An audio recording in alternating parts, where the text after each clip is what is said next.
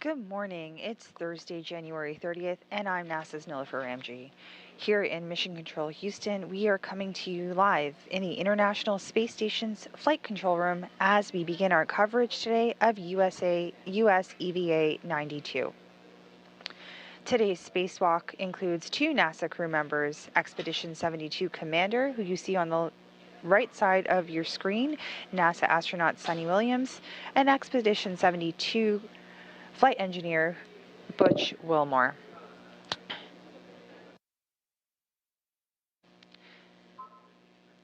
You are looking at views of the Flight Control Room at the International Space Station Flight Control Room here in Mission Control Houston. We are going through a brief handover period as Orbit 1 swaps over into Orbit 2.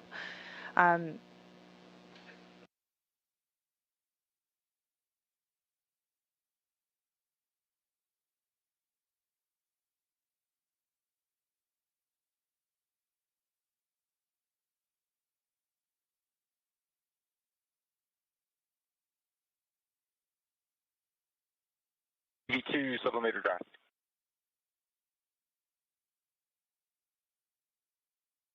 Houston copies EV2 sublimator drive.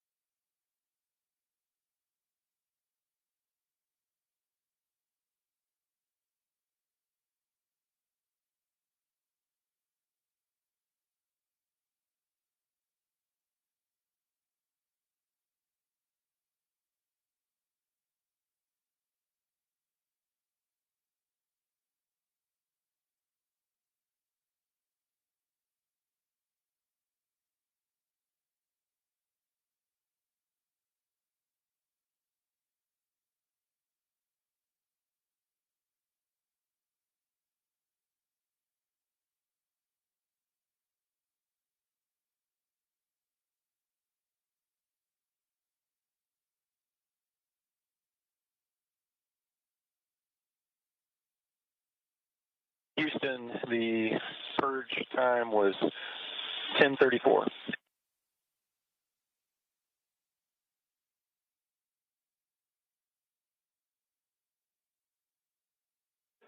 Houston copies. The first F-18, we've got 1031 and EV1, 1032 and EV2.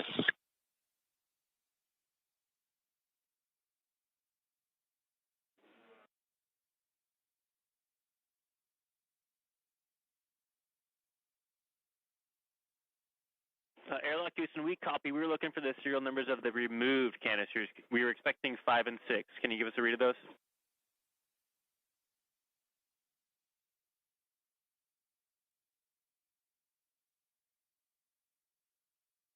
Good morning once again. Came out of EV1, 6 came out of EV2. Houston copies. Those are good numbers. Thanks. Good morning. It's Thursday, January 30th, and I'm NASA's Nilifer Ramji here in Mission Control Houston. We are coming to you live in the International Space Station's Flight Control Room as we begin our coverage of US EVA 92.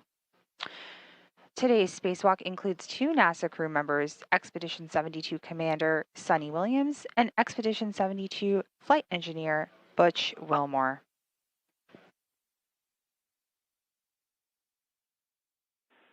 Airlock Houston on 1. Hey, we got a copy of dry sublimator for EV2 earlier, but we never had positive confirmation of EV1. Could we get a sublimator inspection, please?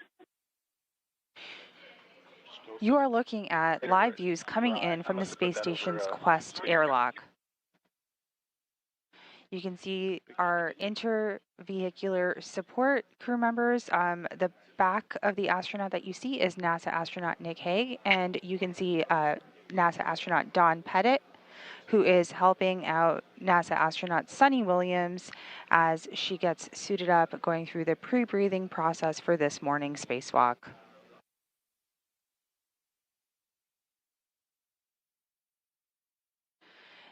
Suni Williams, who will be known as EV1, will be wearing the suit with the red stripes. GMT and step 21 is 1038. And NASA astronaut Butch Wilmore will be known as EV2, wearing the suit with no markings. This helps the mission control teams here on the ground quickly identify the 2 spacewalkers this morning. The pair are halfway through the pre-breathing techniques in preparation for today's spacewalk. The pre-breathe helps to prepare the duo to avoid any decompression sickness. That's done by removing the nitrogen from the bloodstream as they leave the high-pressure environment of the International Space Station and enter into the vacuum of space. The breathing of only oxygen helps to get rid of all of the nitrogen in the astronaut's body. Now, if the astronauts did not get rid of the nitrogen, they might experience some gas bubbles in their body when they walked in space. And the gas bubbles can cause them to feel some pain in their shoulders, elbows, wrists, or knees.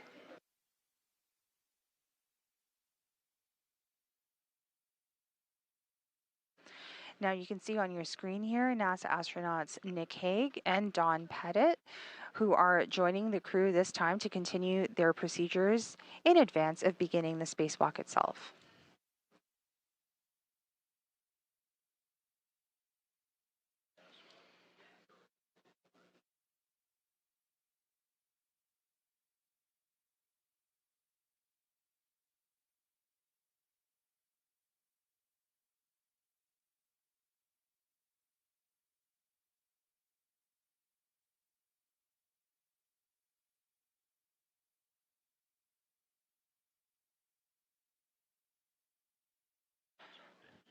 The crew this morning is running a few minutes ahead of schedule, which is always great. And we are going to be beginning the decompression shortly, but the crew did suit up several hours ago to get ready for this morning's pre-breathe techniques in advance of decompression.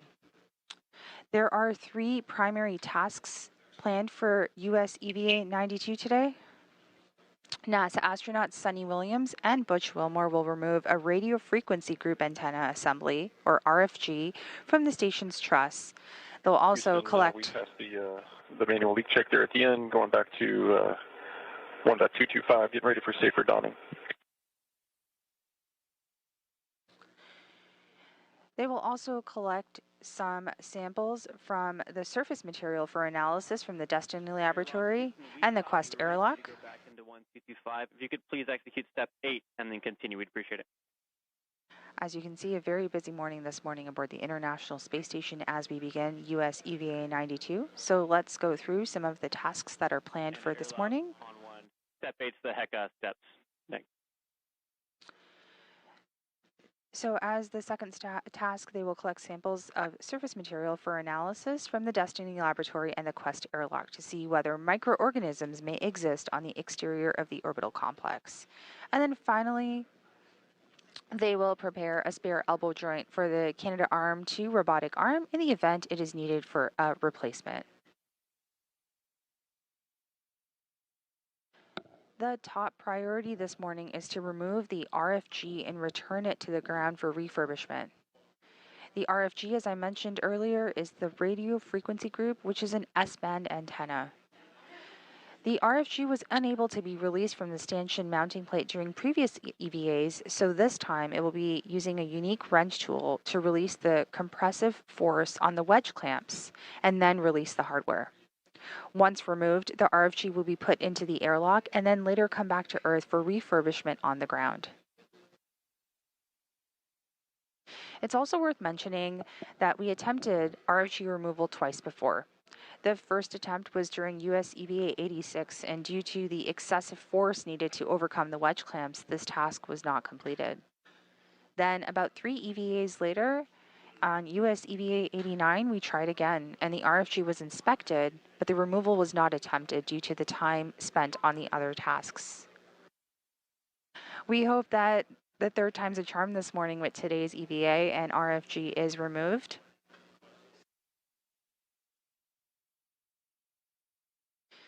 As mentioned, the second task for the crew today is to collect microorganism samples. So the goal of this task is to swab the external locations on the ISS to determine the presence of microbial life surviving at vacuum. They're specifically checking locations where microbes from inside the ISS could have been deposited on the external surfaces like around vents, the airlock, and commonly used handrails.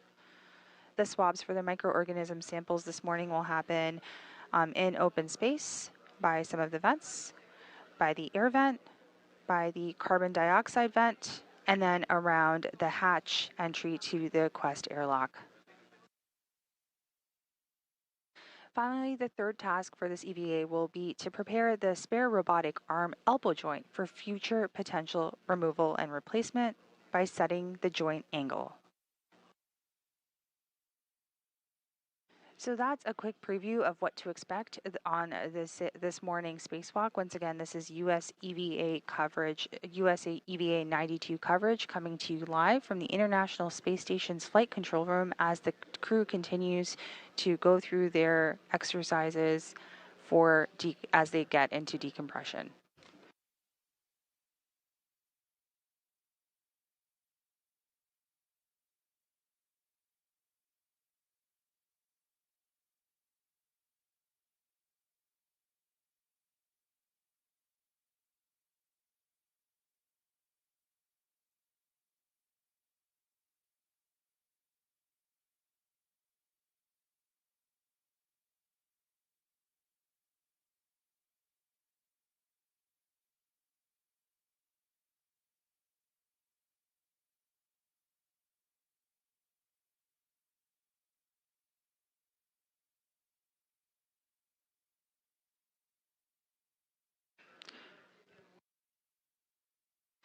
So NASA astronauts Suni Williams and Butch Wilmore are still hooked up to the space station's power. Once they switch over to battery power, their EVA start time will officially kick off, and we will keep you posted of that start time.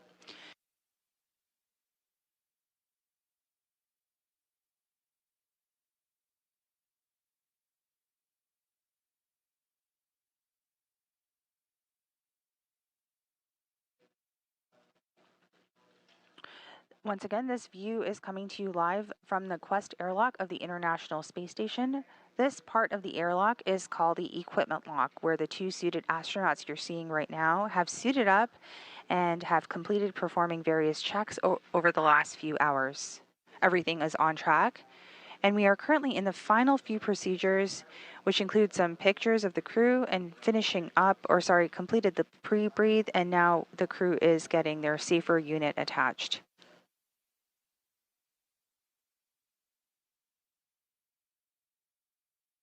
Now that pre-breathe has been completed, the 2 astronauts are starting to get removed from the attachments inside of the Quest airlock of the space station. Their safer units, or the simplified aid for rescue needed in case of emergencies, is being attached. This is where Nick Hague and Don Pettit have come into play to help assist them before eventually moving the crew into the crew lock that you see kind of behind them on the screen.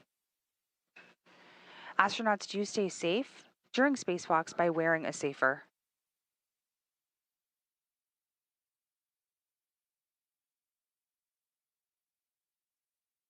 So safer is worn like a backpack and uses small jet thrusters to let an astronaut move around in space.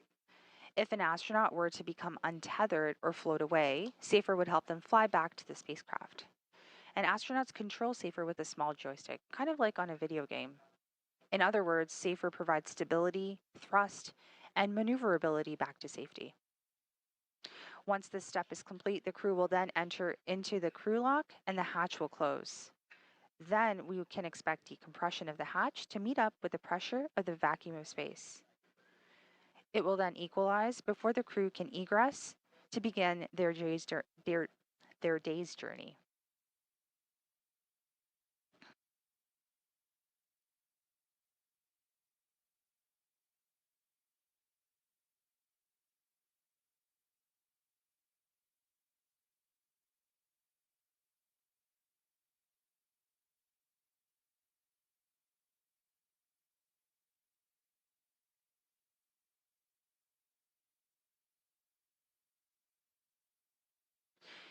This is the 274th spacewalk in support of International Space Station assembly, maintenance, and upgrades. And it's scheduled to begin this morning at around 6:15 a.m. Central, 7:15 a.m. Eastern. And the spacewalk will last about 6.5 hours.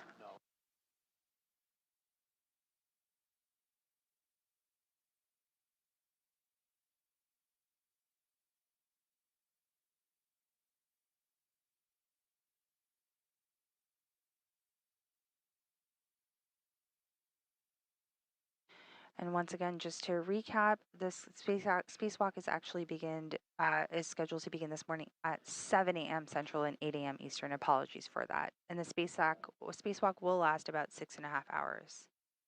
This is also the second spacewalk out of the space station this year and the third spacewalk for Expedition 72. For Suni Williams, this is the 9th EVA, and she is currently sitting at 59 hours and 40 minutes of aggregate EVA time. And this is the 5th spacewalk for Butch Wilmore with 25 hours and 36 minutes of aggregate EVA time. If all goes as planned this morning at the 3-hour and 41-minute mark during today's EVA, NASA astronaut and commander of Expedition 72, Suni Williams, will surpass former NASA astronaut Peggy Whitson's record for the most aggregate time on an EVA. And we will mark that time for you as we get closer to that period during the spacewalk today.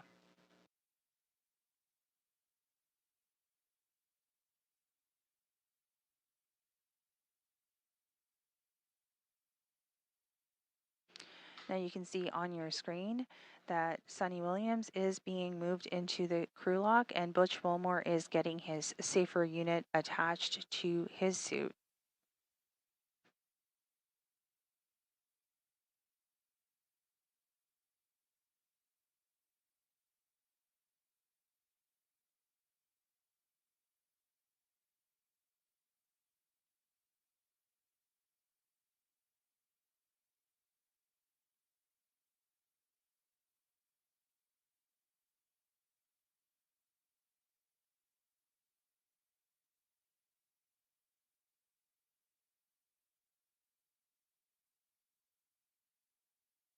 Here in Mission Control Houston, the Orbit 2 team that will be led by Flight Director Rebecca Wingfield is getting ready to take over the console. Meanwhile, we are here in a brief handover period from the Orbit 1 team who has been supporting the first group of procedures this morning. That included the pre-breathe process that I did describe earlier.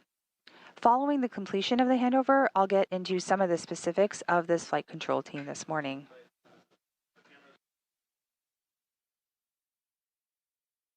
The team aboard the space station continues to complete the remaining procedures in advance of today's EVA.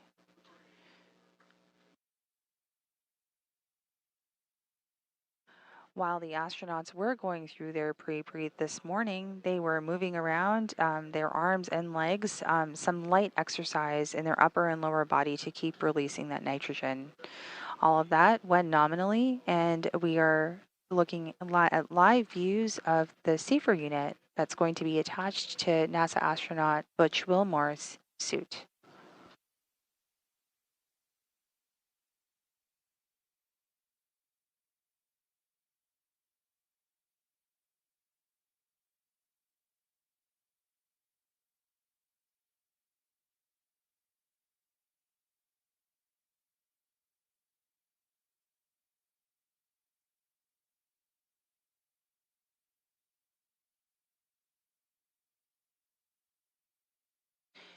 If you're just joining us this morning, you are looking at live views from the International Space Station's Quest airlock as NASA astronauts that you see on your left side of the screen, Don Pettit, and on the right side of your screen, NASA astronaut Nick Hague, are putting the safer unit on Butch Wilmore's suit.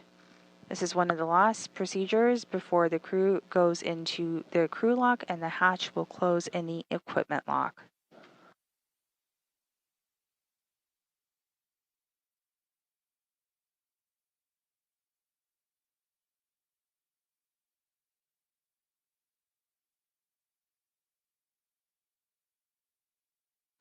As mentioned, this is the second EVA for this year. This is EVA 91, did take place a few weeks ago.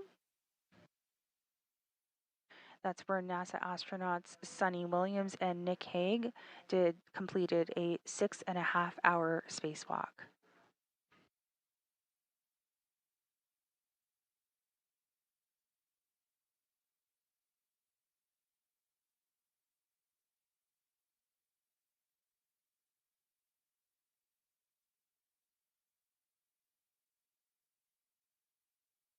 When it's time for decompression, the two astronauts will enter the equipment lock and exit the equipment lock and transfer over to the crew lock. Then they will transfer into those configurations, the hatch will be closed, and the go for decompression of the crew lock will get underway.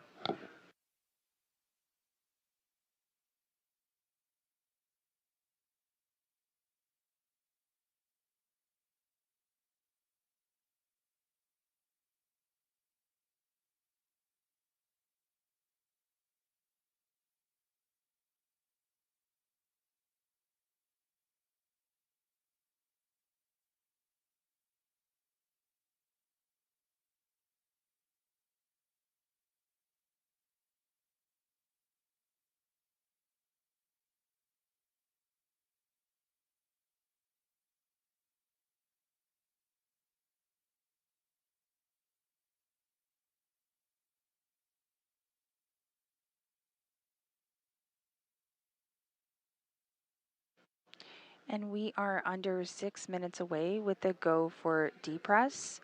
Once NASA astronaut Butch Wilmore makes his way into the crew lock, the hatch will be closed.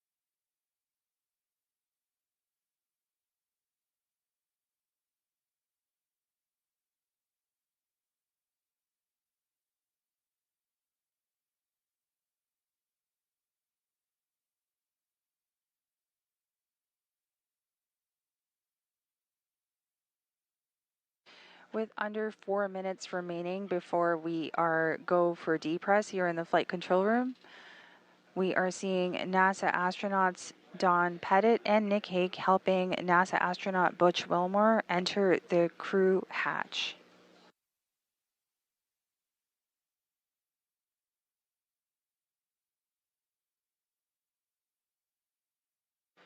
Once in the crew lock, the hatch will be closed to begin the process for depressurization.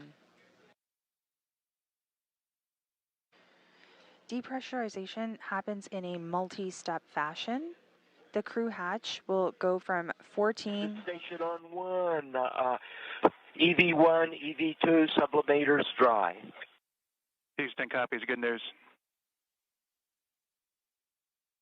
Perfect, so you just heard that call out from NASA astronaut Don Pettit, and everything is looking nominal as they begin the final steps before closing the hatch door from the equipment lock to the crew lock.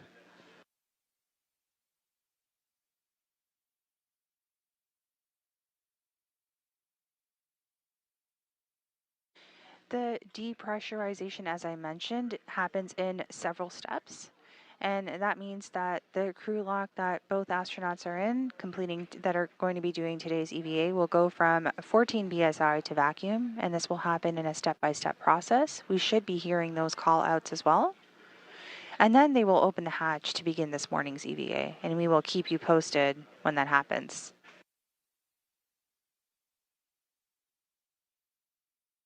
As mentioned, when the EVAs... And EV1, EV2, check your hat. See that?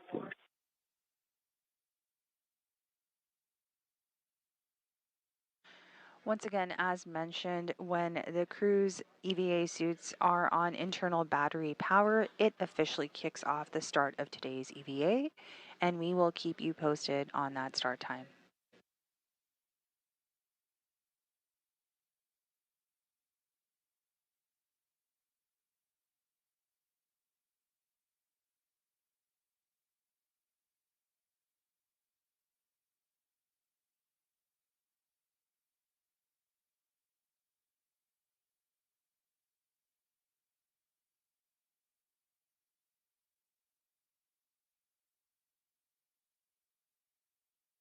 Houston Station on 1.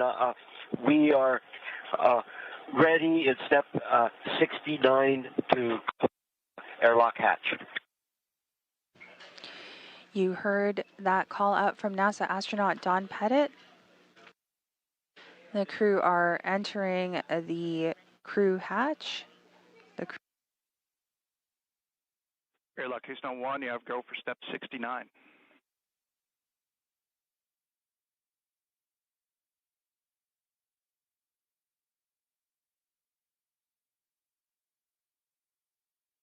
You can see right there on your screen NASA astronaut Don Pettit closing that hatch door as I discussed, so the crew can go through the steps for depressurization. Both crew members, NASA astronaut Nick Hague, who you see on the left side of your screen, and Don Pettit are closing that hatch door.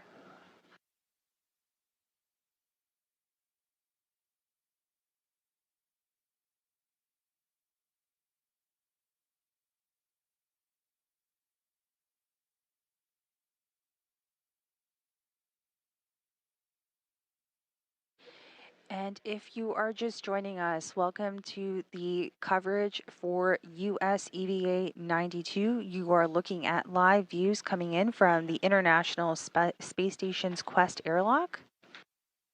And with that call out, the hatch has officially been closed.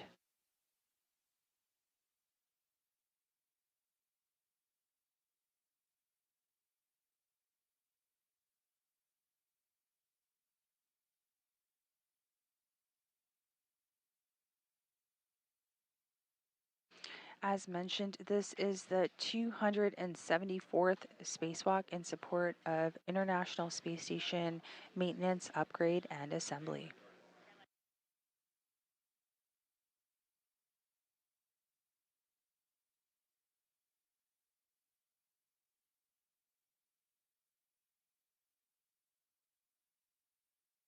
Earlier this morning, the crew did complete their pre-breathe protocol to displace the nitrogen in their tissues. Houston Station on 1, we're through step 77. We're ready for you to do 78. Copy, Don. Stand by. And once that pre-breathe was completed, the crew that you see on your screen did help Butch Wilmore and Suni Williams into their SAFER units. Once again, the SAFER stands for the Simplified Aid for EVA Rescue, and it's worn like a backpack on the spacesuit. The SAFER does provide stability, thrust, and maneuverability back to safety in the event of any kind of emergency.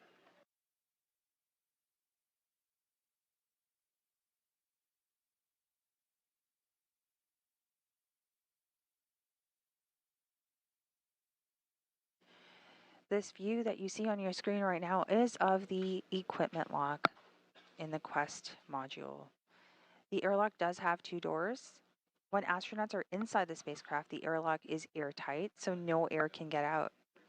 And when the astronauts get ready to go on a spacewalk, they go through the first door, which is, as I mentioned, the equipment lock, and lock it right behind them. Then they open the second door out of the crew lock without any air getting out of the spacecraft.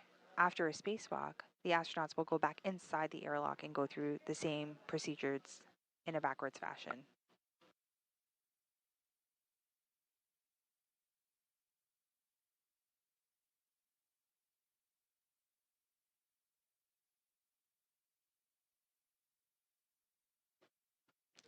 There are 3 main tasks for this morning's EVA.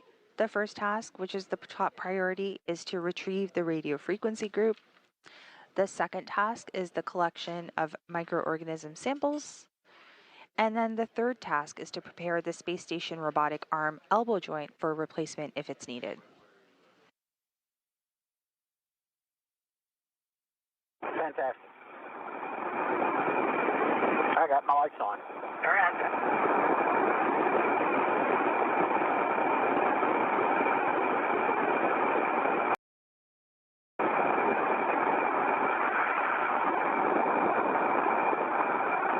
A lot of twilight at this point. Yeah. Not all the way to high beta, but we're getting closer. Getting close, yeah. And no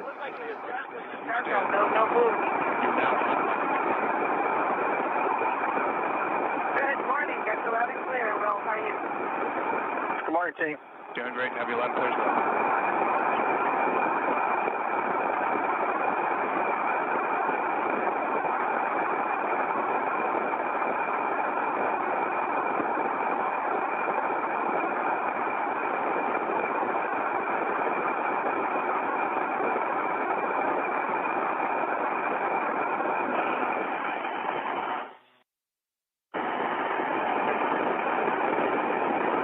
Houston Station on 1, we're ready with step 1 if you're complete through steps 80. so that sound coming to you is the sound of the depressurization taking place with NASA astronauts Suni Williams and Butch Wilmore. Their mics are on, so you are hearing their audio.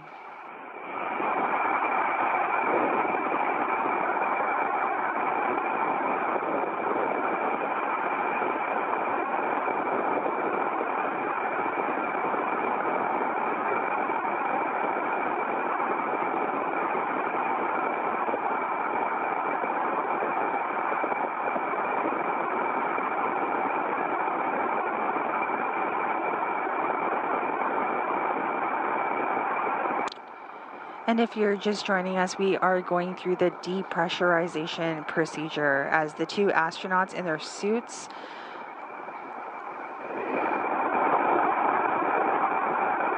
have made their way into the crew lock to eventually kick off this morning's EVA.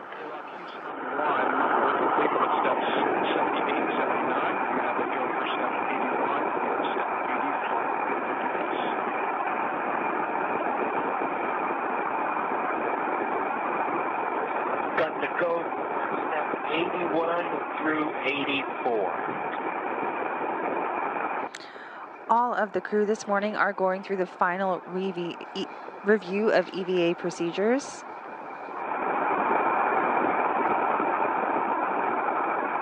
EV2, push, check, depress pump power off, depress pump enable LED on. Okay, did you say depress pump off? It is off. You want it on? Oh, not at this point. Check, depress pump power. It is off, enables on. See that.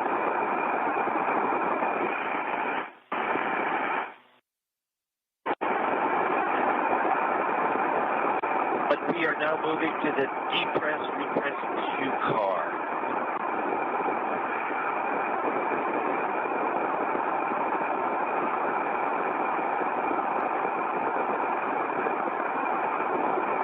Okay, Butch, depress, repress cue card, step 1, UIA, switch, depress pump power on. Depress pump power is on. 10 seconds for complete startup.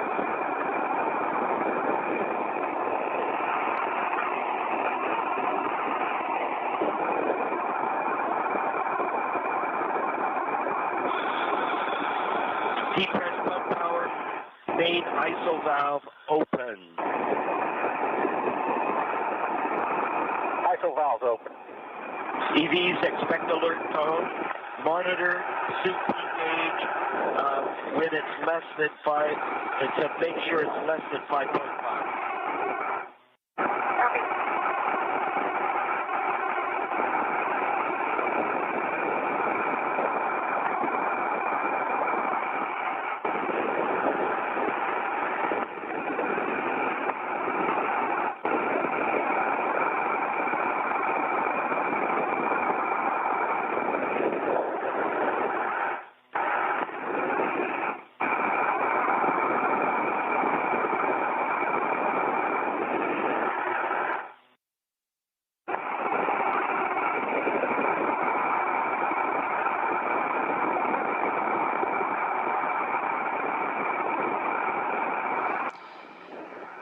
And you are seeing live views of the International Space Station this morning with NASA astronauts Nick Hague on the right of your screen and Butch Wilmore. Sorry, Don Pettit. The two that you see on your screen did help NASA astronauts Suni Williams and Butch Wilmore suit up this morning, complete their pre-breathe, and escort them into the the crew lock.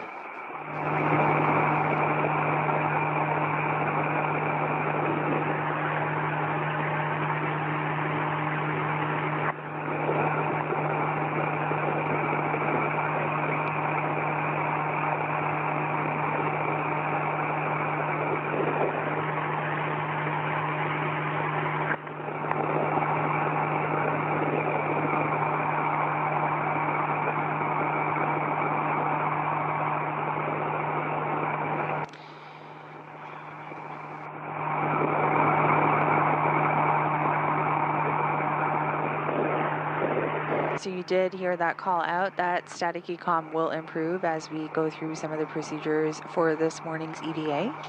As mentioned, the radio frequency group is the top priority for today's EVA.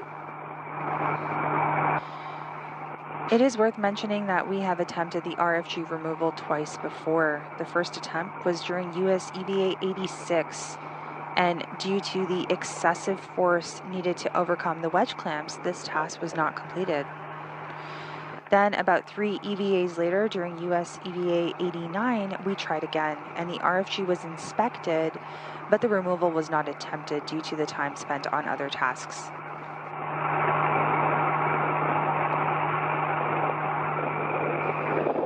We do hope that the third time's the charm with today's EVA and the RFG does get removed and returned to Earth for refurbishment.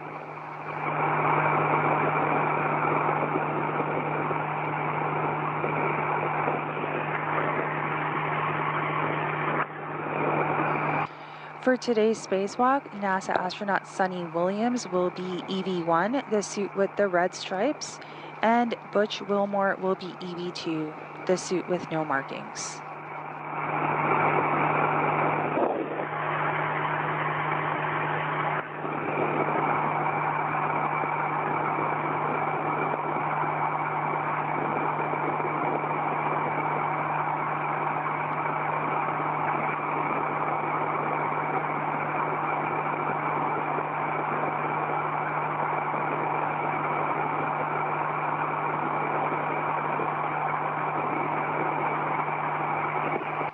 This morning's spacewalk is scheduled to begin at approximately 7 a.m. Central Time, 8 a.m. Eastern.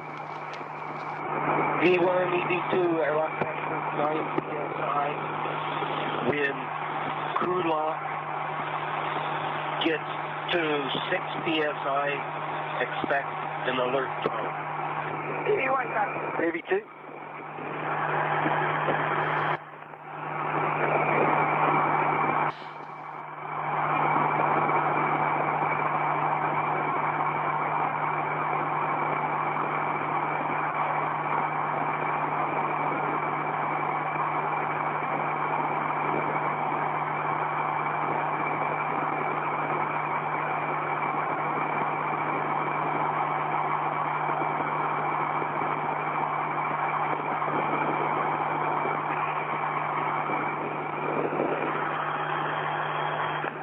As the depressurization process does continue, the crew lock was at 14 psi. It is slowly going down. Things are going well. Once we get to 5 psi, there will be a check of the systems, the suit, and the voice before we proceed to vacuum.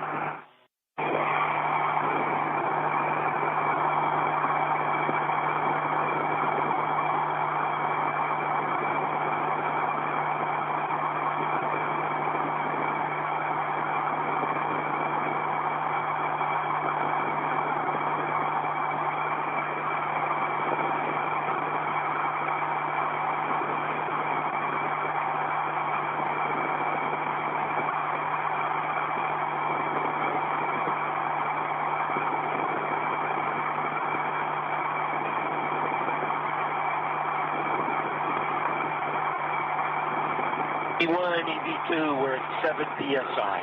EV1 copies, agreed. EV2. So this view coming to you live is from the International Space Station's flight control room here at the Johnson Space Center.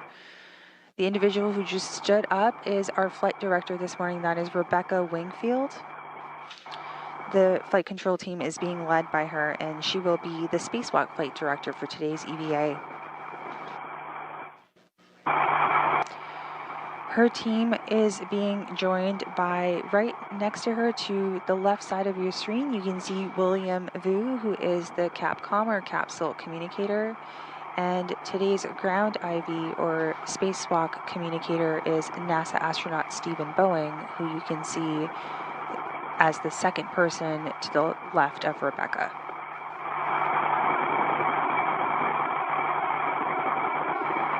And you can see our US EVA 92 spacewalk team here. We also have Sandy Fletcher, who's our spacewalk lead officer, Miranda Nelson, our task officer, along with Jenna Hansen, and then we have Bailey Vega for spacesuit support and Stephen Villano for airlock support. This is not the only team supporting today's EVA. There are several teams in back rooms that are also helping to monitor and evaluate all of the procedures and tasks associated with US EVA 92.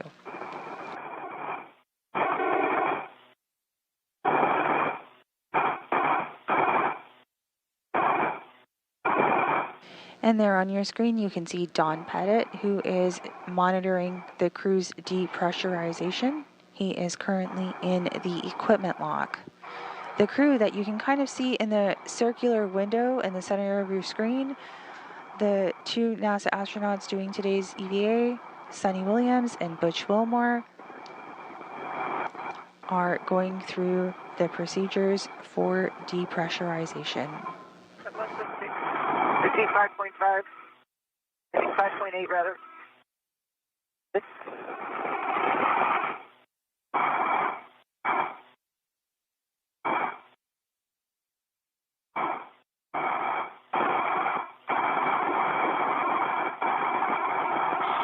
And EV2, Butch, when we get to 5 PSI,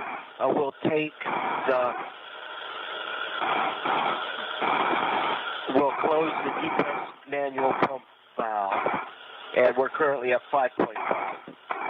EV2.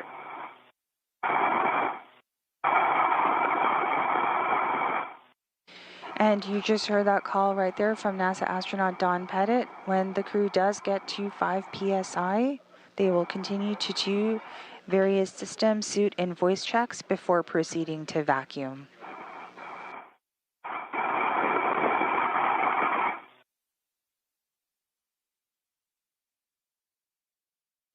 So far this morning, everything is nominal as we continue preparations for today's spacewalk.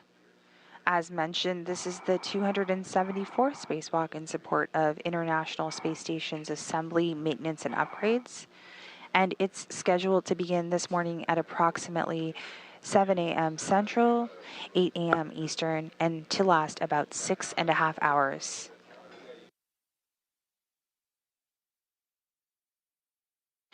The flight control room here at the Johnson Space Center continues to be busy with activity as we proceed with this morning's EVA.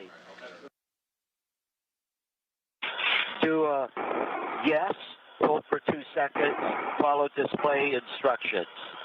EV1 copy. EV2.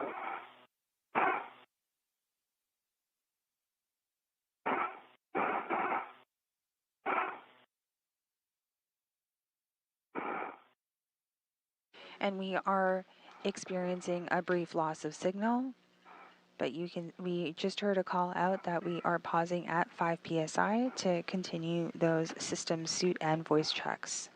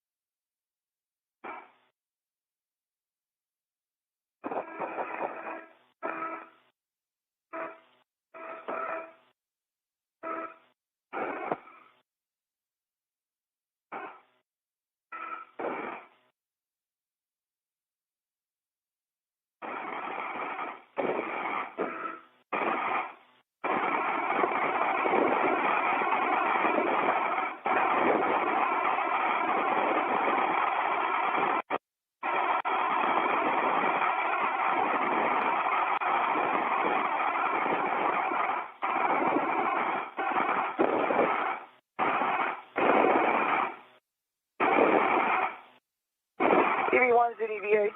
EV2 is an EVA. Copy that. That's step 6. On depress, repress cue card. Butch, depress pump manual ISO. Open. Expect alert tone. Depress pump is open.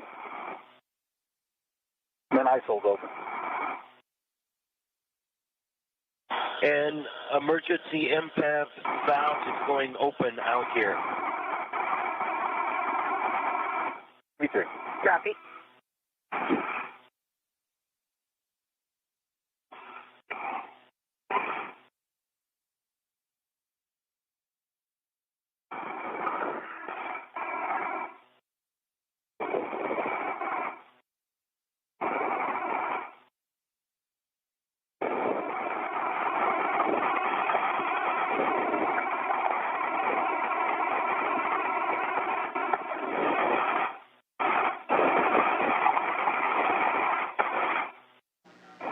After pausing briefly at 5 psi, the crew has continued to go through depressurization until we get to EV1, vacuum. EV2, continue to monitor your suit pressure gauge and make sure it is less than 5.5.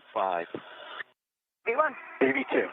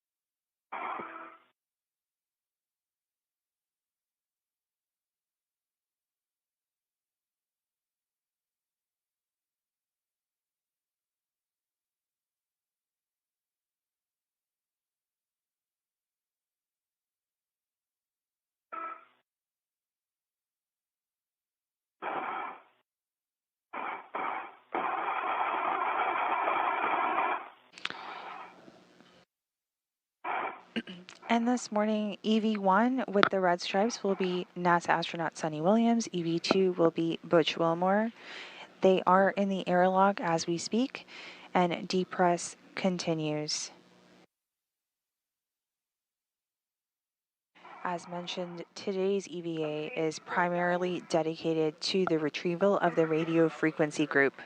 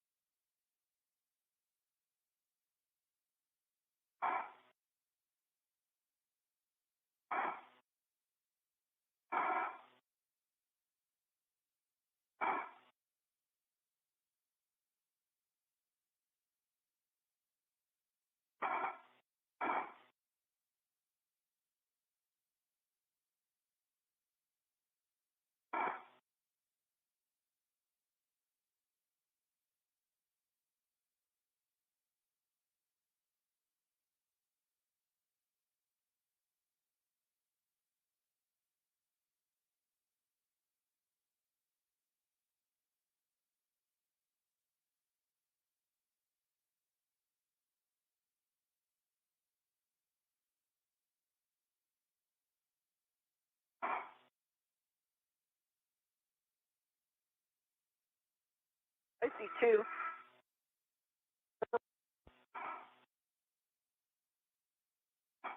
EV1, EV2, crew lock is at 2 psi. EV2, depress pump manual ISO closed. This is Mission Control Houston. The International Space Station is currently flying about 260 miles above Earth, approaching the west coast of South America. As mentioned to you this morning, we will mark the time of the start of today's EVA once the suits are on internal battery power. All that work, and Butch and Suni. Depressurization does continue, and the crew is in the crew lock, getting ready to begin today's spacewalk. My right waist tether, closed body lock, black on black, is connected to my right waist, my right D-ring extender. My waist tether is connected to Butch's safety tether pack, green reel, closed slider lock, black on black, anchor point, connected through his head reel, closed slider lock, black on black, unlocked, both reels are unlocked, and that is connected to his, I see, right D-ring extender, foot closed slider lock, black on black. And but you have a waist tether connected to the D-ring extender? That is my left. I see it. It's spelled down black on black. That's the D-ring extender. It's also spelled down black on black on my left extender. And my right waist tether is the same, spelled down black on black on my right extender. Now my left waist ring D-ring extender is my safety tether. It is just connected to my mini workstation as we have a tether path through Butch. Now that dialogue you're hearing between the crew are some of the final suit checks that are being conducted before they do open up the hatch. Following these final checks, the next step will be to put the suits on internal battery power, and that will kick off the time for this morning's EVA. So we are standing by. This is Mission Control Houston. I don't know.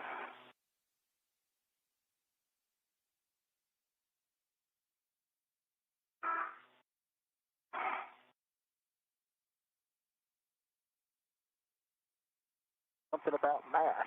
I know. Not math in public.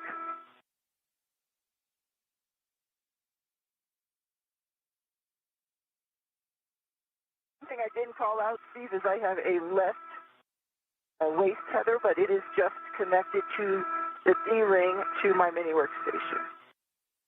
That is also hook closed. If you could double check the black on black. the two large hooks between your waist tether, your right waist tether to Butch's tether pack, just double check those locks. I think that'll confirm it. Oh, yeah. Sorry about that. Yep, my large hook for my waist tethers hook closed black on black. Fire locked. Butch's large hook for his safety tether is hook closed, fire locked, black on black. All right, we'll call that a good tether config. And you'll have to wait on our go to open the crew lock pressure is less than 0.5. You'll have to wait on Houston's go. We've got a couple of things we want to check before you get the hatch. As a reminder, we do have 2 NASA astronauts completing or conducting this morning's EVA. NASA astronaut EV1 will be Suni Williams. This is her 9th EVA of her career. And EV2, Butch Wilmore. This is his 5th of his career. Am I kicking you? Nope, I'm just going to have to back up toward you a little bit to open the hatch. Sure. I get here. Yep.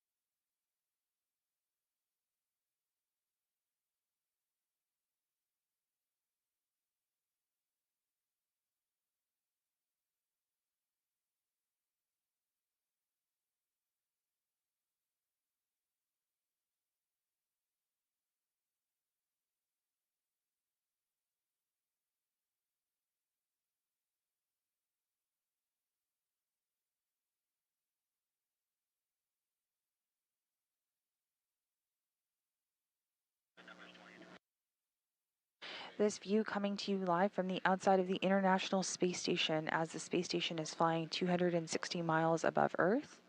We are currently over South America, specifically Bolivia. The crew does continue to complete their depressurization procedures as we get closer and closer to vacuum. And once again, that next step after depressurization is to have the suits on internal battery power so we can kick off this morning's EVA. Procedures this morning did go nominally, so we are a little bit ahead of schedule, but we are tracking both Suni Williams and Butch Wilmore for US EVA 92 this morning.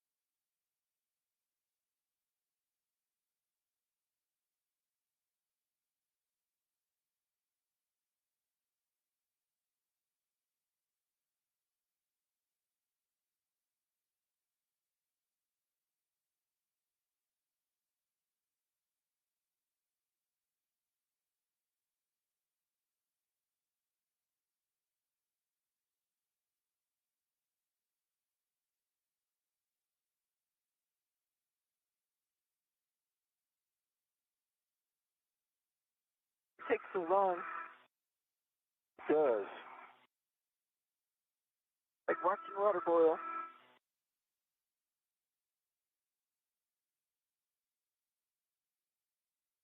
I feel like we both sound a little different. Yeah. This is Mission Control Houston as we continue to monitor progress towards this morning's EVA. This view coming to you live is from the International Space Station. Sort of in the center of your screen, you can see the Quest airlock where shortly you will be able to see Suni Williams and Butch Wilmore emerging.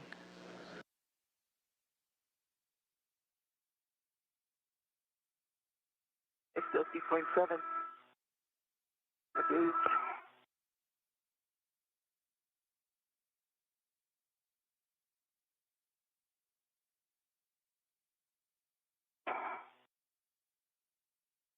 Takes a while. Relaxing.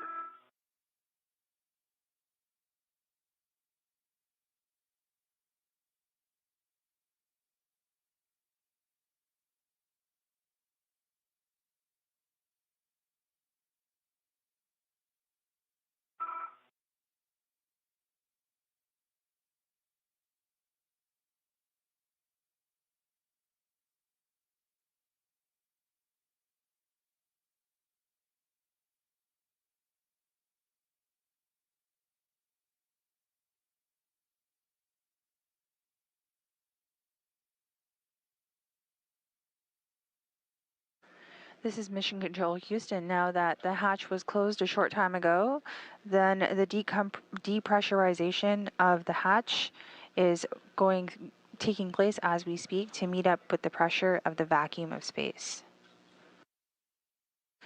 Once that equalizes, the crew will then egress to begin their day's journey.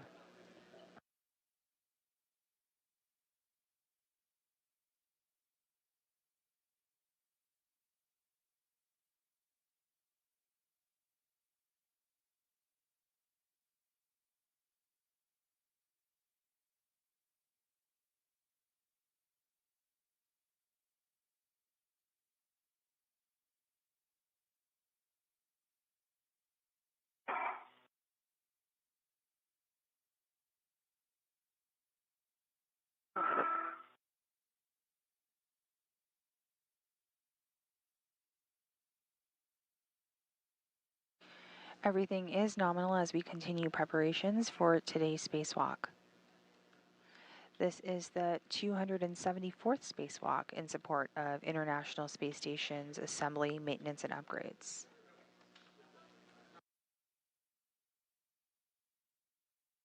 Today's spacewalk is expected to last about 6.5 hours. This is also the second spacewalk of the year and the third spacewalk for Expedition 72. But you'll be waiting on us for a go, so stand by. When we're ready, we'll have you open the hatch. Absolutely. Yep. Roger that.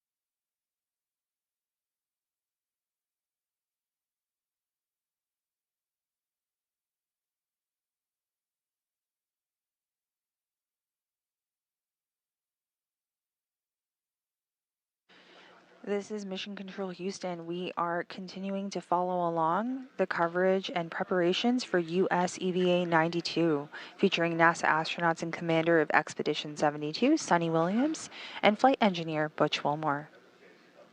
We just completed a handover period here inside Mission Control and the International Space Station Flight Control Room as Flight Director Rebecca Wingfield and the flight team have settled in for today's EVA.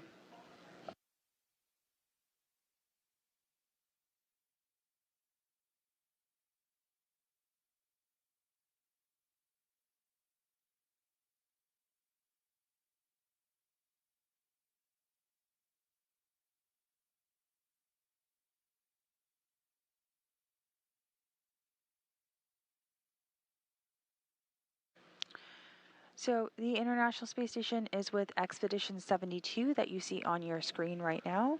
Expedition 72 began on September 23rd, 2024 and ends in the spring of this year, 2025.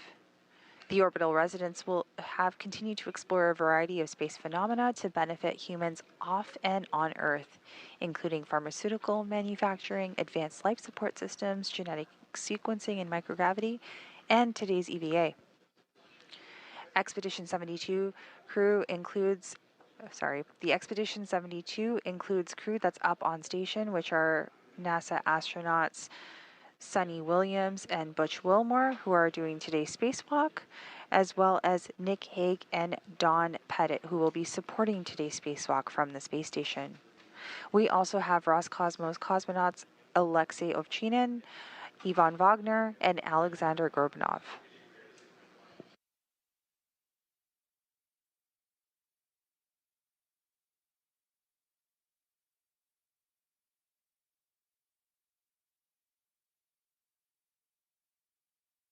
Now, this view once again is coming to you live of the Quest airlock. This is where you will see the crew egress in just a little bit as we kick off this morning's EVA. We will share the start time of this morning's EVA once the suits are on external battery power. And open and stow the hatch. And we are just standing by for that go to open up the hatch.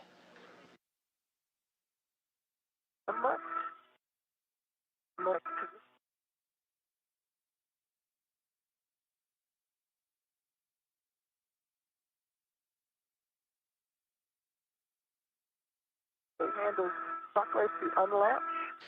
And that crew lock depress is complete. We are just awaiting that go to open up the hatch this morning. Hatch is open.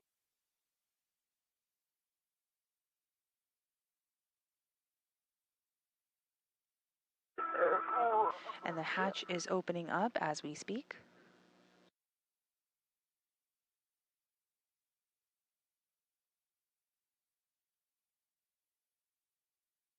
And the hatch is open. Nice job, Sonny. Put it in the keeper. All right, cockpit hatch open and connecting down. We are standing by. Emergency MPAD to go closed. And Sonny and Butch, you'd like to take your switch power to battery, stagger your switch throws, expect the warning tone. Up, stand by, I'm sorry. Have to wait on the Butch.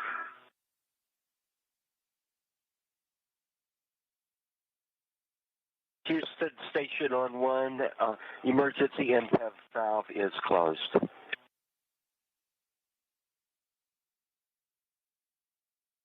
And Sonny, I forgot to wait on that data pass for Eclipse to make sure everything's still working.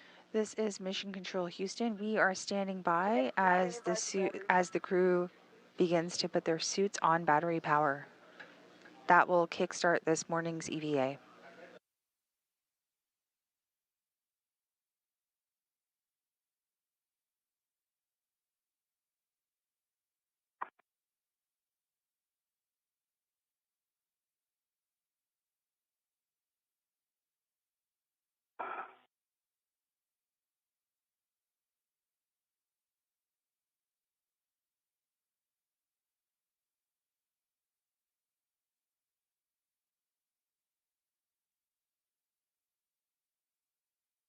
All right, Sonny, now we are ready for you to switch power to bat. Stagger your switch throws, expect the warning tone.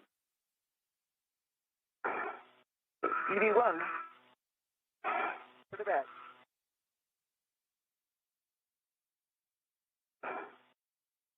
EV1 power to bat.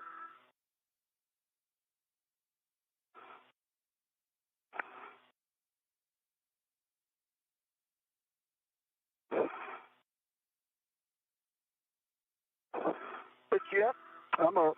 I can't get my switch to go.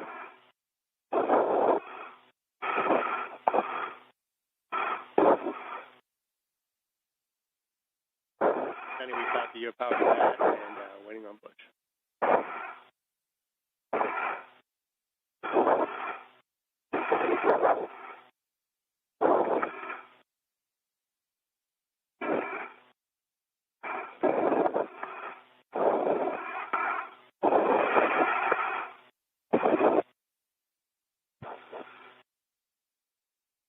power to bat. Power restart the back light.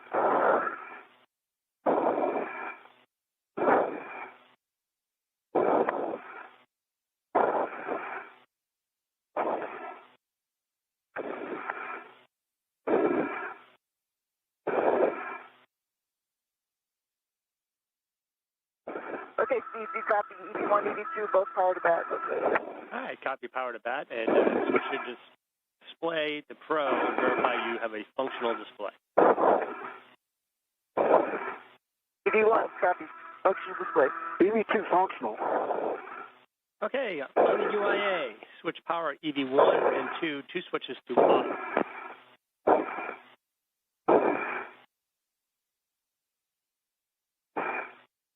EV1 and 2, all switches are off. All LEDs are off. Okay, on your DCM, disconnect your head view from your DCM and do that the way we've been training lately. Okay, it works.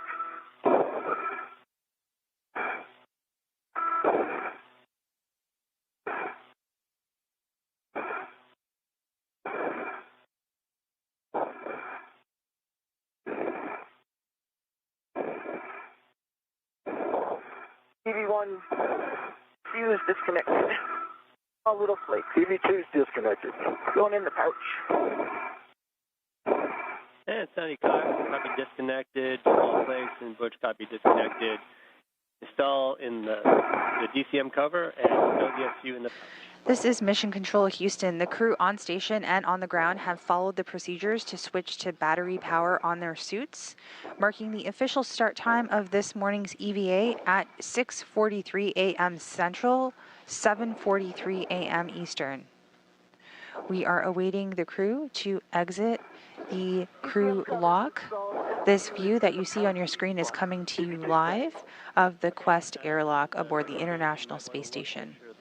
Of the umbilicals is in a good configuration for when you come back in and make sure they're securely. Sure.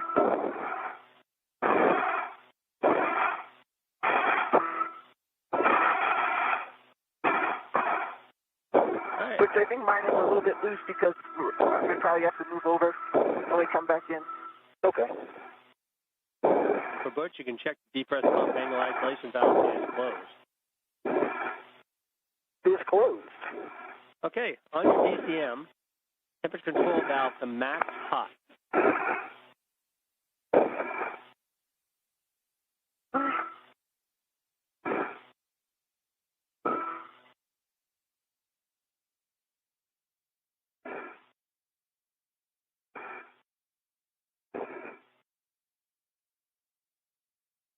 The EV1 is in max hot. EV2 is max hot. Switch your water on and check DCM blank, no bite. EV1 water's on, DCM blank, no bite. EV2 water on, DCM blank, no bite.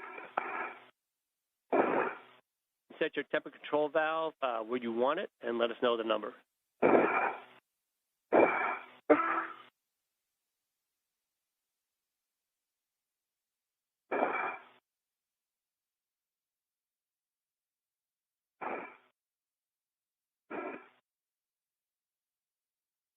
EV1's at 4.5. EV2 4. Copy 4.5 and 4.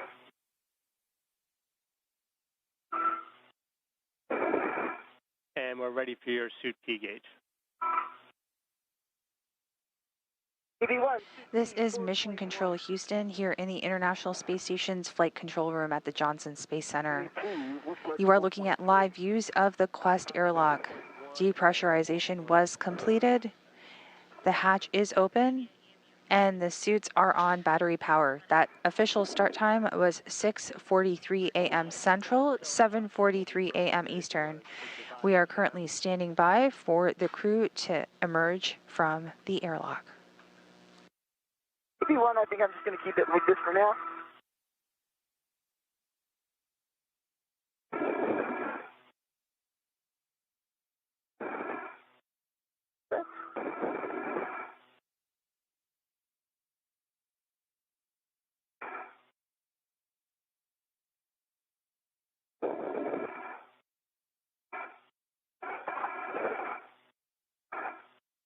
And Sonny, we'd like you to check your suit P gauge again. We got a bit of discrepancy on the cover.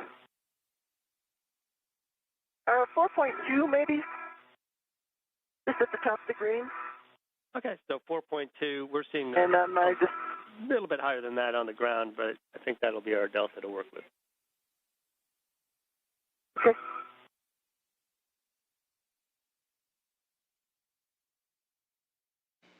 And we just heard that call out for a go to proceed for egress. We should see the crew emerging from the airlock any minute now.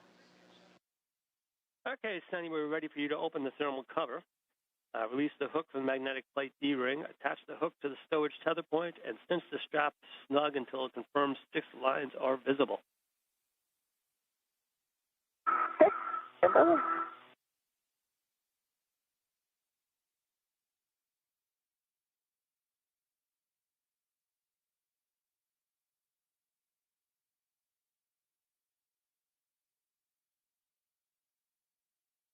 Four, 5. Lines are visible.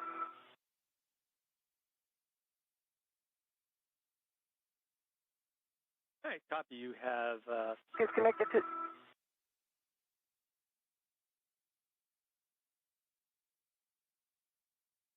We go to open the thermal cover? you have a go to open thermal cover. It's just going to pass you that.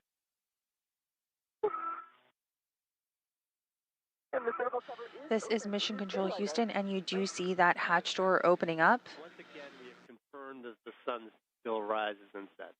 A thermal cover was removed, and a hook was released from the magnetic plate D-ring. Ready to go out? And we are just standing by for the crew to emerge as they begin the 3 tasks for today's EVA. All right.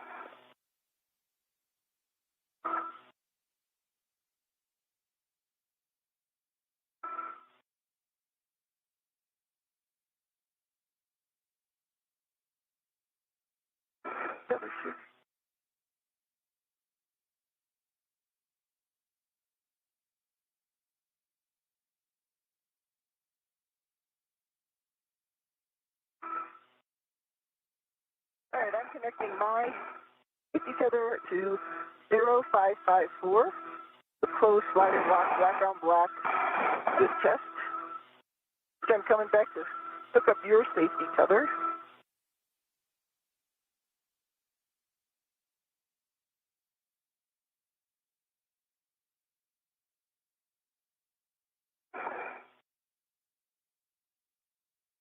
I'm going to put you to the app thing. Closed slider lock, black on black, good test. All right, Sonny, with that, if you could give us your load path, and we'll double check to make sure you're good. This is Mission Control Houston. This view coming to you in orbital night is of the International Space Station's Quest airlock. The hatch is now open, and you can see Suni Williams as EV1 wearing the red stripes emerging. That will be followed by Butch Wilmore, EV2. I'm on the safety tether, which you're on your safety tether. I'm on it. Okay. Are you ready for me to come out? I'll be ready in 1 second. Okay. Let me get my logo on.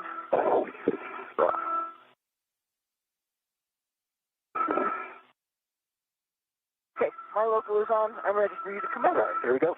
And Sonny, we'd like you to double check your yellow hook. Just one last thing. Sorry about that.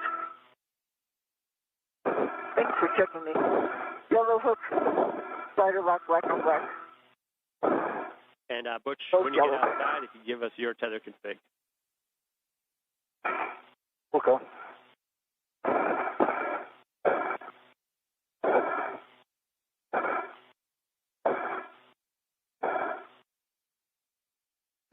On your screen right now, you do see Suni Williams with EV1 with the red stripes going through her procedures as she continues to emerge.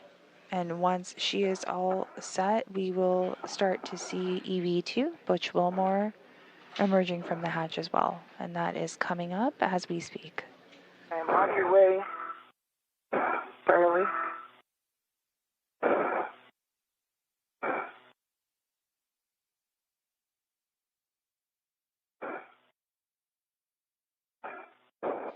As our two crew emerge for today's spacewalk, the space station is currently flying 260 miles above Madrid, Spain. 20-second handover, so you hold your config once you get out and let us know. And there you see Butch Wilmore, EV2, emerging from the airlock.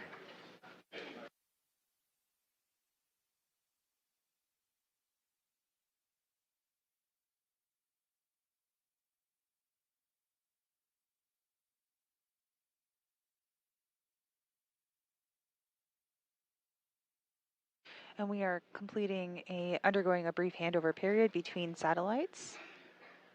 We will get images back momentarily of the crew continuing today's EVA, which once again, official start time for today's EVA, 6:43 a.m. Central, 7:43 a.m. Eastern. Verify that you have the crew lock tag R on your BRT. And then if you are just joining us, you are listening to live coverage of US EVA 92, the third EVA for Expedition 72, and the second of this year. The large small on the D-ring extender. My left, or my safety tether, to the right D-ring extender. Fell down black on black. Connected to the aft ring on the hatch. Fell down black on black. And there you have our views back after the handover. The crew continues to emerge and gather Just going over the config. I don't see heck of lights on yet. their items as they prepare for this morning's EVA. Tabs up, your BRT and your mini workstation, and I see two first handles down. All right, I got 1, 2,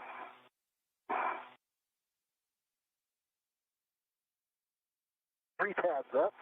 I don't see the heck of light either with 2 lights on.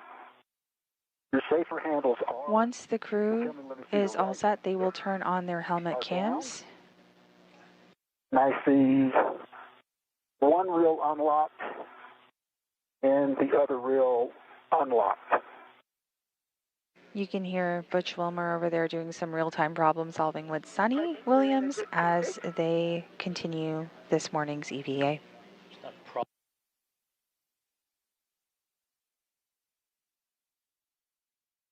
all right, Sonny, we copy that. Two things. Butch, you want the rest of your tether config between where you're hooked to the airlock and where you're hooked to your body. So we need those two tethers in between. And then when you get that complete, we can turn your HECA's EV1 and 2 to on. So the crew is configuring all of their tethers this morning. You're looking for? I got my left waist tether, fell down black on black. Right now I'm on the circular 506 handrail. My right waist tether is connected, right extender, fell down black on black. What you needed? I need the tether pack config as well. And his yellow is also... Oh, okay, sorry. All right, my green is connected to the red reel, and it's fell down black on black. My yellow is connected to the green reel, fell down black on black. I'm sorry. I kept forgetting the yellows too.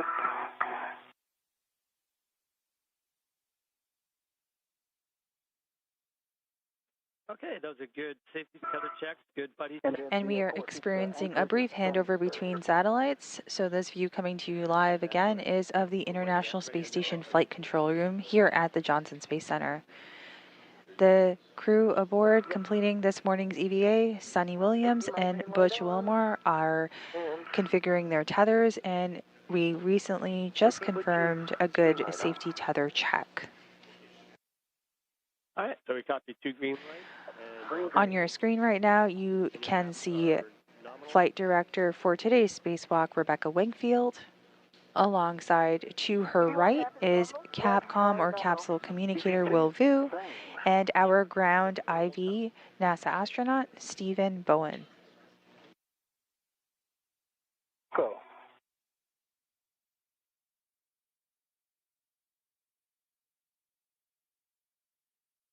First attempt to As mentioned, one of the top priorities for today's spacewalk is the removal of the radio frequency group. Steve Bowen, who you see on your screen as the ground IV this morning, was actually part of US EVA 86, which was the first attempt at removing this RFG.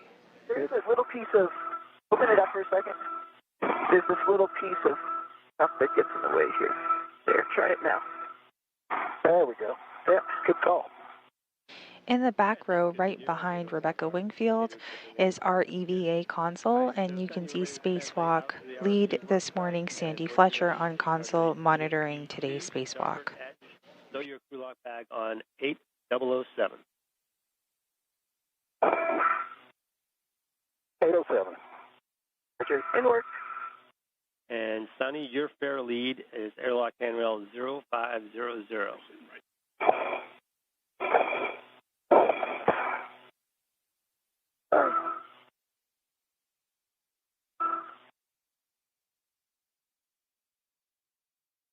Actually, Butch, can you do it for me? You're right there. What's that? Just put my safety tether on 0500. It's not running out yet. This is 0505 here. 00 might be a little higher. Yeah. Okay, there we go. Yep.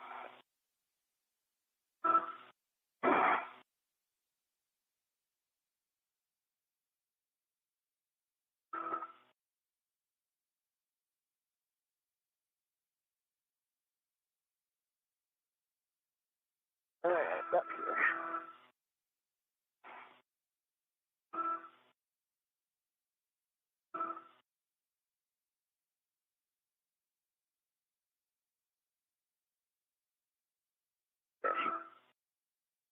Airlight on 0500 is pretty high. Coming across.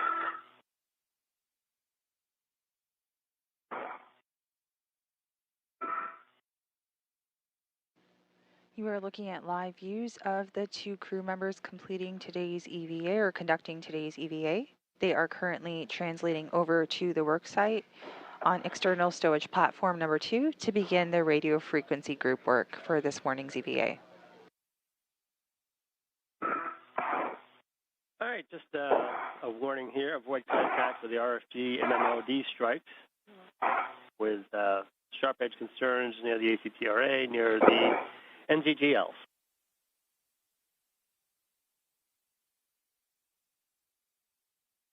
Copy. You too. Coming into your view right now is Sunny Williams with the red stripes and otherwise known as EV1. Do not exert more than 7 pounds into the high gain antenna. Minimize loads into the low gain antenna. Avoid the white paint on the radio frequency group and minimize loading into the fat base of the clamshell. The International Space Station is currently 260 miles above Earth, flying over southern Russia.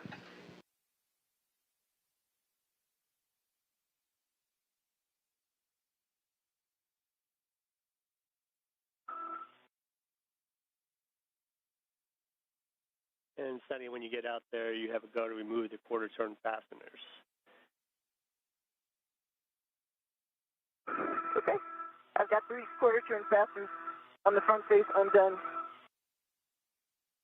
All right, and then you also have the ones on the stanchion side if you can get those. 2 quarter fasteners. Yep, 2 quarter fasteners on the stanchion. Undone. That sounds right. So you have a go to translate to ESP2 with 5. Butch, when you get that bag stowed, you can verify the 3-stage long wire tie on the clamshell is fully installed.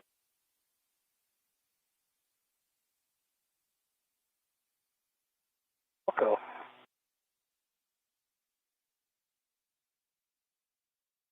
And I am at first block, putting the APFR in the correct position that it will go in. This 12 Papa Lima.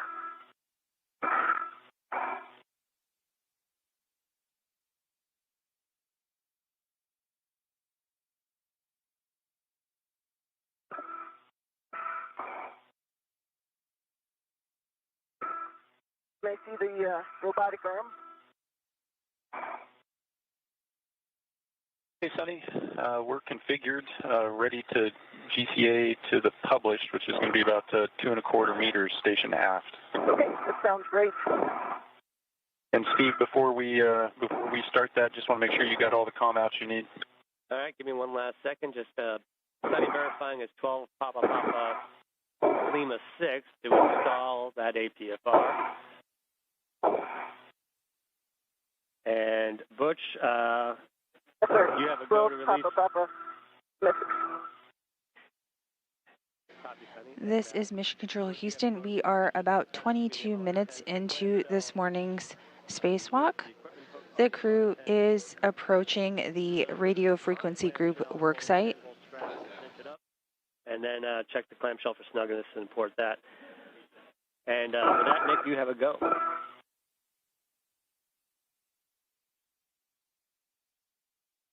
Okay, copy that. Thanks, Steve. Okay, Sonny, we're going to start the GCA. Going to start motion station aft, 2¼ meters. Station aft. Motion. I seem good motion. Copy, good motion.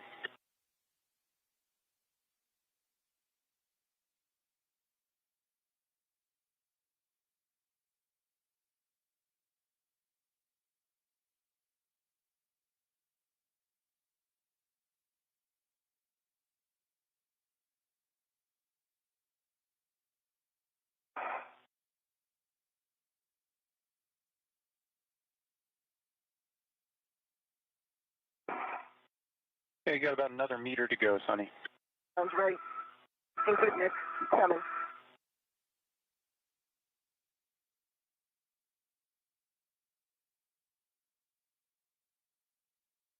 Another ½ meter. I'd say you can start ramping out in 10, 9, 8, 7, 6, 5, 4, 3, 2, 1. Okay, we have stop motion. I think this is a good position. GCA complete. Copy that. Brakes are going on. This is Mission Control Houston. You can see in front of your screen right now Sunny Williams, who is getting ready to install a portable foot restraint on the Canadarm2 robotic arm. The robotic arm is being operated from the interior of the space station by NASA astronaut Nick Hague. EV1, or Sunny Williams, will take the portable foot restraint and install it onto the robotic arm as I just shared, and then ingress the foot restraint and move to her work site for the RFG, or radio frequency group work.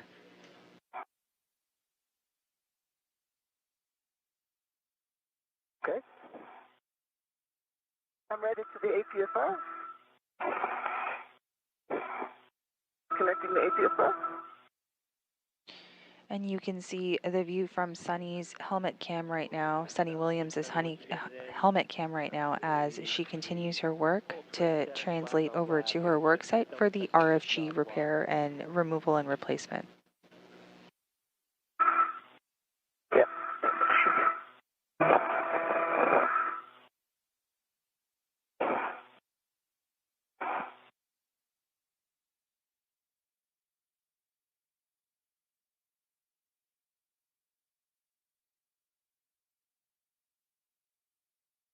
Another one of these, I'm having a hard time turning.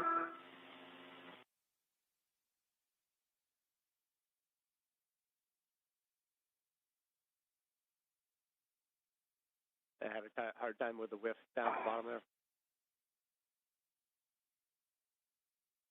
Yeah. Gonna get it to the black on white for the release. Okay. We've got a good view. We'll be watching.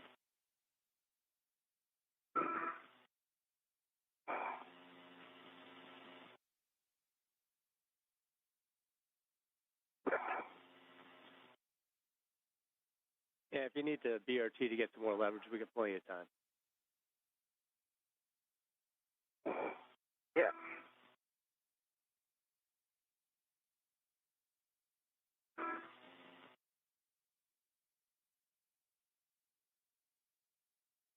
What you got next for me, Steve? You want to go to the backside, get these switches?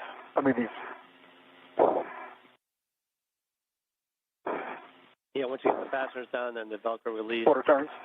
Yep. Once you get those three done, verify the Velcro seam is released, and verify the cables P1, P9, J1, and J9 are configured.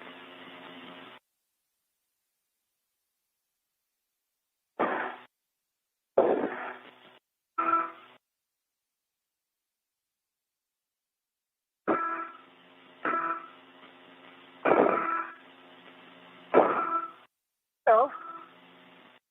Which I might need your hand over here. We are about 27 minutes into this morning's EVA, slightly ahead of schedule. This view coming to you live is from Suni Williams' helmet cam. She is working to install the portable foot restraint on the Canadarm2 robotic arm so she can translate over to the RFG worksite.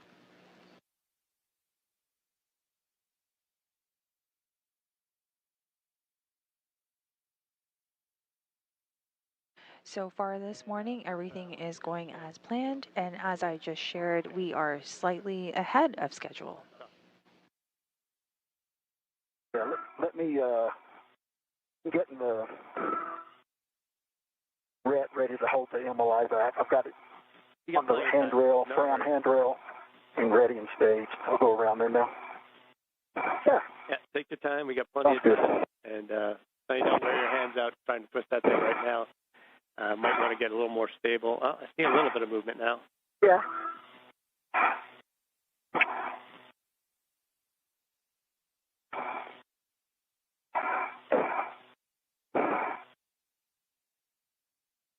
Get it halfway there, but not all the way there.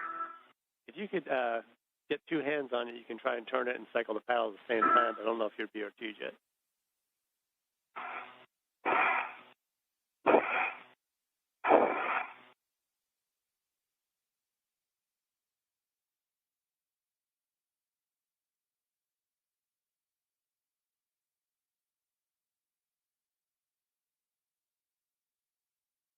I'm at your feet, Sonny.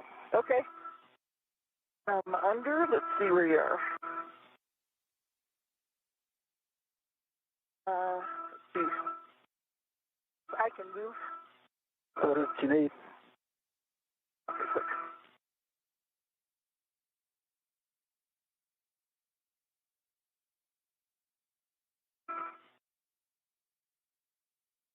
I'm tethered to the APFR. I've got my base tether on that handrail right there, just FYI.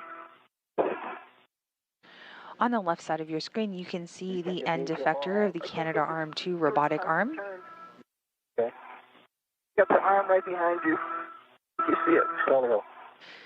That defector is where Suni Williams will install the portable foot restraint to take her to the RFG worksite. The main person in view of your screen right now is NASA astronaut Butch Wilmore, and to the right is Suni Williams. Okay. Once again, Suni Williams is in the suit with the red stripe, and Butch Wilmore is in the suit with no markings. All the way to that white, or the yellow. It's stiff. Real stiff. Oh, there you go. Okay. Yeah. All right, thank you. You bet. Teamwork. Yep. Awesome.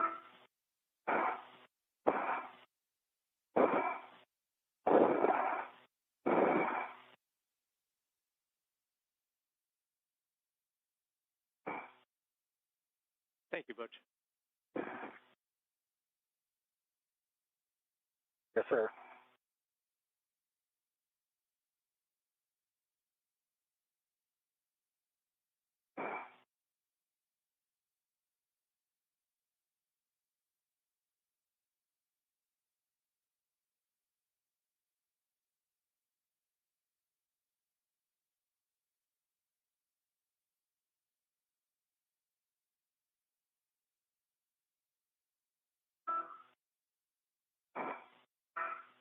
I think I'm ready to pick up the crew lock bag, correct, and move over. Yep, that is your next step. Pick up the crew lock bag and move on over.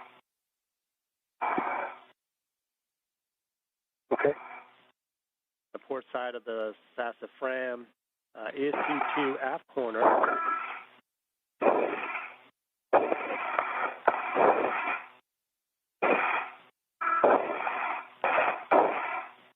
Stow that bag on the sassafras handrail aft of the stanchion facing the FHRC or any adjacent handrail. Okay. I got a good twist and pull test on the APFR. It is installed. All right, you see black on black, and just double check the pitch knob is locked and can be depressed. And you just heard that call out from Suni Williams. The adjustable and portable foot restraint has been installed to the robotic arm. This will help EV1 or Suni Williams translate over to the RFG worksite. So I think we're ready for your safety tether swap. In work.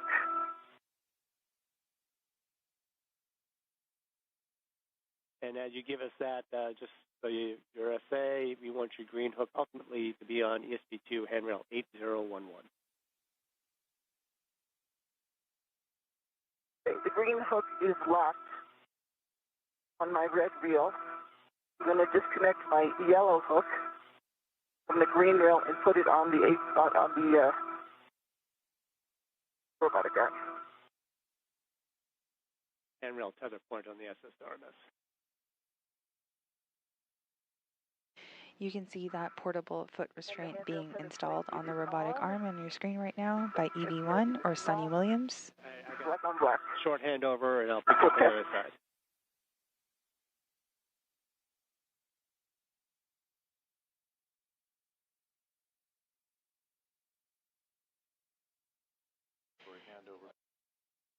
And you are looking at the International Space Station Flight Control Room here at the Johnson Space Center. We are experiencing a temporary handover between satellites, so that view from the space station and today's EVA will be back momentarily.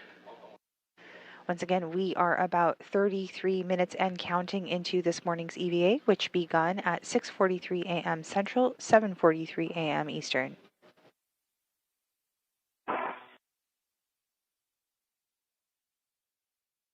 We're back with you if you can give us your tether config.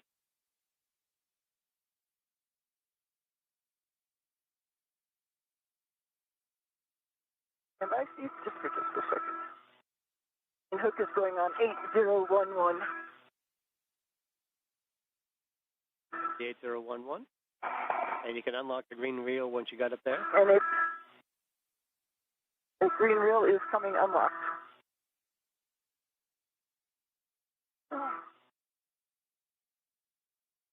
I think what we're missing Unlocked. is just double checking your yellow hook, gate close hook locked.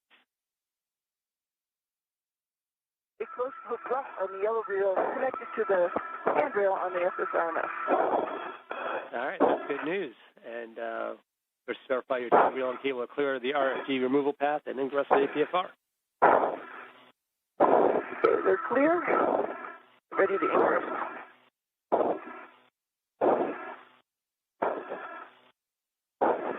And Bush, how you doing back there?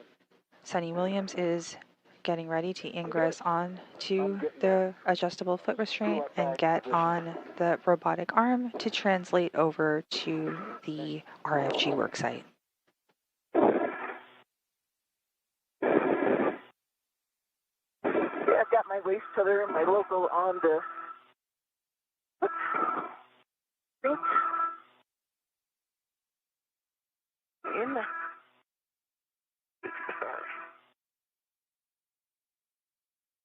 I suggest these to keep the ingress aid lower with me. Yeah,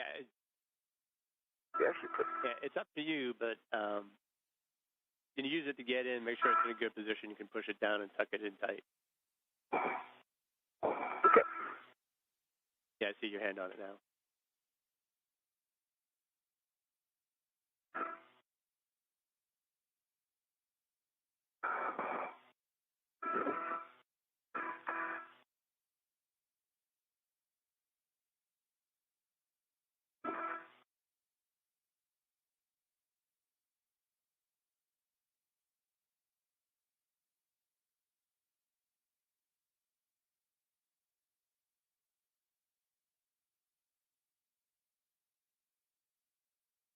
This view coming to you live is from the helmet cam of EV1 or Suni Williams.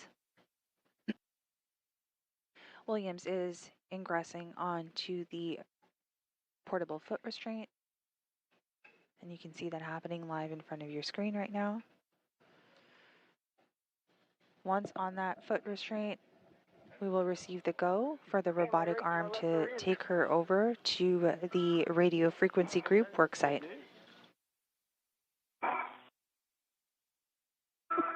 That is good news. All right, we'll just need a glove and half check sometime in the next. We are standing by for that go for the Canadarm 2 robotic arm to take Suni Williams over to the RFG worksite. Released and all cleaned up. And I'll give you some more guidance there when you're ready. The robotic arm is being operated from inside the space station by NASA astronaut Nick Hague. You take a glove to half. I'll give you some work before we turn it over. All right, we need you to, once you get the port passengers released, roll up the MOI, connect the small hook to the inner stanchion of the starboardmost and spare SS arm joint ram handrail, and the large hook on the large small ret to the RFG MOI tether point. And then just do a baseline inspection of the paint, and we'll get that after we get our contact, and verify the MOI Velcro near the wedge clamps is open. And with that, Nick, I think we're ready. You and Sunny. Okay, copy. Thanks, Steve. Sunny, are you ready for me to do the manual back off? I am ready for manual back off. Nick and Don.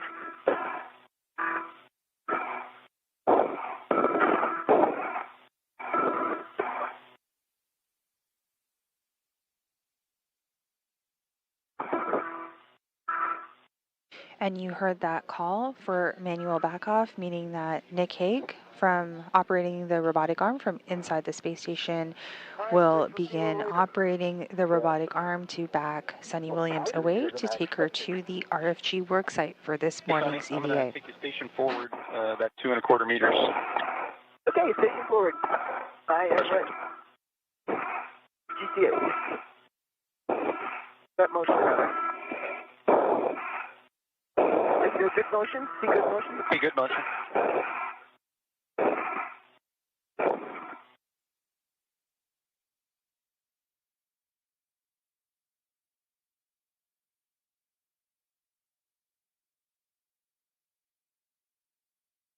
And that robotic arm is in operation with Nick Hague operating it from inside the space station, taking EV1 or Suni Williams over to her RFG worksite.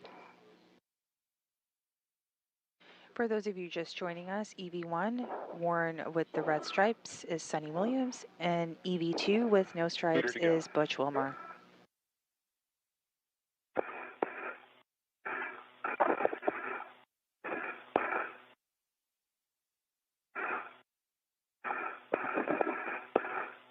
That robotic arm slowly backing away.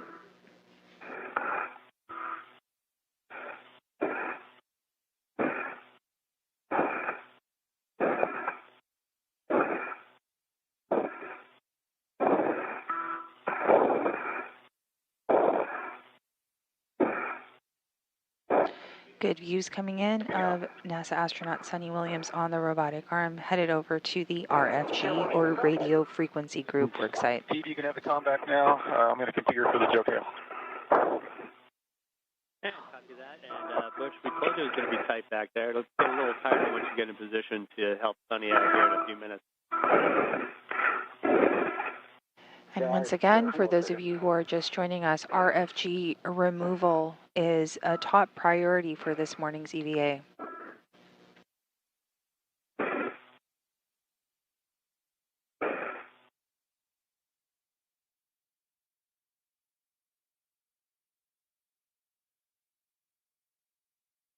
And Butch and Sunny, we're going to take your Hector cameras off from the ground. No issues for you. We'll get back to you when they come back. You on copy? Copy, Steve.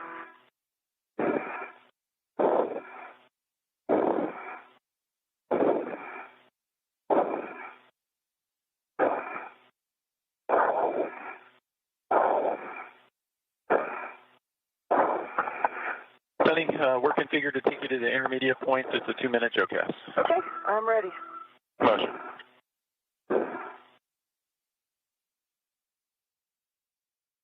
Good motion. Motion.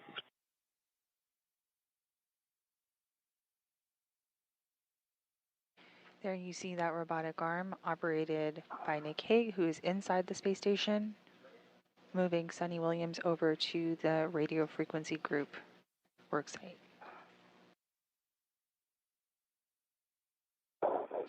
Things are going nominally this morning as we are 42 minutes and counting into this morning's spacewalk. Spacewalk, U.S. Spacewalk number 92.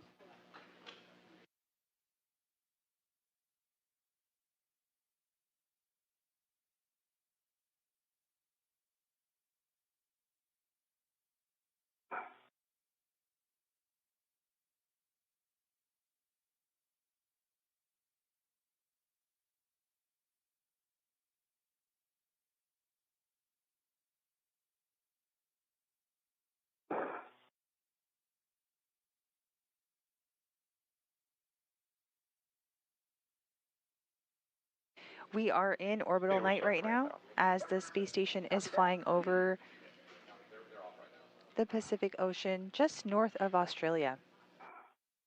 Feel the ramp out?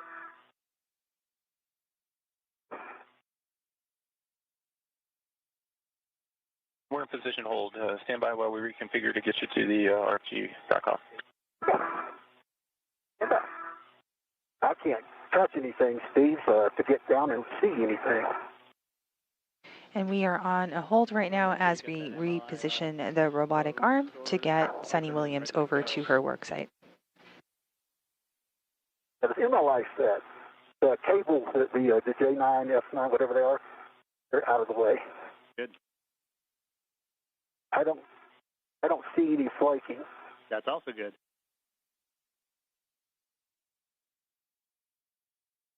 Yeah, so when they get done with this next OCAS here in a few minutes, you need to be in a good position to give her... In your view right now is NASA astronaut Sunny Williams taking a Thursday morning ride to her worksite. I am working on that, sir. You bet. Let us know how that view is if you get a chance to stick your head in there and take a look.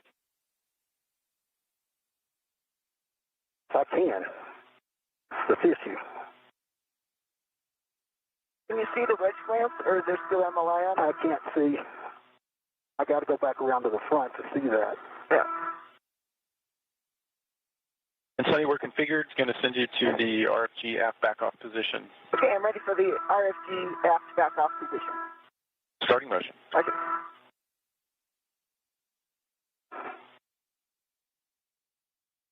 Motion.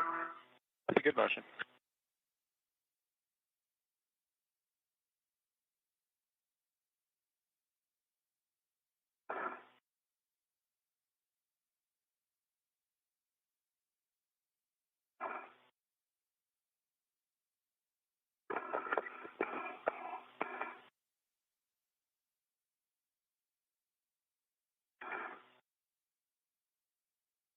I see you. I see you too. Butch Wilmore is already at the RFG worksite, and he's just waiting on his counterpart, Sunny Williams, as she makes her way there to begin the third attempt on the removal of the radio frequency group for this morning's EVA.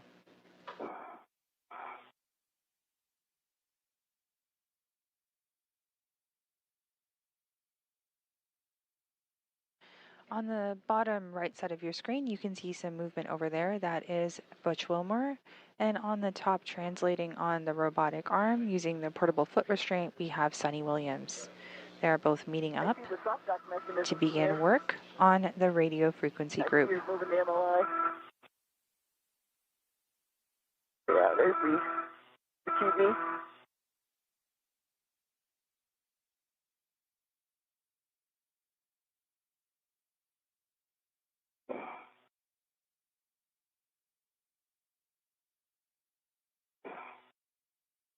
Okay, Sunny, that's the aft back-off position.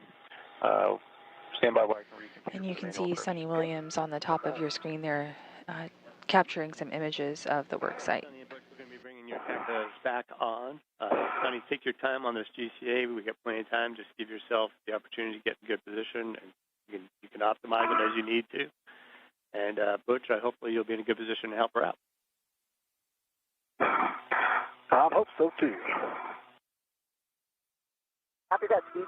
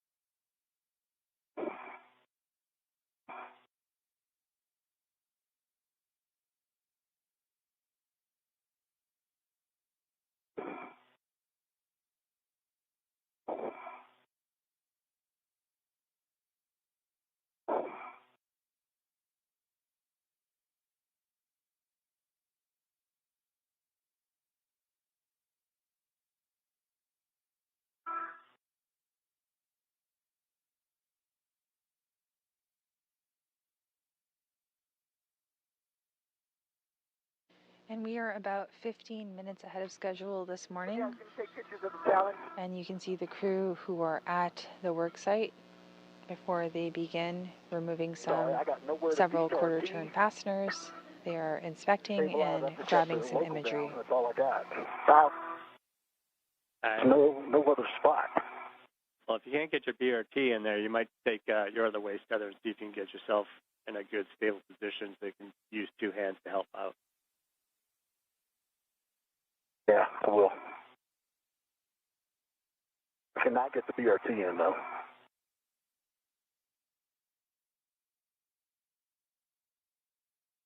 Yeah, we copy that, Butch. We knew it was going to be tight.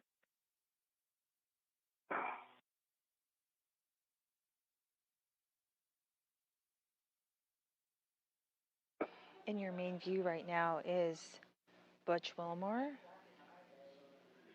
You can see him getting ready to begin some work on the RFG worksite as well. The pair will work on this removal together.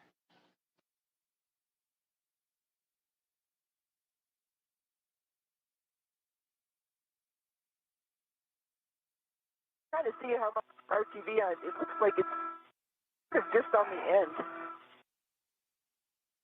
not around the whole bolt. That might be reassuring. We'll see how easily it comes off. If it's not around the bolt itself, that's probably good news.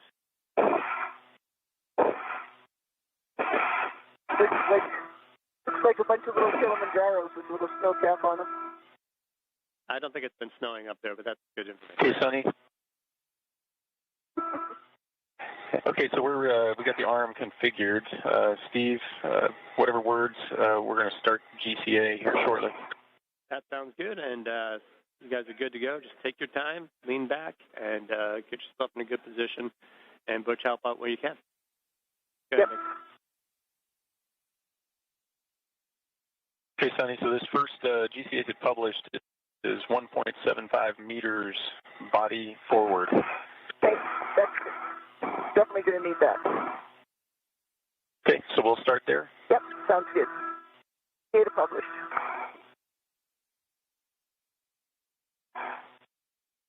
Okay, starting motion.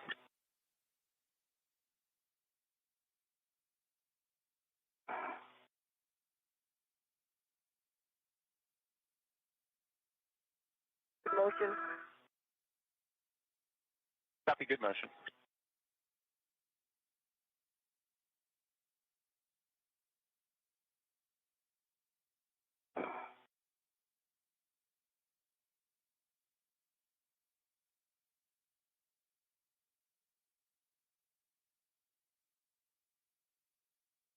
Another 1.25 meters to go.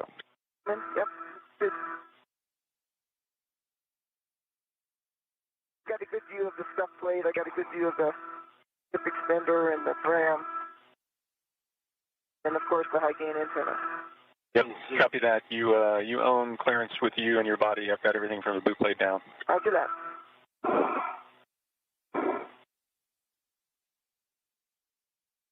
Just grab the sock, pump it out. Yes, I can't see underneath. Yeah. I can direct your hands. Still in the GCA. Another half meter to go.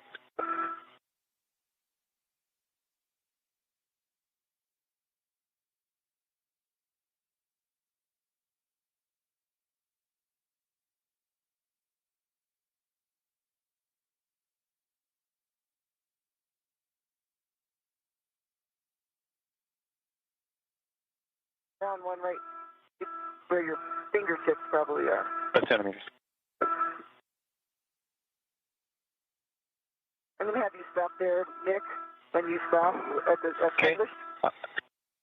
Okay, that is 15 short of published. I stopped just on your word stop. So Sorry. I keep going in. Yeah, keep coming in. And we're going to have to figure out, we're going to have to do a handoff. Jimmy, coming in to publish. Okay, start motion.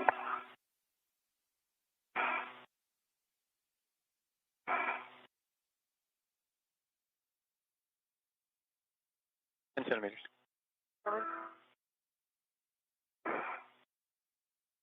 Actually, looks really good. Just have to keep coming in. Okay, that's published. Okay, I think I'm going to need at least 30 more in, but let's take 20 in, see how that goes. Okay, copy 20, body in. Body in. Starting motion.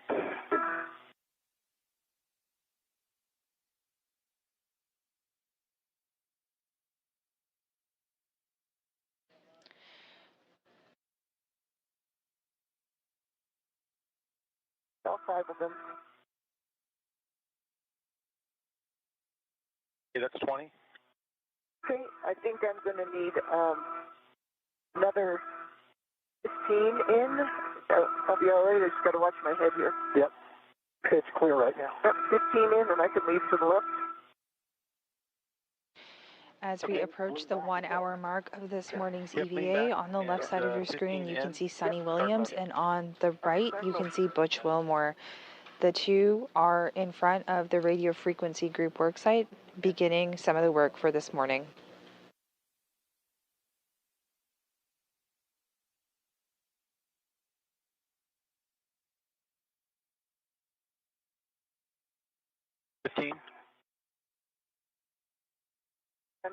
Another 15.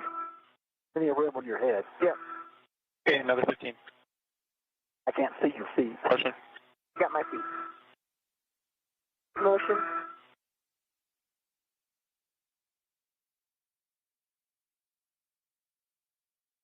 That's fine.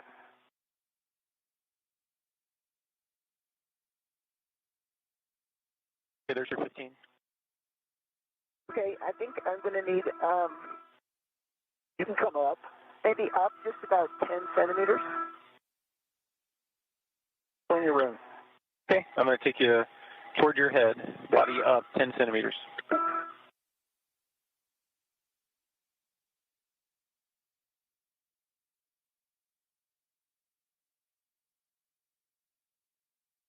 There's motion. Okay, feel good motion.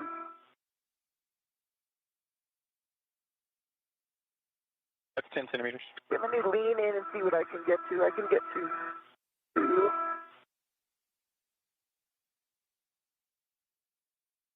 Got plenty of room on your head. Okay, I think another 10 up. 10 body up.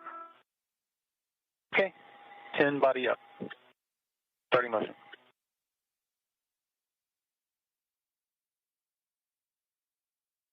Clear. And then 10 more in after that. There's 10 up. Okay, how about 10 more in? I'll be taking you 10 body in.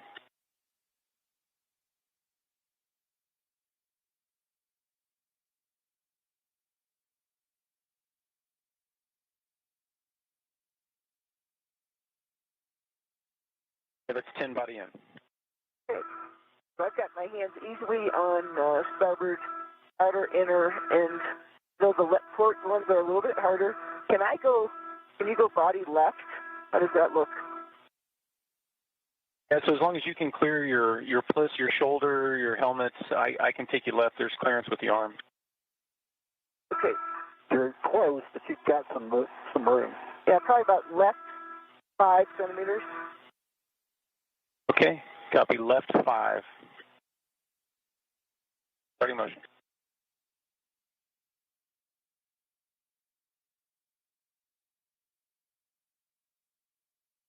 That's 5 to the left. Okay. We should try it. Bit's right here. Okay. It has a tether on it. It does. Wiggle brakes on. Okay, copy. You want brakes on? Brakes on, let's try it. Okay, brakes on, GCA complete. GCA complete, and Suni, you have plenty of time to maneuver as you need to. You need to both prep the trash bags for the RTV removal. Butch, you should get in a good position for retrieving the RTV, so you can put it in your trash bag if needed. And when you're ready, you can pass the Miranda Nelson sock puppet to Suni, so she can get that on and let us know how you're doing. He's got the sock puppet. She's trying. She's working it.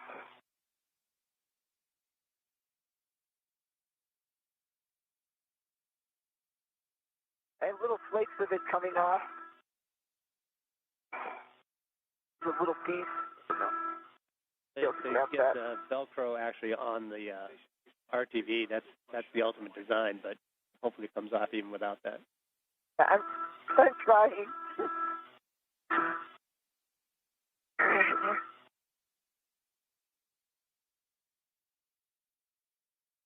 Yeah, you can pull that sock puppet all the way up your head.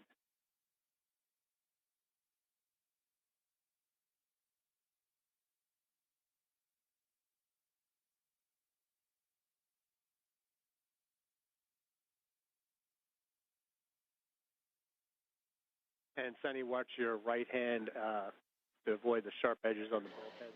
This view is from Suni Williams's helmet camera. You can see her wearing an additional protective layer over her glove as she begins to remove the rubber applied to the bolts on the aft wedge clamps. I'm trying to stay away. These bolts are some of the bolts that have been held stubbornly in place during the last 2 EVAs. As mentioned, the radio frequency group removal is the top priority for this morning's EVA. Yeah, looking at the sock puppet, like I said, you can actually get it all the way down your hand, and that might give you a little purchase at the end if it's not fully opened.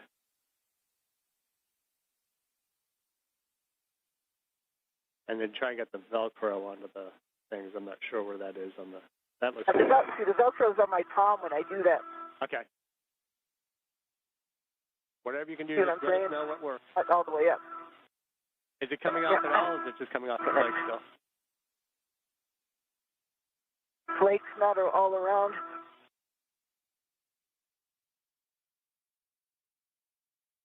We'll just need to get it small enough to get a bolt head over the ratchet wrench. Yeah.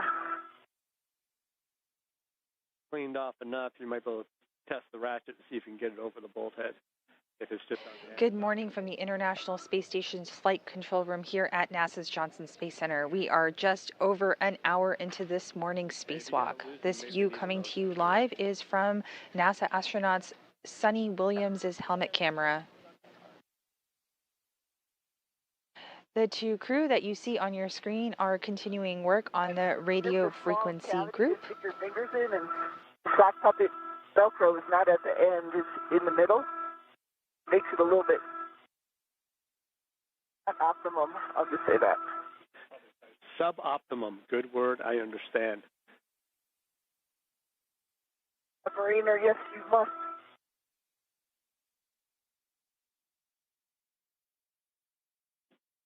And I say let's try the needle nose pliers.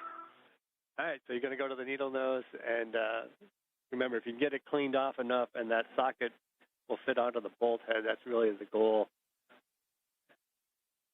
Exactly. That's why I'm just hoping I can get the top parts off. We can probably hopefully get the socket off. That sounds good. And we're in no hurry, so take your time, and I'll try to stop babbling here. Yeah. You can hear Suni Williams and Butch Wilmore communicating with Ground IV. This morning's Ground IV is NASA astronaut Steve Bowen. It's the silence. Steve Bowen does have 10 EVAs under his belt, including US EVA 86. USA EVA 86 was the first EVA, or the first attempt at removing this same RFG, or radio frequency group. That took place about 2 years ago. A piece got away. It's a black marking for the when you mark it where how much it's supposed to be turned. Yeah, that's what it is. As we approach orbital daylight, you can see some of that glare on the screen in front of you right now from the helmet camera. It's coming off in little pieces. You got plenty of time. Save your hands. Just do it as you need to. Just sort of scraping it off the bulkhead. They're not going to catch all these little pieces, though. They're coming off in like little pieces. That's understood and accepted. The pair of feet that you see dangling in front of you right now aboard the International Space Station's radio frequency group work site are of NASA astronaut Butch Wilmore, and to the left of him you can see the suit with the red stripes, and that is Suni Williams.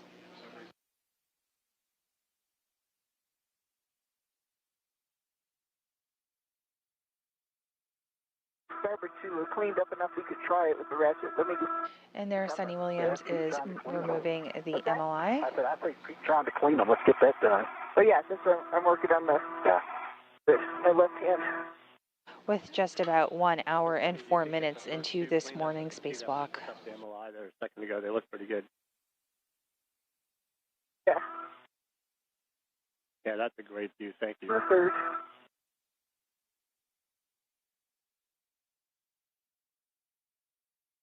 And we have another quick handover coming up. Keep up the good work.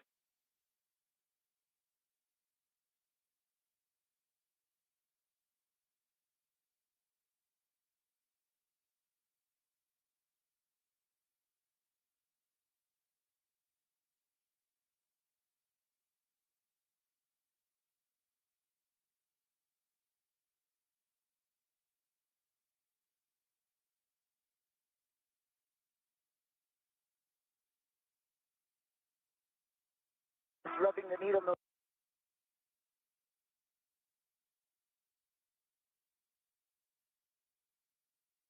And we are currently going through a brief handover period between satellites. On your screen, you see the flight control room here at the International Space Station Flight Control Room at the Johnson Space Center. Rebecca Wingfield is our flight director this morning.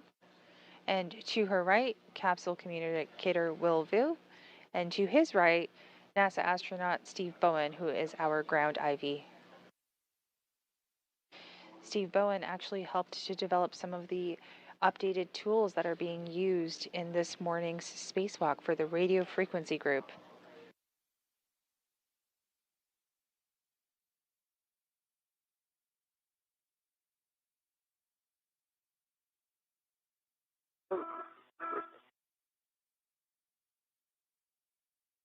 And Suni, we're back with you.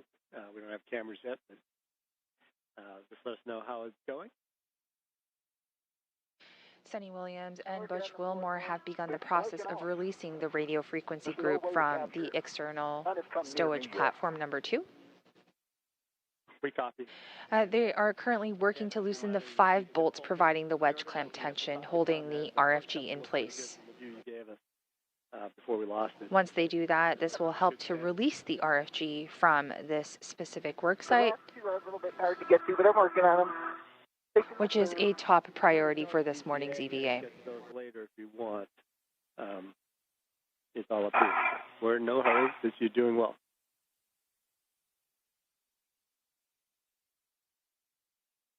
So far, so good as we go through another handover period. between satellites. That video back. That video is coming back momentarily.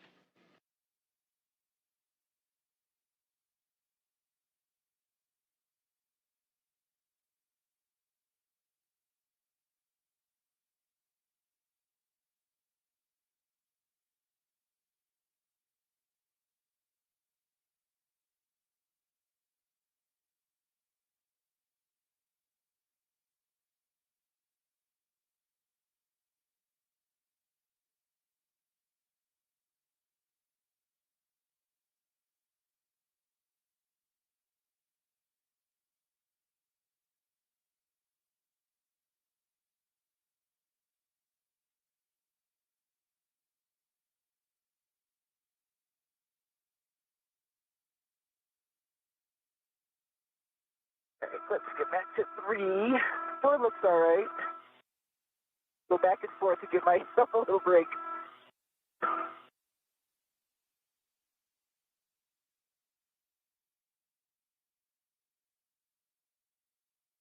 Wish I could help.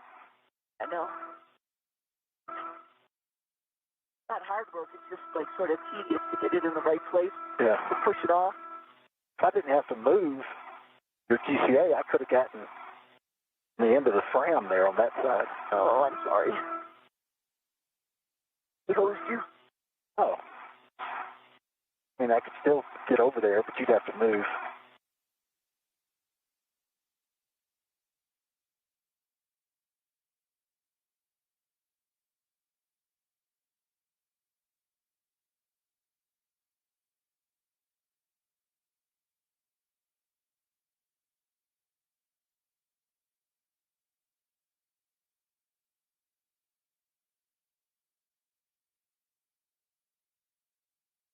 Yeah, that one looks nice.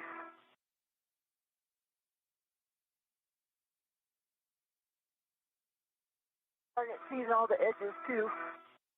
It's good.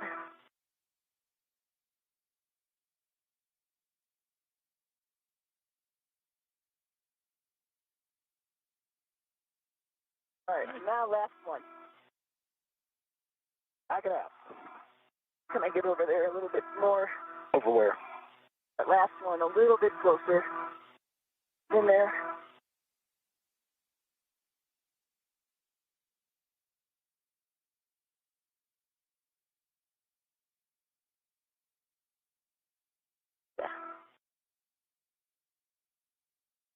And Butch is saying we're going to turn off your heckers again, so we'll lose the good views. Keep up the good work cleaning, and send you a reminder, no need to reach. If you need to move, just let us know.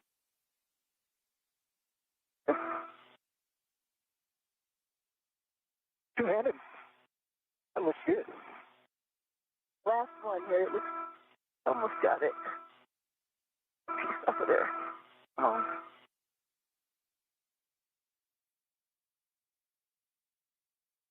There on your screen, you can see the feet right in front of you of Butch Wilmore, and to the left of your screen, you can see Suni Williams both working at the work site, the external stowage platform 2 work site, where the radio frequency group is located. All right, Sonny, I understand that you've got the bolt head cleaned up enough at RTV.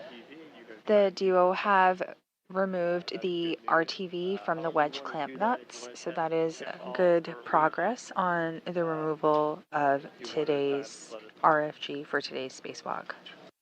Yep. Might try the far one first, actually. Yeah, looking at your reach, looks like you might be able to just check that one first just to see if you're going to need GCA at the end. That looks pretty good. Yep.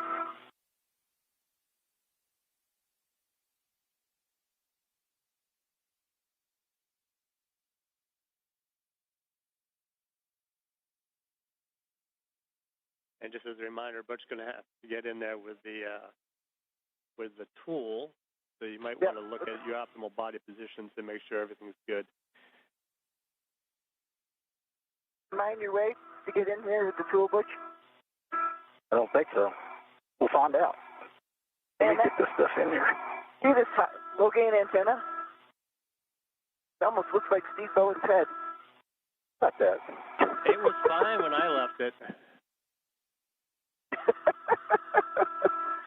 The whole shape of it is sort of submariner-ish.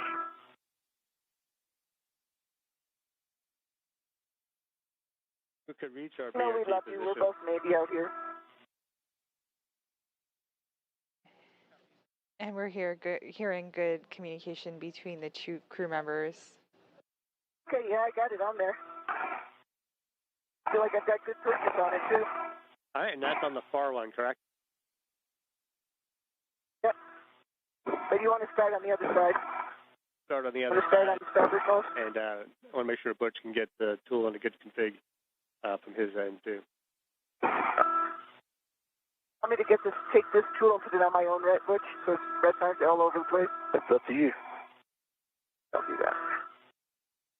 I have it readied. If I let go of this, will that be okay? We'll be okay. The International Space Station is currently in orbital daytime.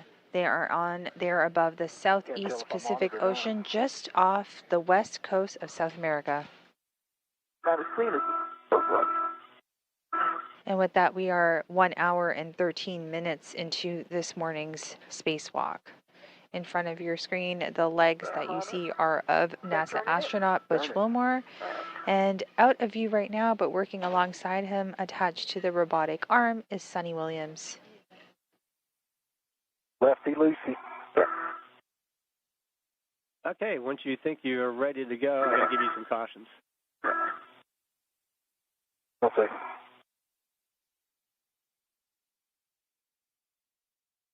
I'm going this way.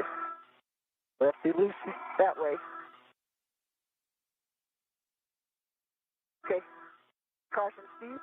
All right, do not fully release the wedge clamp nuts due to risk of FOD. Avoid side loading and impulse loading when releasing the RFG nut.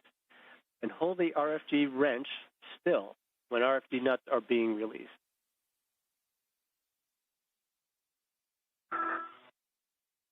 Go ahead.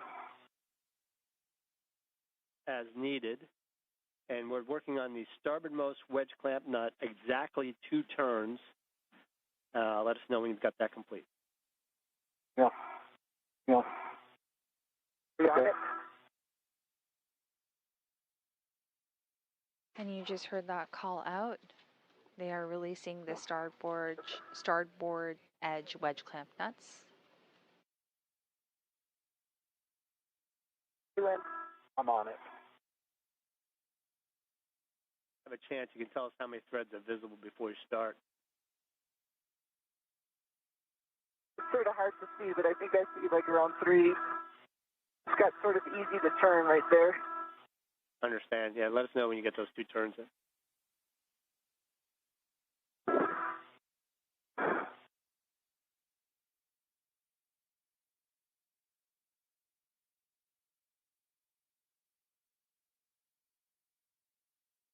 That's going pretty easy. A little bit concerned about that. Just a little wiggle.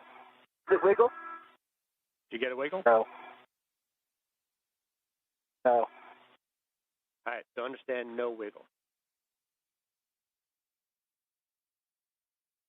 Not being able to turn this now.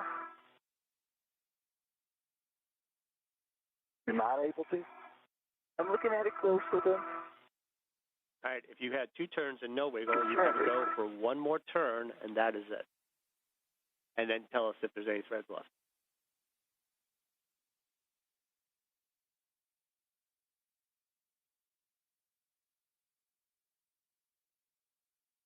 Right there.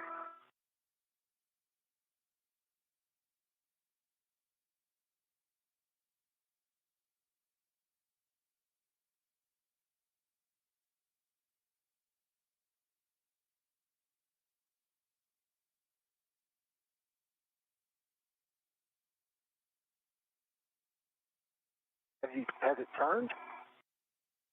Are you sure it's turned? I thought it turned at the beginning because I saw the black line on the washers turn.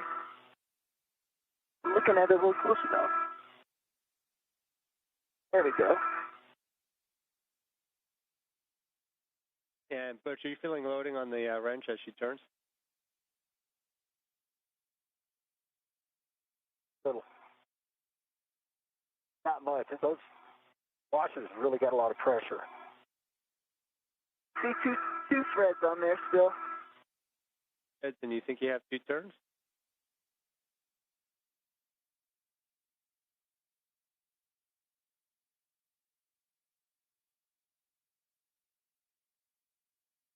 Not exactly sure. I'm working it, so I see threads on there. Let me just do a little bit more. Bye. On it. Oh.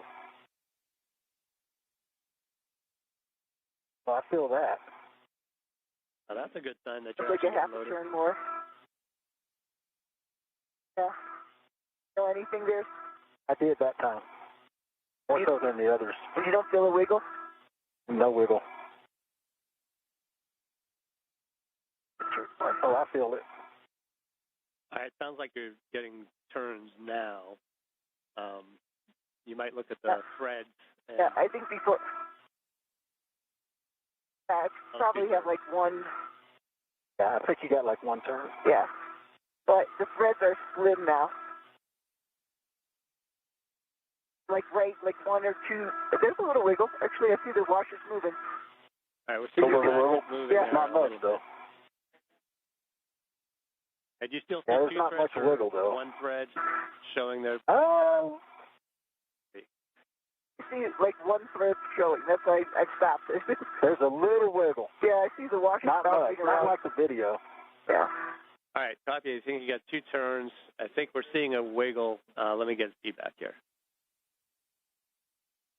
So you can see views from Sunny Williams' helmet cam right now as they continue work at their RFG or radio frequency group work site. Go to the next one. Just trying to get the RTD off, you know. Say we can. I'm on it. And Sunny and Butch, Go ahead, just before try it. you move on, let me double check one thing. Do you feel confident you had Okay. 2 full turns that Butch could feel, or what do you think you really are in the turn count? Based on the thread. I think maybe less than 2 full turns. I'm just a little concerned about how small the amount are at the end. You see where my finger is right now, Steve? Okay, I understand. Oh, you want to turn the heck back on? Heck is back on for now, so I thought we're taking our I time see here. wiggle when you're doing that, yeah. Yeah. All right, we think if you I think you said you're turning the... if you're seeing wiggle, we've released the compression on it, and you have a good to go for 2 turns on each of the following bolts. Make sure Butch is feeling the loading, and give us the turn count as you go along. And we're going to turn your heckers back off here in a minute to keep them cool. I think I turned it without having Butch on it last time. That's I got a little confused with the turn count. Oh, no, that's completely I'm on. understandable. Okay. I mean, this is all development, so let us know as you go along and keep us posted because we don't have that view anymore. Good comm between our ground IV, Stephen Bowen, and Sunny Williams as the RFG bolts continue to be removed. The RFG is a group of S-band antenna. It was unable to be released from the station mounting during previous EVAs, so this time with a specially designed tool or a specially designed wrench, Sunny Williams and Butch Wilmore are working to remove that. That RFG is just in front of Sunny to her right side. We can see it on our screen. See that washer's turning with it. The RFG will be brought inside the space station and returned back to Earth for refurbishment.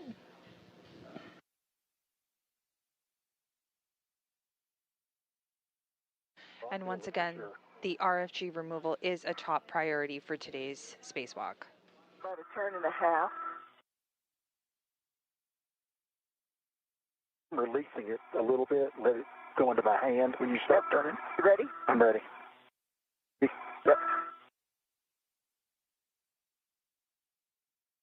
I think that was a good 2 turns. And I see the washers wiggling around up here. Do you? Yeah. I don't see wiggle down here. And Butch and Sunny, just to make sure that you get 2 good turns there with Butch feeling the loading. Okay, and I got just wiggle. The washers turn out. Great news. Yeah, thank you.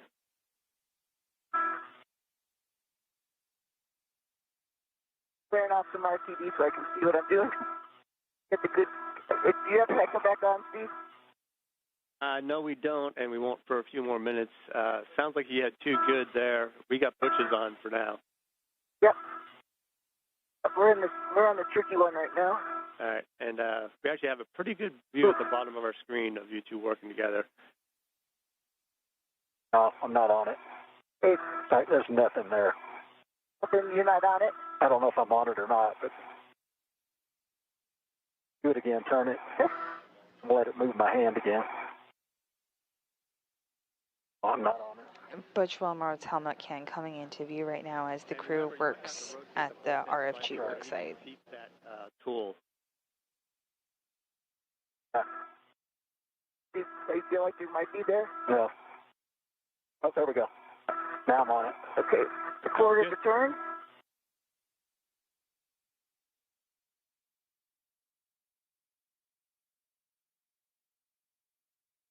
Quarter of a turn. That one I didn't feel.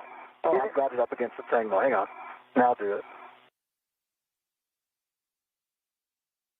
Yeah. Yeah, oh yeah. I'm on it. Good job. That's about quarter of a turn. More turn up. Put on here.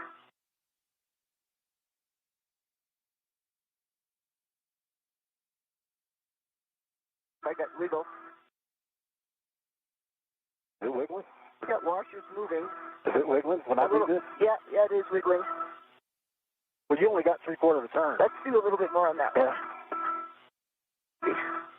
And Sonny, when you get done, you can give us the thread count showing. That will be helpful as well. Sorry, Steve, say it one more time. Done. Once you think you've got Thread two count. turns, let us know the thread count above the nut.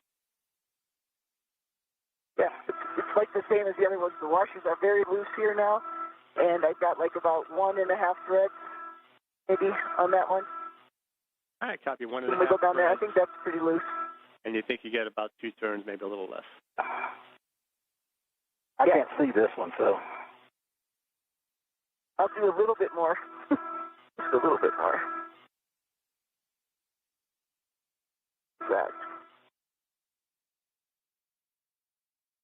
You're doing that, I see wiggle up here. Okay.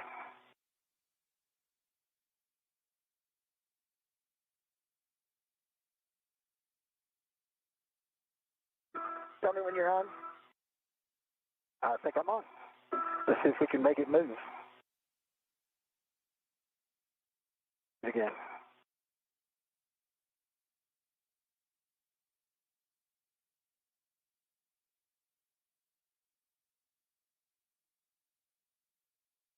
Yep, I'm on it.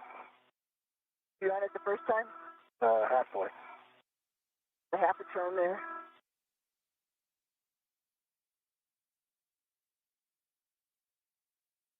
Quarters of a turn.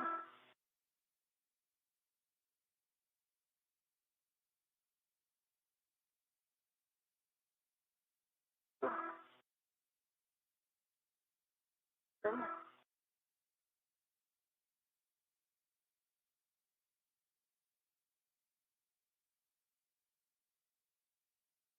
There we go.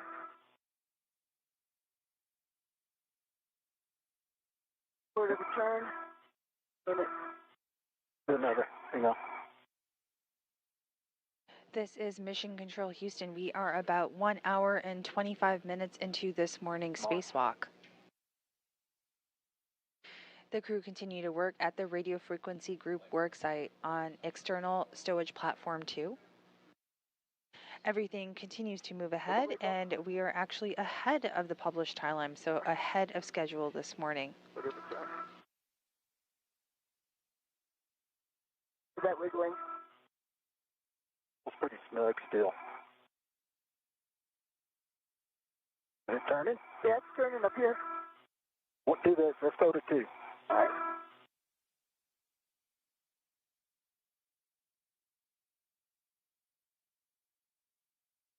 All right, here we go. I'm on it. I think you came off of it. I think the bolt head came off. I mean the wrench. The ratchet? I think the wrench came off. I think he got it at an angle. Pretty close to the edge. Is it?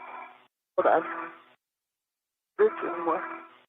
This view coming to you live is from Butch Wilmore's helmet camera. You can see Suni Williams there using a specially designed wrench to loosen some bolts on the radio frequency group. As I mentioned, we are ahead of schedule, which is always great news, about 1 hour and 27 minutes into this morning's spacewalk. You can still go for GCA if you need to get into a slightly better position in there. If you need to get that bolt ratchet on the bolt head a little better.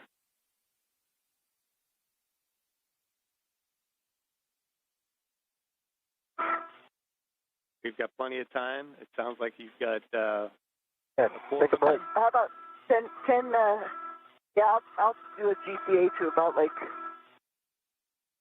this way. Right now you're clear. Yeah. You're closer to your left side than you are your... Right, yeah, I see. How about if I just your right side than you are your left. 10 body up? That's Okay, Sonny, you want to go 10 body up? Yep. You're ready. Okay. I cannot see your arms in the way, so you're way clear. Yeah. You do that and then come in after he does his 10? Yeah.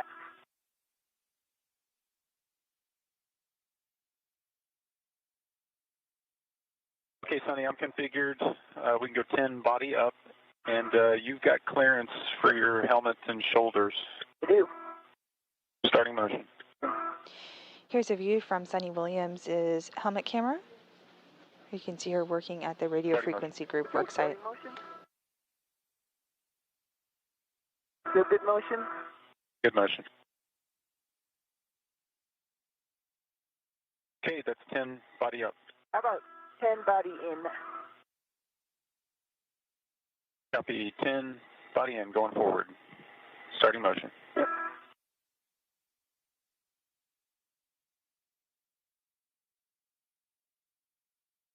Motion? Good motion.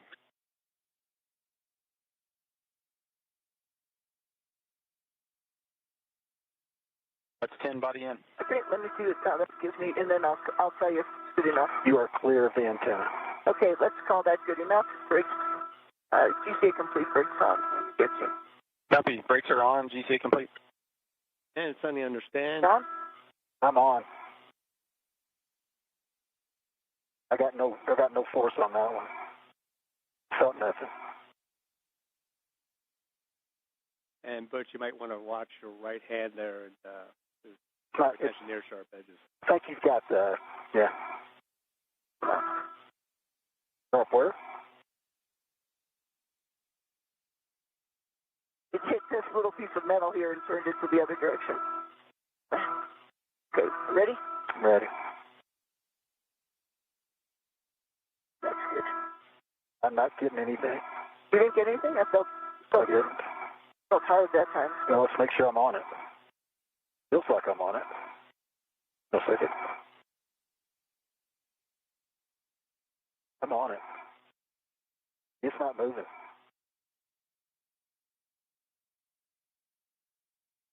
See that? Took my hand off of it. Huh. You seeing any change in the thread count on that bolt? Not so far. Minute, stand by. I feel like I'm moving it there. Well, the Happening down there. the ratchet turned, but I didn't get any pressure on this side.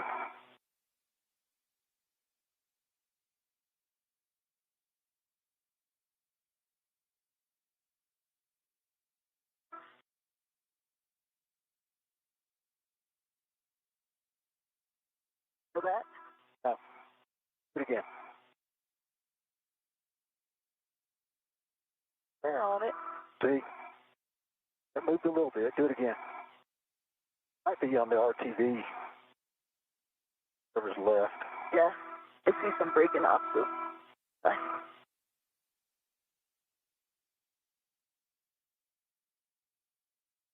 Okay, ready? Yep.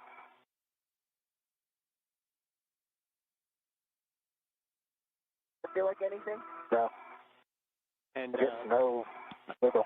I say a thought down here is, Sonny, if you're in a better position to get that wrench on and then hand it back to Butch to hold, that might give you that purchase.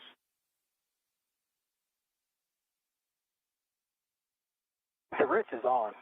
Well, the wrench is on. Outside is on. I'm not. That's what you're talking about. And Sonny, are you seeing any change in the threads then? I'm trying to look at. This one has a little bit more RTD. I'm breaking it off on doing it. Yes, sir. We've got plenty of time, so if you need to go back to cleaning off the RTV, that's fine. We want to make sure you get a good hold on that nut then. Yeah, that's what I'm doing right now.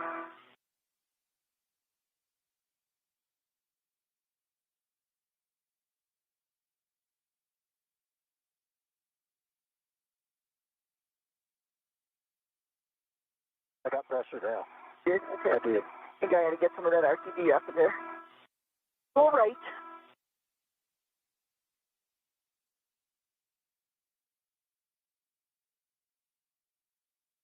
Oh, yeah.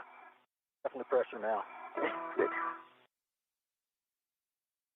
Probably like 3/4 a turn there altogether, I would say. Yep. Another quarter.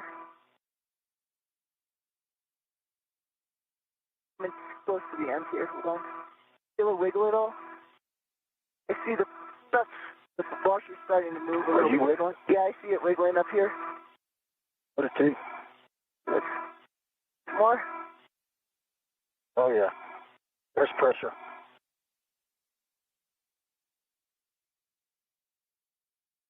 That wiggling? Yep, it's wiggling. Yeah, That one feels pretty loose. I'd say we go to two, though. That's only one. There's only about one thread left. Sure, you're on it. No, that was a little bit of an angle on it. We might have gotten it, but Yeah.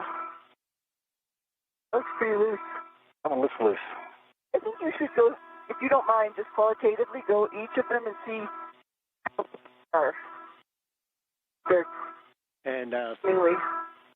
How's that look? That looks loose. okay, so just double checking the definition of the wiggle test. Not that just the washers are moving, but that you're actually seeing motion at the bolt head and the butch on your end as well, side to side, in and out, up and down, up and down.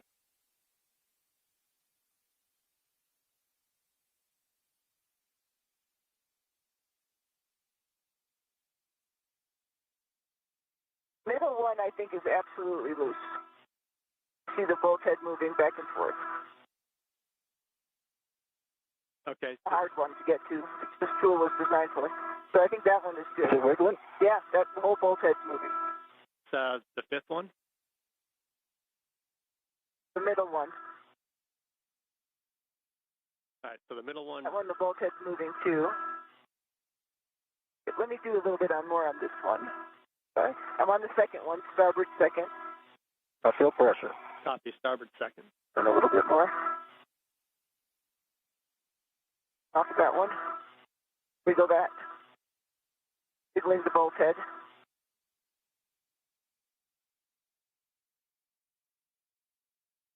think the first one is too. Starboard to outboard. Go a second.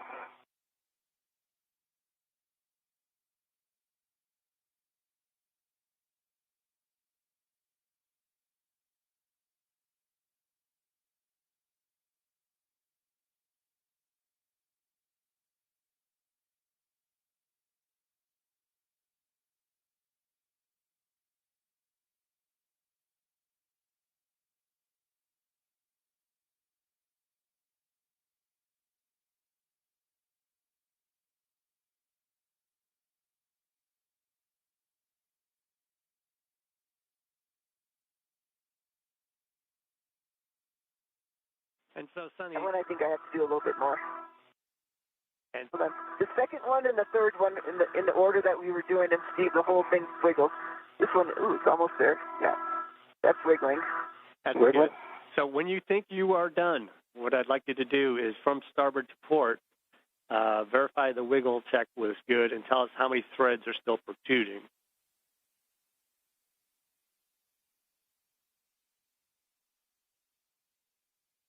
I said, I think you guys got a really good handle on this, and just tell us when you're ready and when you think it's all done. Yeah. Threads are small, so I'm trying to get you a good thread count. This is Mission Control Houston. We are 1 hour and 37 minutes into today's spacewalk. The two crew, Butch Wilmore and Suni Williams, are working in tandem to release the bolts holding the radio frequency group in place.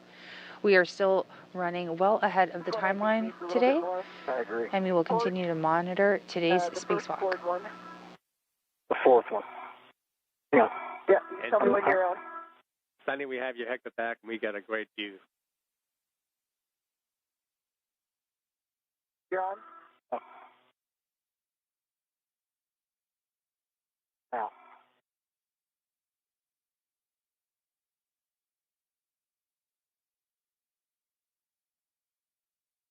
No. I might not have been.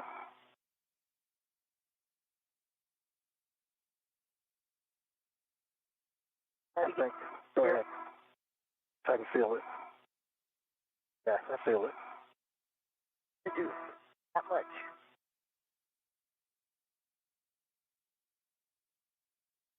That looks wiggly. Is it? Yeah. Is it moving? Turning? Yeah, it's turning. And the last one's turning too. Turning? Yep. Turning. Steve, are you watching? We are watching. Wiggle enough? You can see that the threads are getting slim at the end here. All right. We can't see the wiggles. That's a little too refined for us, but we're seeing what you guys are doing. So sounds like you got at least 4 of them pretty loose. I think we got all 5 pretty loose. All right. That's good to know. We got all 5 pretty loose. You still think you have about 1 turn on each of the bolt heads, too? Yeah, maybe. All right. When we 1 turn or less. 1 turn or less, and I'm just keeping track so that if we come back, we know how much we'll have to do. You've got threads showing, right? On the top of the bolt? Not too much coming out of the bolt head. Just like 1 thread. That's what we need coming to out of each bolt head. Thread each bolt head. You got a good wiggle test on all 5. That's all very good news. And let me double check, catch up on the procedure and see where we are. That's wiggling. That's wiggling. Keep checking. This one is, that one is, and then this one. It's wiggling. Like if you guys are ready and you are confident, I think we're ready to transfer the ratchet wrench back to EV2. And Butch, you can stow that, and we'll be able to pick up here with the GCA. Let us know what you think.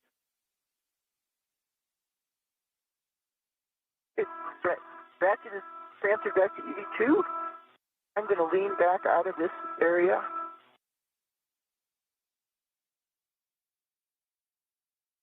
Some are a little bit more wiggly than others, but I think they all wiggle, and they're all like about 1 thread left sticking out of the that all nut sounds on the great. top there. I hope it worked. I don't want you to have to come back here. But that's definitely further along than we've gotten before, so that's really good news. Butch, once you get that wrench stowed, you just got to get in a good view to help her get out of this little hole she stuck herself into. And we'll turn it over to Nick when you're all ready.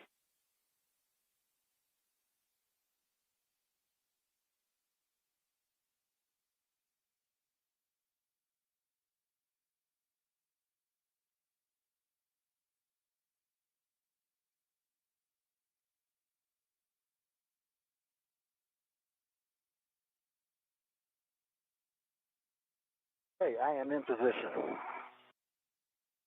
Getting there. Okay, Sonny, I've got brakes off. I am ready to start GCAing you out. Okay. Hey, I see you leaned all the way back. If you can maintain clearance, I'm going to go, we're going to take it body down first to increase your clearance a little bit more. Okay. I am ready for the back off. FG aft back off. Once you GCA'd me out of here. Starting motion. Body down.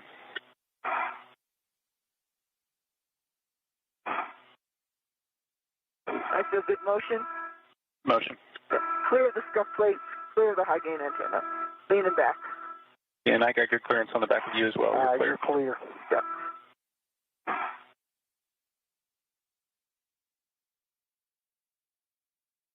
Okay, Sonny, now we're going to go body out 2.5 meters. I'm all set.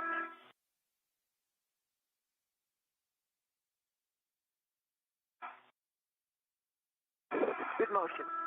Good motion.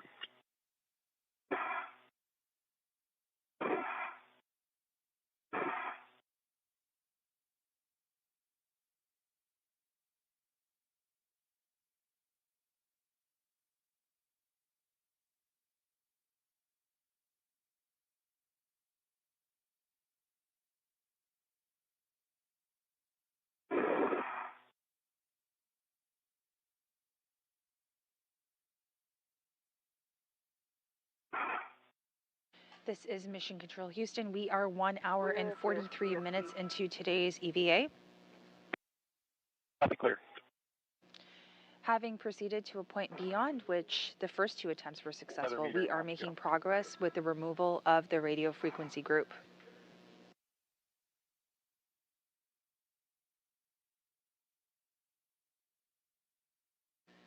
With us being well ahead of the timeline this morning, Suni Williams will eventually get back onto the robotic arm, which will be operated by NASA astronaut Nick Hague on the inside of the space station, and return to the forward face of the stowage platform. Once returning to the forward face, Suni Williams will continue work on the removal of the radio frequency group. 1 more meter to go.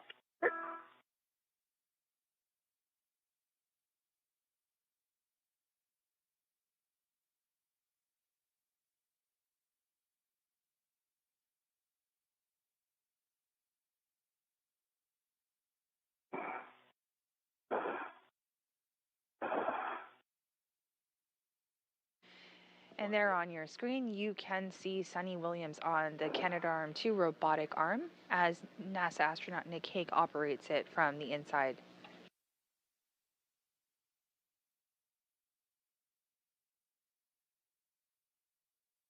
This is all happening while the International Space Station is 260 miles above Earth, flying over the North Atlantic Ocean.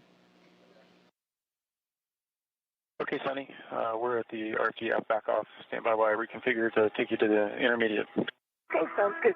Stand by. All right, Butch, you can get position for the RFT removal, and I need a glove and hat check from both of you. App is dry. Gloves are good. Copy, Sonny.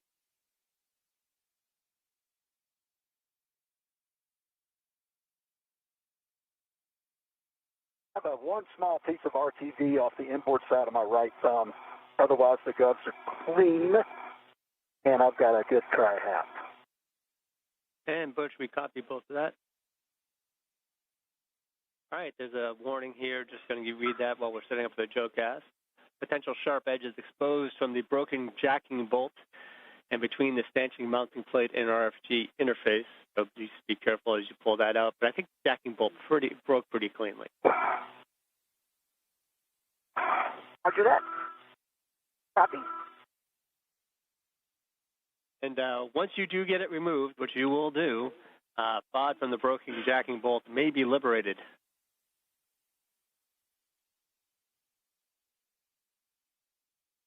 Do that. Good words and communication between our ground IV, Stephen Williams, NASA astronaut, and Suni Williams. Stephen Bowen, and NASA astronaut Suni Williams.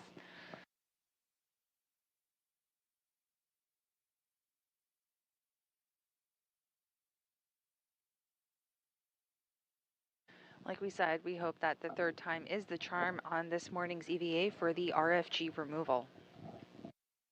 The RFG will be brought inside the space station and returned to Earth during a preceding cargo return mission. If you find a loose wash... Sunny, we're configured, ready to start motion to intermediate. Okay, copy, Nick. No washes. I am ready for to the intermediate, to slide to the intermediate position. This motion. That robotic arm in movement right now. Motion. Taking Suni Williams over to her next work site.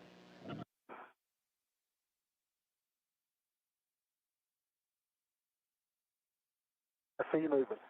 Okay.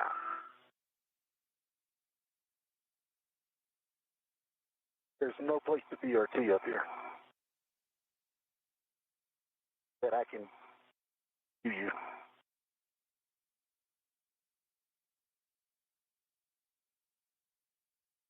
Okay, I'm not being a good geography person. Are we flying over South America?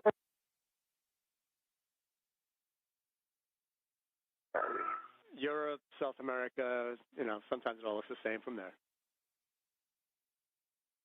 The mountains.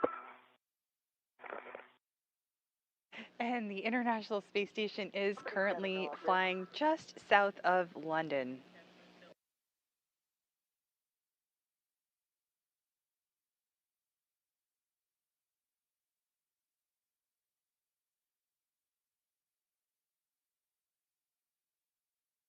These views are coming to you live right now from the International Space Station. On the top left side of your screen, you can see NASA astronaut Suni Williams on the Canadarm2 robotic arm as she makes her way to the next work site to continue the removal of the radio frequency group.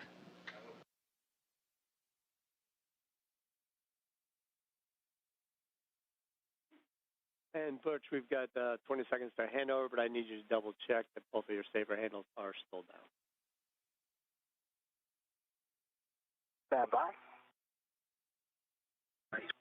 Okay, Sunny, we're position hold. We're going to load in the next showcast. Okay, stand by.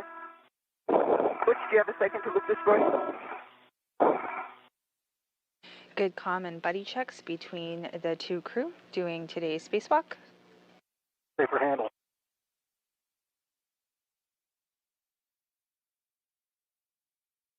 And we are just undergoing a handover between communication satellites, so that view will be back with us momentarily.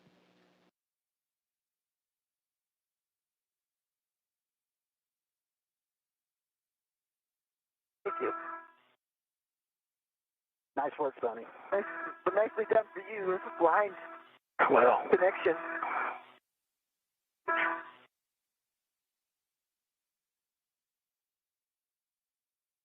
And Butch, just double checking, the last words where you heard were safer handles, and you just gets all up and down. Safer handles are down, both.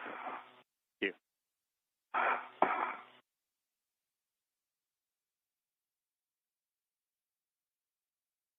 I can verify.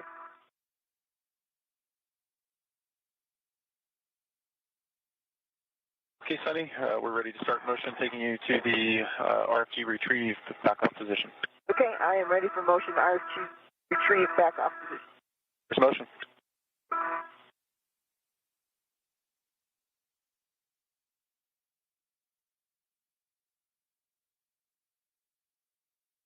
Motion.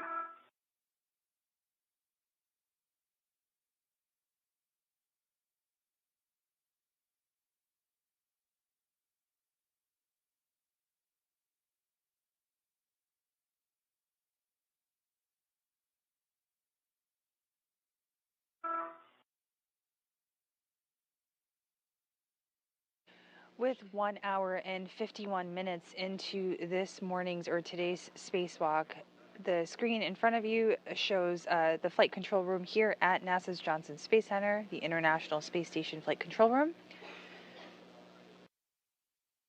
Flight Director Rebecca Wingfield is our spacewalk flight director for today. To her right, you can see Will Vu. Will is our capsule communicator communicating with the other crew aboard Space Station. We're almost there. And then to his right, communicating with Will right now, is NASA astronaut Stephen Bowen. Stepping out. Stephen did participate in a spacewalk 2 years ago, U.S. Spacewalk 86. That's outstanding to hear. Take us a second or two to configure for the manual approach. Roger.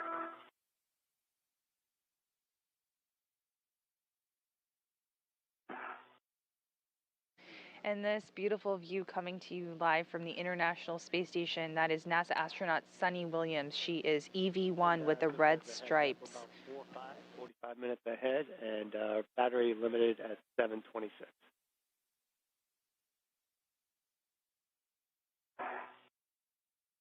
Copy.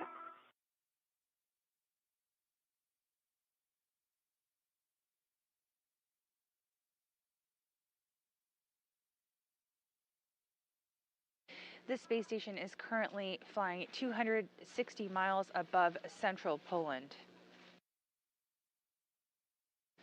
Suni Williams is headed over, or going to be heading over, to her next work site to continue the removal of the radio frequency group. Today's tasks are well ahead of schedule, and this is the furthest we have gotten amongst the 3 EVAs for the removal of the RFG. Okay, Suni, we're configured for the GCA to the published.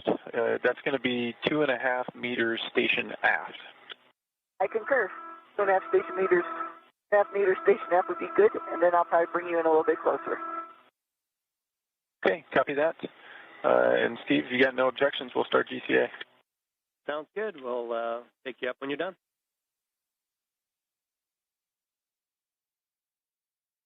Be all. Suni, here's motion. Stationed aft.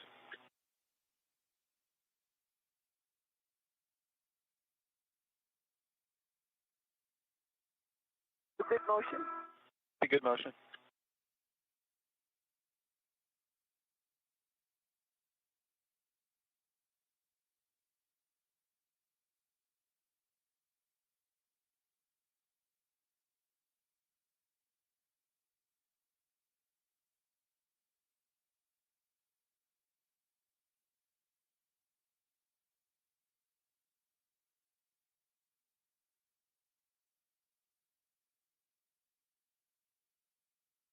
Another 2 meters to go.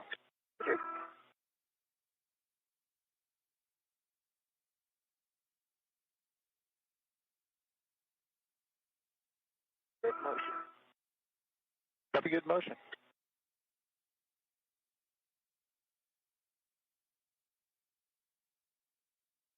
On your screen in front of you right now, you see NASA astronaut Butch Wilmore. He is continuing his work at the RFG worksite, waiting for his fellow spacewalker to join him to continue the rest of the procedures.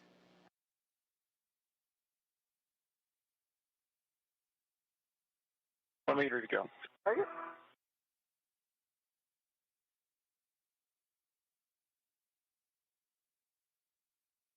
Attack also.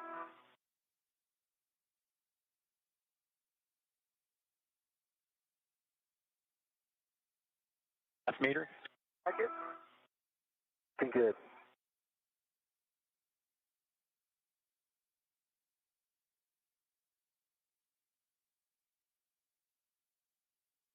Suni, you may want to pull back your ingress aid just a little bit.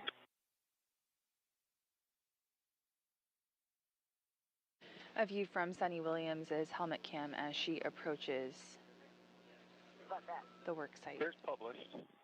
Let me know what On the right side of your screen, that is the RFG, the famous radio frequency group that is to be removed during today's EVA.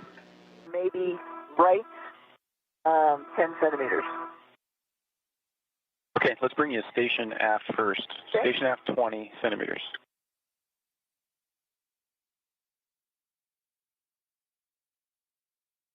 Starting motion. Watching my plate on the scuff plate. Yep, watch your shins on that scuff plate. I'm watching the boot plate.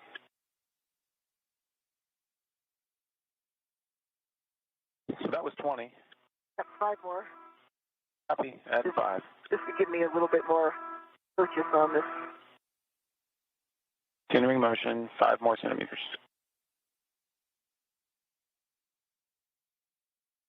Okay, there's 5. Okay. Actually, that's pretty good. I would say A complete. You're happy? We'll go brakes on. Yeah, I'm happy. It's coming on. GCA complete.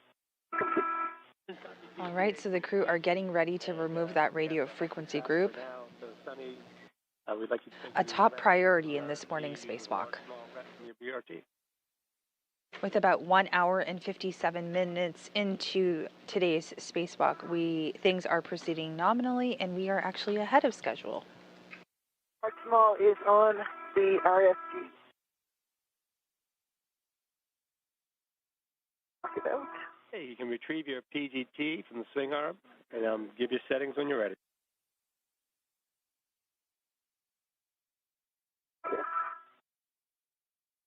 I want to cow it first. Yep.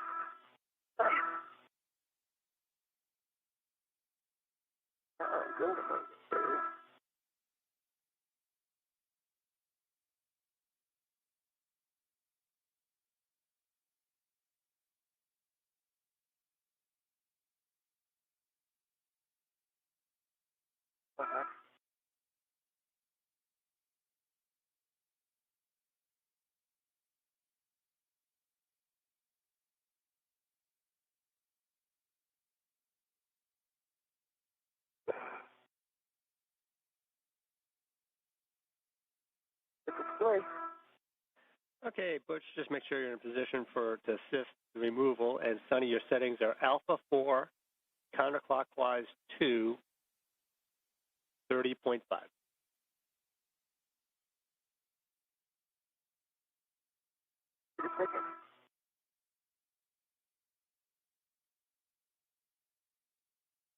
It's set in my face, but I'm not seeing the display. Give me a now. You see lights? Display.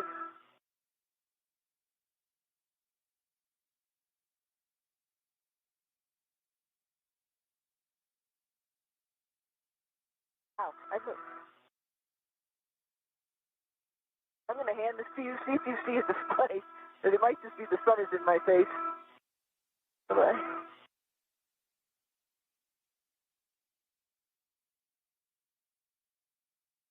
And Suni, the PGT might have gone to sleep, but There's no display. come back on.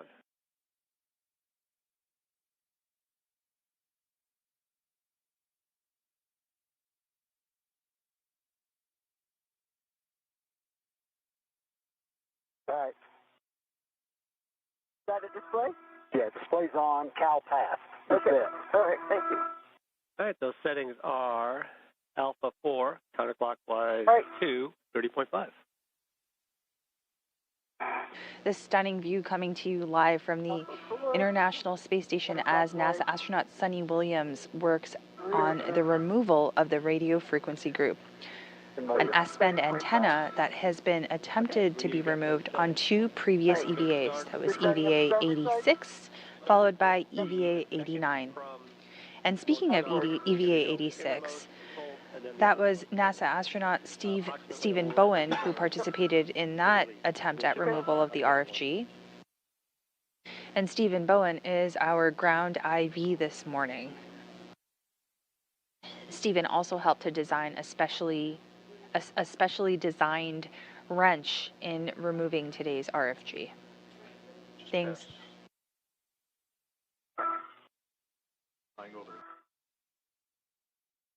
We are just past the 2-hour mark on today's EVA, and we are flying just above the Caspian Sea.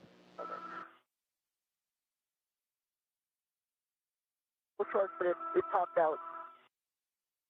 11 turns. Copy, 11 turns. You can reset that, and you want Right. the second from port. Bolt H.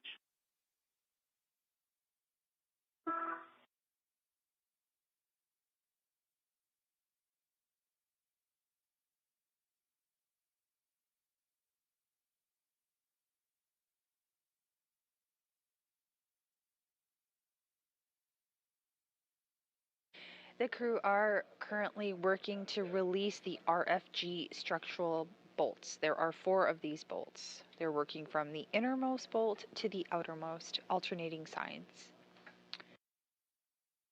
The current bolt that you see being removed is the second of the 4 bolts.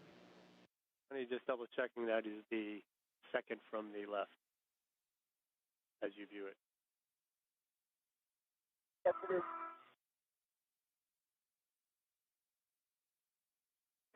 Okay, second from the port is undone, popped out as well. And you can do the most starboard. 11 turns. 11 turns, got it.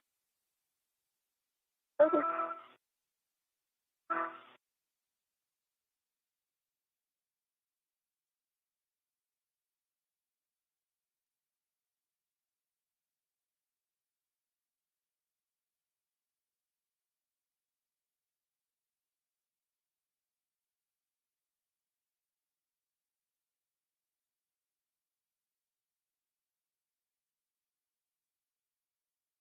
Okay, 11 turns, that bolt popped out. All right, should be 1 to go. Bolt Juliet, portmost. And the most port. And there we just heard the confirmation of 3 out of the full 4 bolts being removed, just waiting on the final bolt before the RFG can be fully removed.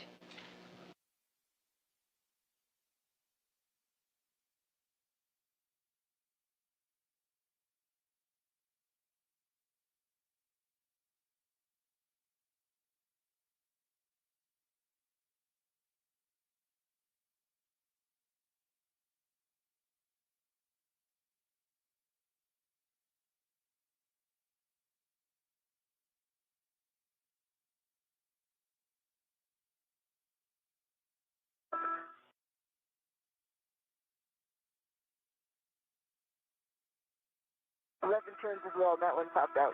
All right, just verify all 8 structural bolts have popped out. All 8 structural bolts have popped out. So the PGT and the swing arm?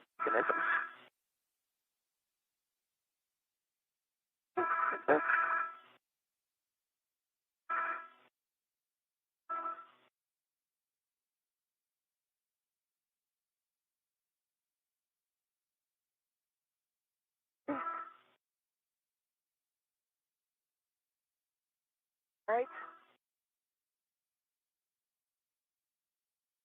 PGT stowed, and you have You tried it? You got to go to remove the RFD from the stanchion. Butch to assist as needed.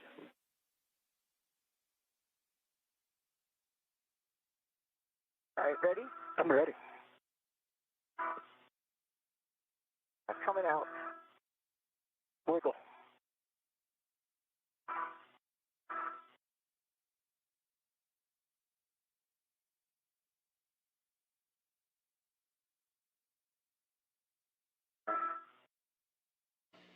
And just working through that removal right now.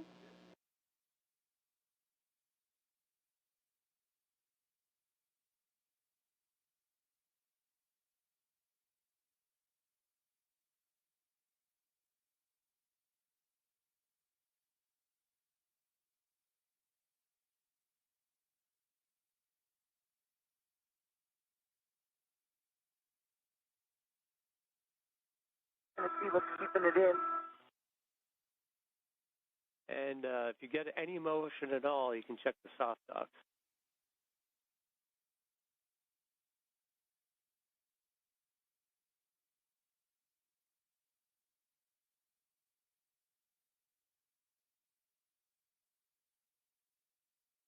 I am not feeling motion, but are you seeing anything? No. I'm not. Sharon, you didn't have any initial motion, and Butch isn't seeing anything in the back. Oh.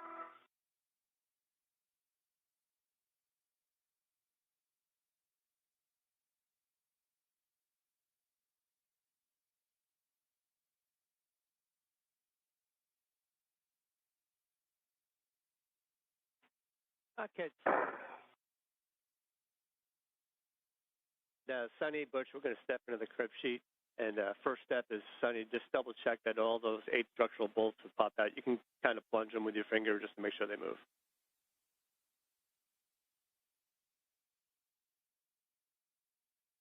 Yeah, the far starboard one, let me try it one more time.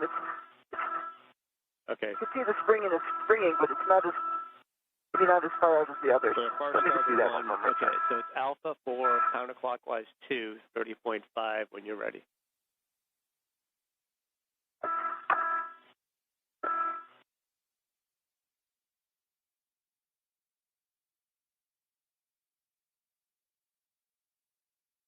This is Mission Control Houston here in the International Space Station Flight Control Room. We are about 2 hours and 7 minutes into today's spacewalk. While the crew are in the process of removing the RFG, or the radio frequency group. And I'll give you the next step. Yeah.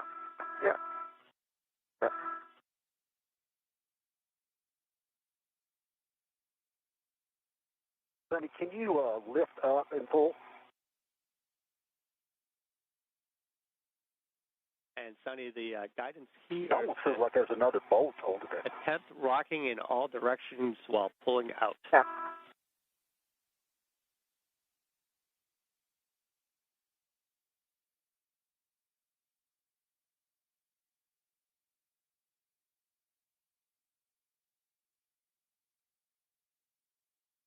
Man. Yeah. It feels like something else is holding it in there. Okay, so it hasn't moved at all. You've moved in all different directions, and the next thing is to retrieve the bolt puller.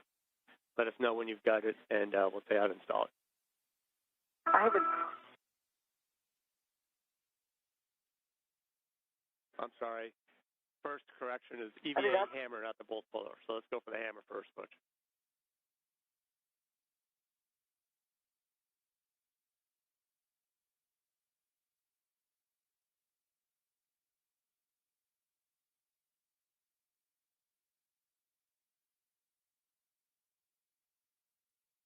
If I want to pull up, which I'm probably going to have to DCA just a little bit because it's like right in front of my arms, right? So if I want to go up, I need to come up probably 10 centimeters on a DCA. And Let Sonny, me do that real quick. Yep, Sorry Sonny, if you about want to do getting up there. GCA, now's Sure. a great time to do it. So, Nick, you have a go to pick up with the GCA. Yep.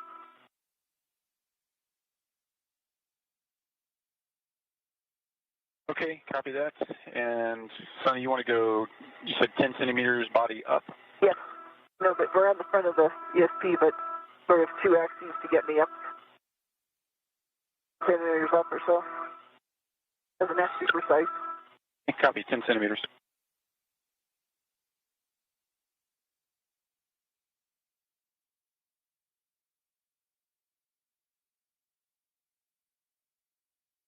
Okay, Sonny, here's body up.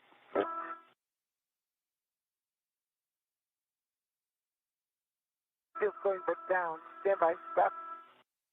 Stop motion. Stop. I was going toward my feet. I need to go toward my head. So, station. I'm commanding in station coordinates, so stand by. I'll get to enter. Yeah.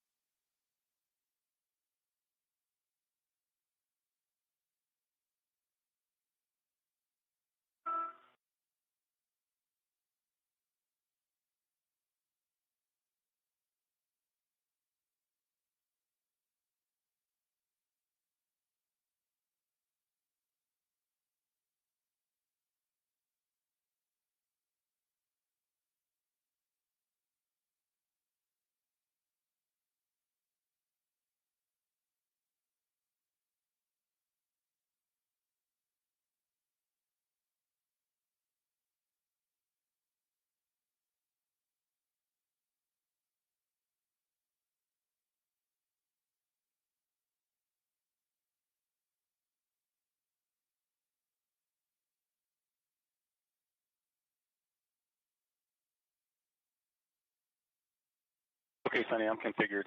We're working internal coordinates now, so I can take your body up. How far do you want to go? Probably 15 centimeters. Centimeters body up.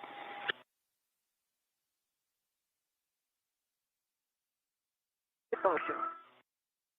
Nick Hague moving the robotic arm just up about 15 centimeters, while Sonny Williams continues to work on the removal of the radio frequency group. Yeah, how about 10 more?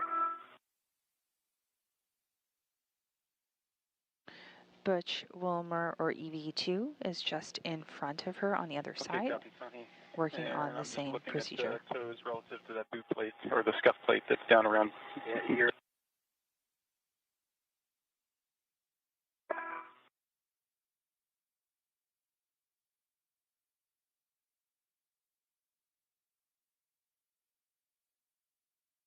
I can give you 10 more centimeters. Okay, 10 is good.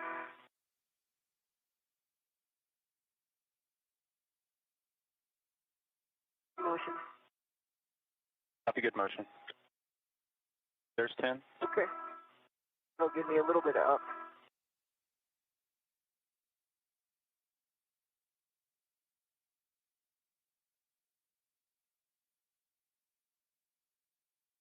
If you're happy with it, I'll go brakes on. Yep, happy with that. Sorry, brakes on. Brakes on. GCA is complete. All right, copy, brakes on. I see Butch has the hammer. He's getting in position. Sonny, make sure you're in a good position to give it some wiggles again. Again, you can try to move it in all directions. Yep.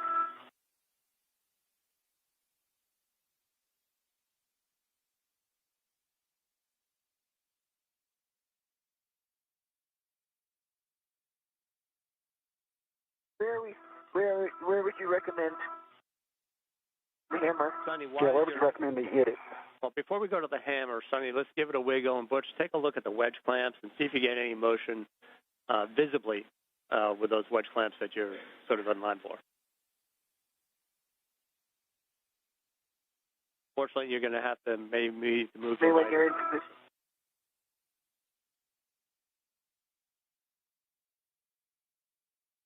I saw the wedge clamps wiggle earlier. Sonny, give it a shake. Butch, Several right of there. them. Do you see anything, Butch? Okay.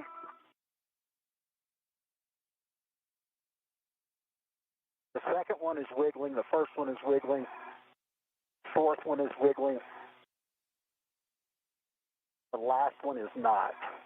Keep doing that, Sonny. Third one is wiggling. The last one is not.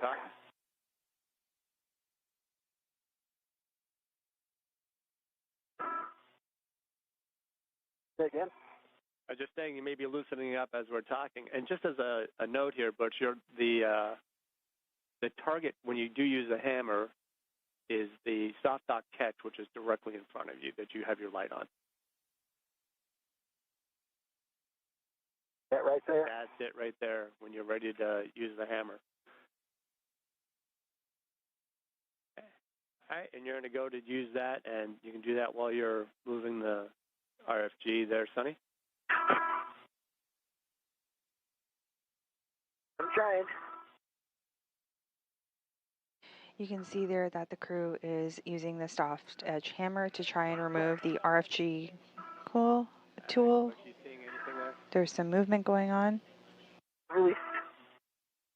I am not. I am not either. Wiggle again, Sonny.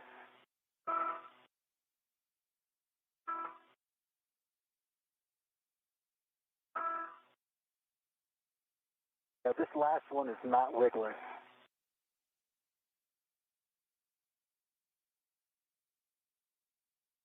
All right, so Butch, you have not seen the last bolt wiggle yet. So if you guys want to try this a little bit more before we move on to the bolt puller, we've got all day to do it.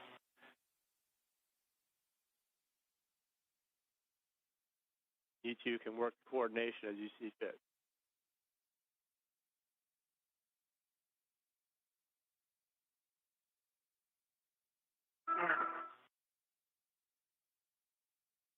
Not doing it.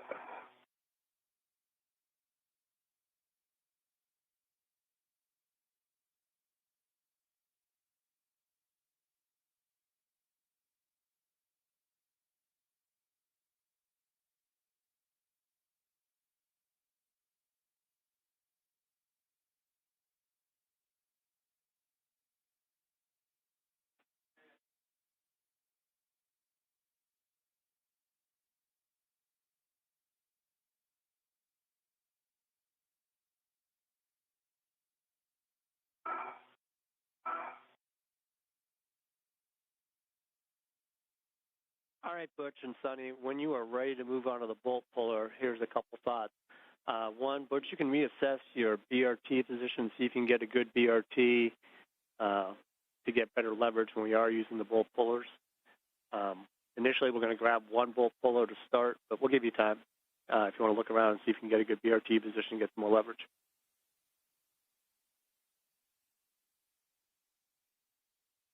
Stand by.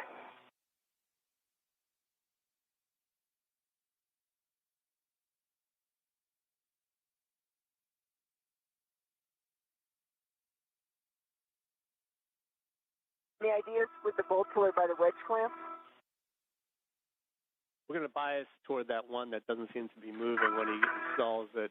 And once you guys are ready, I get a whole list of cautions for the bolt puller.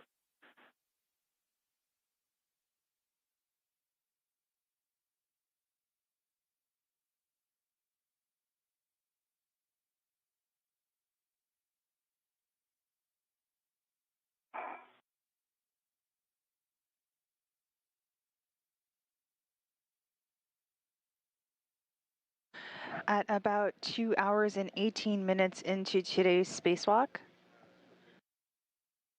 this view coming to you from Suni Williams' helmet camera as she gets another tool out to continue the removal of the radio frequency group. We will continue to follow along on this coverage of US EVA 92, the 274th spacewalk in support of space station assembly, upgrades, and maintenance.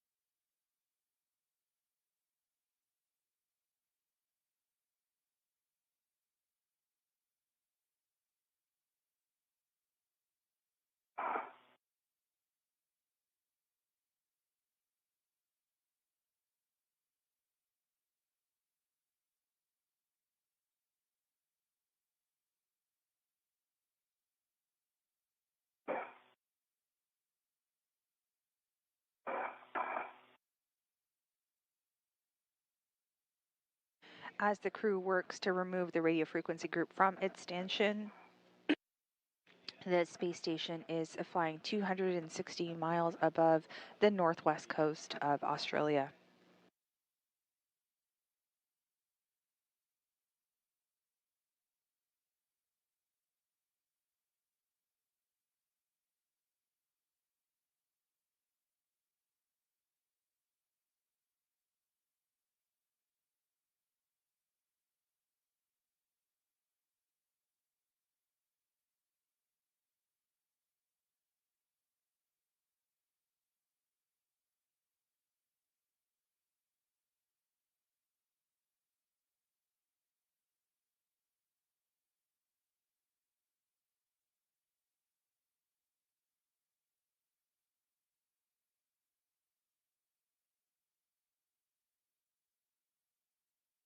All right, Butch, it looks like you may have got your BRT in a spot. I'm going to read you the cautions for the bolt puller.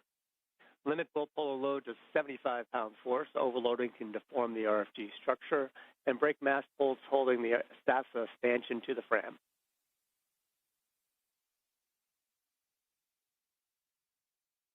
The second one is no impulse loading. Use a slow and steady ramp in force with the bolt puller.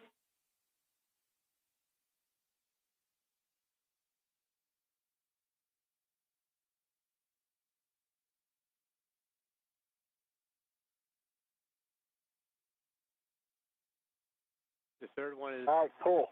All right, third one is confirm no platform motion prior to the initial attempt. And the fourth one is no more than 2 cycles, otherwise wait for platform motion to dampen out prior to making additional attempts. And with that, I see you've got the bolt puller, and you can coordinate with Suni to get good motion. We did say you could bias toward the wedge clamp that is not moving.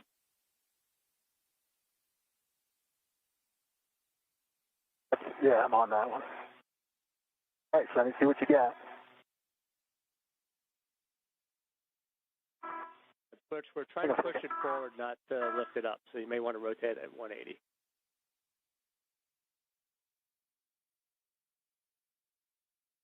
Well, it looks like the little lip needs to get over the lip to let it go. So pull again, Sonny.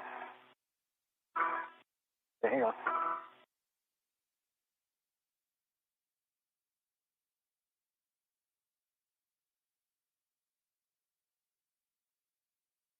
Ready? Go.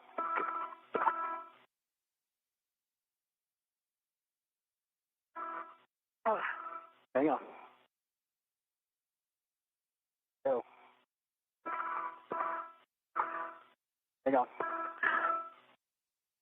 Have you seen any motion? No.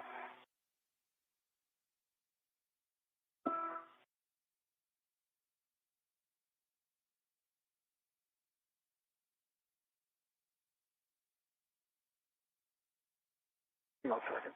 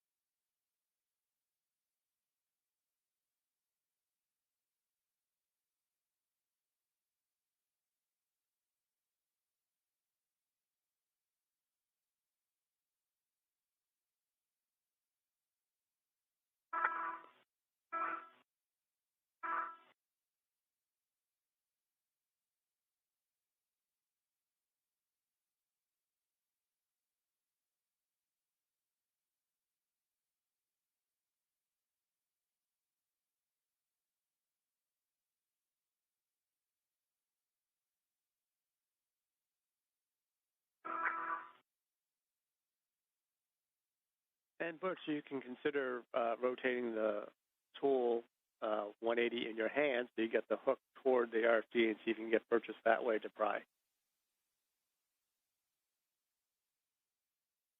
We are experiencing a brief loss of signal as communication satellites transfer over from one to another. All right, copy that. Here are live views of the International Space Station Flight Control Room here at the Johnson Space Center. Flight control teams continue to monitor and work through today's extravehicular activity, or spacewalk.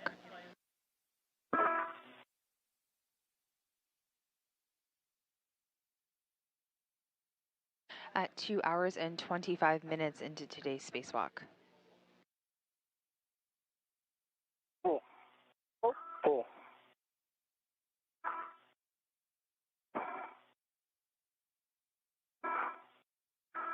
And Butch, with that BRT, you might go grab the other bolt. Okay, I better stop for a second.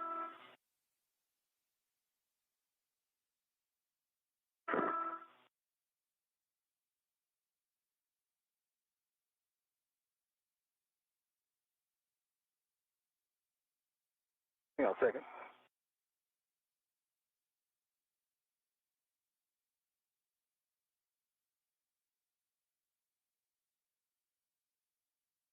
Almost like there's something holding it, another bolt or something.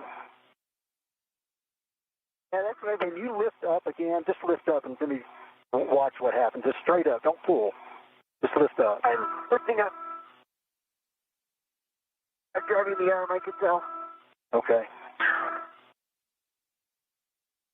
All right. can't quite get it in there far enough for what I want to try to do.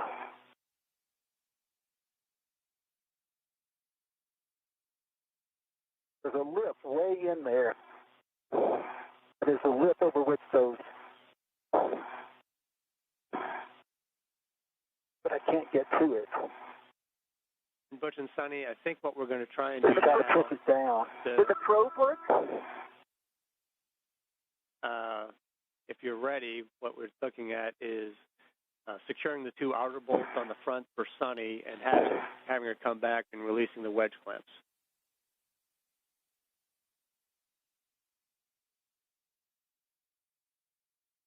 You want to release them all the way?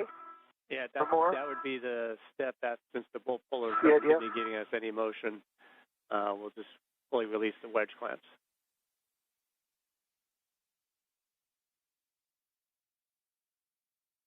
So in order to get there, though, we need you to secure Alpha and Juliet, the two outermost structural bolts on the front. And I can give you settings when you're ready, if you guys are ready to move on.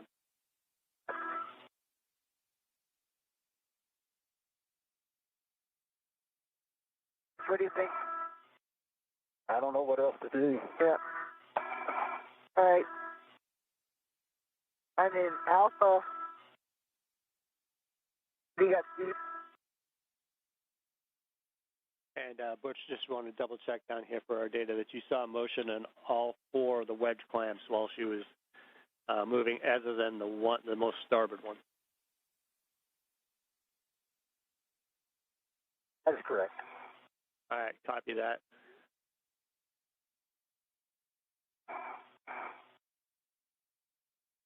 Is that most starboard one or the most port one? Or most port one. Port one, the first one. One way inside. Correct. The one way inside. Okay.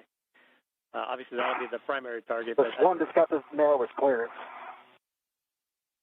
Releasing them all per the procedure.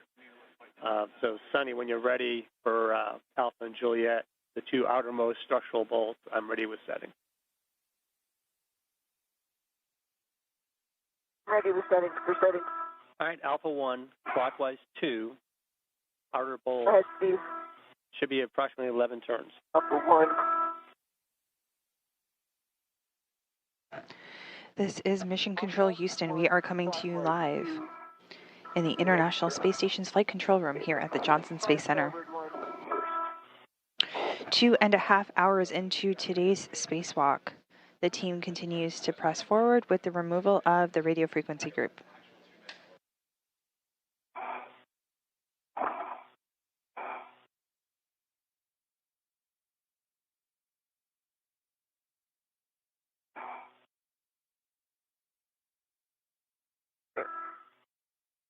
This is 11, 7, or a little bit more. There you go. All right, so is one bolt complete? Excellent. Torque is 3. We'll go full complete.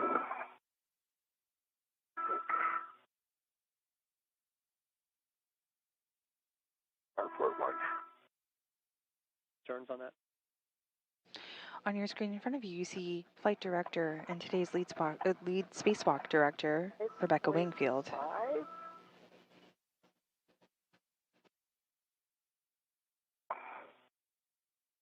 Not quite 11 minutes. We are currently experiencing a handover period as communication satellites change over. Yep.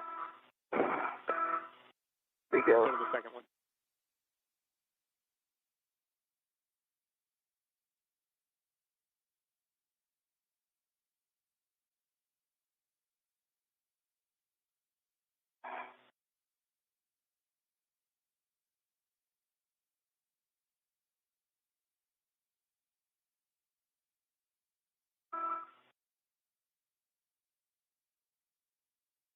Nine 9.4, 2.3.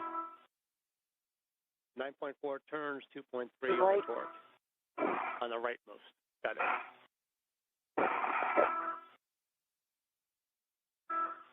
Bolt complete, Alpha and Juliet. And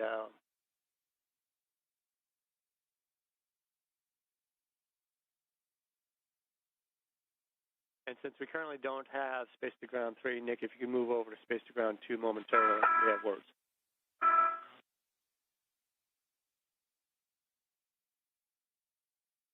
Large small red is off of the RFG. Your red is off of the RFG, and we'll be moving you back into that wedge position, and that's giving Nick words now. Hey, stand by for a second. I did the second from the right one, not the far right one. And that's good enough for now. So, it's good enough for now? Okay. Okay.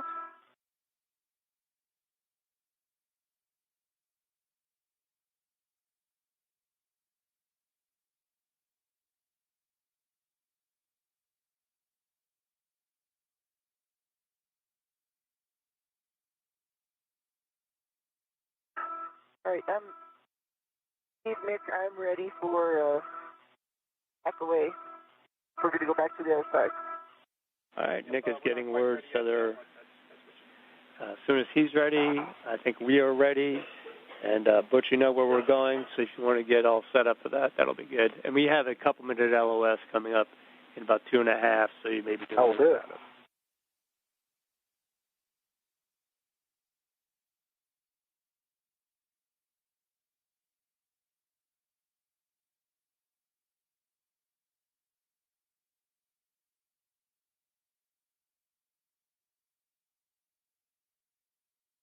Okay, Suni, we're configured.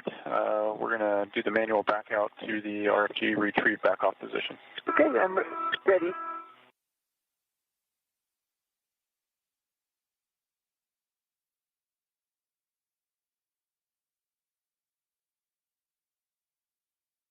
Okay, we're moving station forward. Start motion. Motion. That's a good motion. 2 hours and 34 minutes into today's spacewalk, the team continues to work on the removal of the radio frequency group, which is a group of S-band antenna. As we go through a handover period between communication satellites, you just saw Rebecca Wingfield stand up, speaking to EVA officer Sandy Fletcher. And behind her, the person would be sitting to her right is Capcom, or Capsule Communicator, Will Vu. And beside him, ground IV NASA astronaut Stephen Bowen.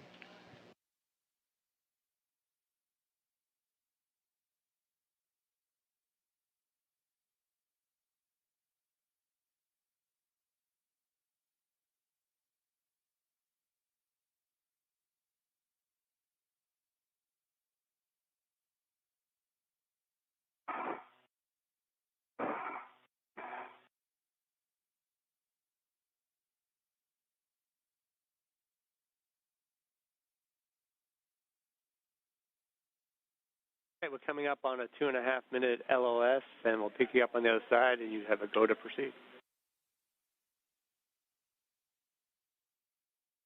Roger that.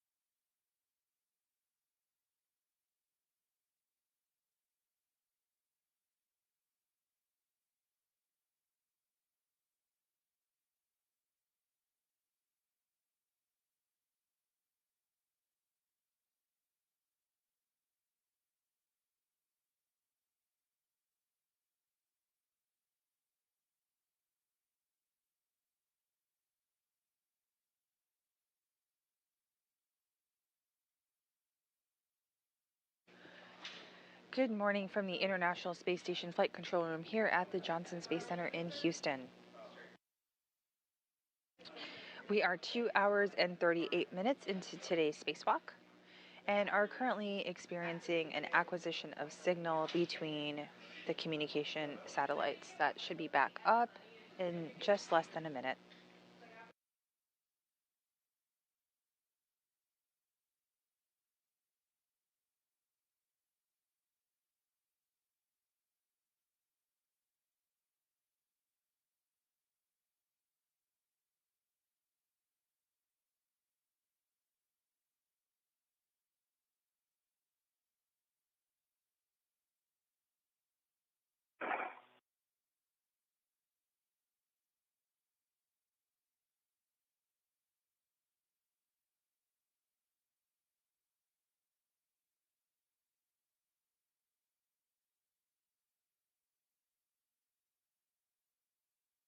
I changed my TCV setting to 3.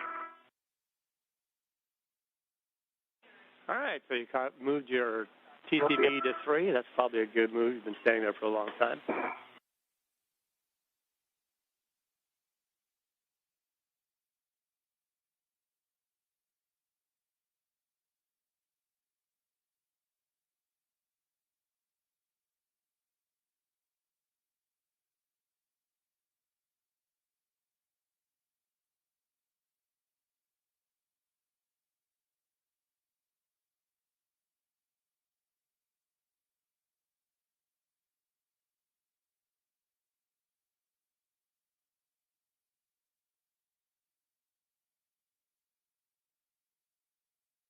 Okay, Sunny, ready to start the JOCAF to RFG aft back-off position. Okay, I'm ready for the JOCAF. There's motion.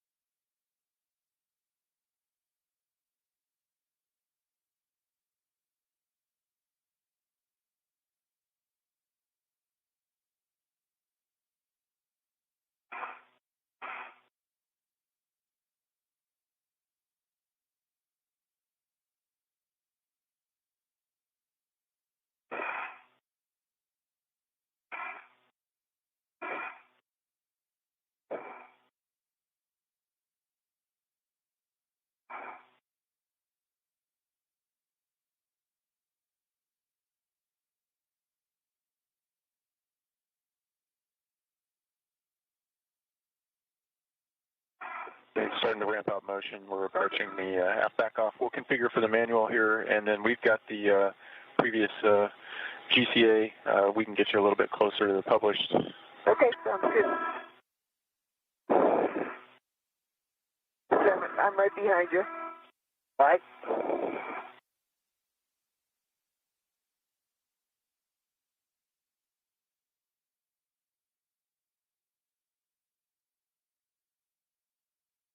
If you envision we're taking these all the way off? Or what are you thinking? And Sunny, we're looking at taking the one that hasn't moved all the way off and then evaluating from there. Okay.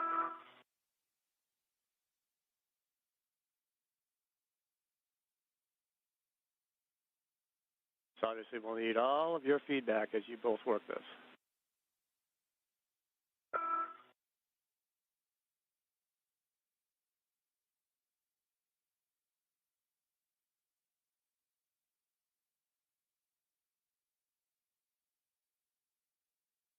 Okay, Sunny, we are configured for manual approach.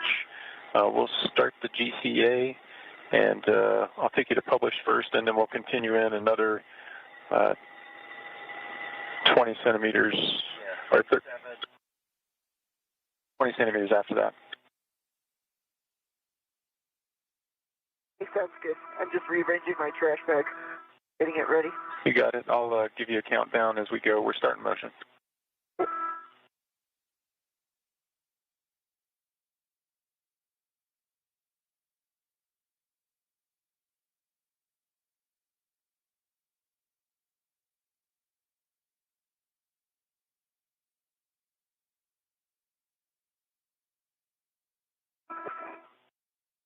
Motion. Copy, good motion.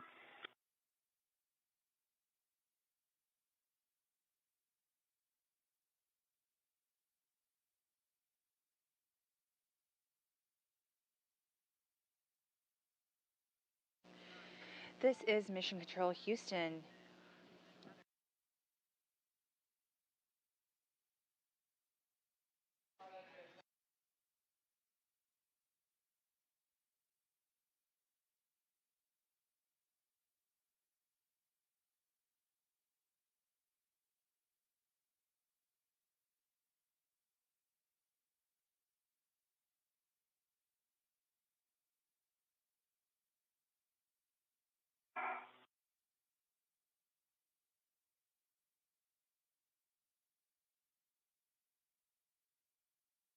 Sonny got another 1.25 meters to go. That looks good. Sounds good. Get it back. Okay. It is behind your back, but it's clear. It's all safe. It's all not entangled with anything. You mean my safety tether? Yeah. Oh, yeah. It's safe. Yeah. It's all good.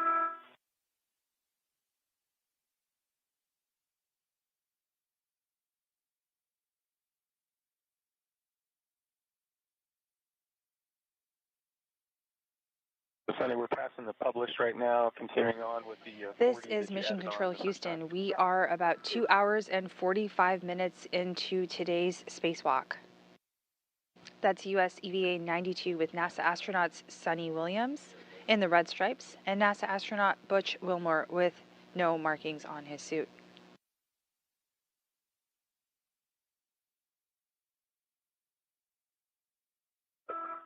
Got it? Thank you. After releasing all of the structural bolts on the radio frequency group, at this point, Suni Williams and Butch Wilmore are trying to get some motion in the RFG. Yep. They're returning to the wedge clamps to attempt to remove the wedge clamp bolts. Position that we had you in last time. And we will continue working through the procedure for the removal of the radio frequency group.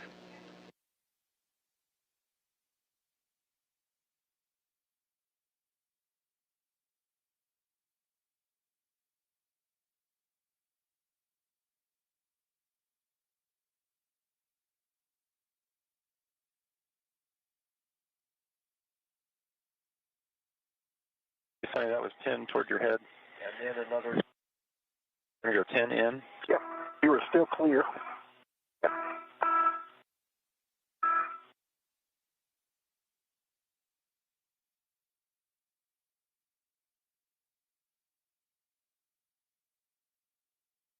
Got 5 more forward.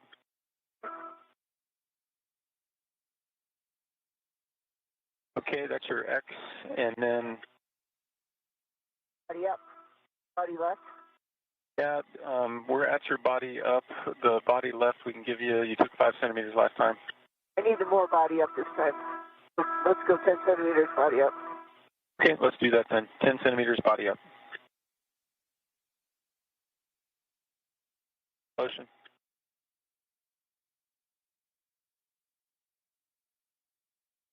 That's 10 centimeters. Then did we go in more or left? We can give you in. 5 in. 5 in.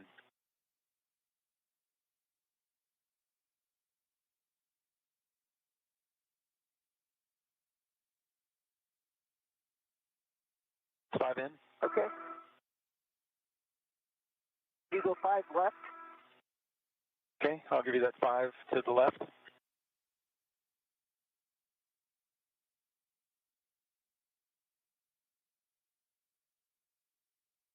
5 left. Okay, I think that's complete. Okay, copy that. GCA complete. Brakes on. All right, we ready? I'm ready. Are we just going to take this all the way off? All right, I understand GCA completes, and Butch, if you can pass Suni the ratchet, and you can get the RFG wrench in place. And the object here is to release the bolt entirely, and catch what you can if you see anything coming off, and let us know what you get. And then we'll move on to the next ones as necessary.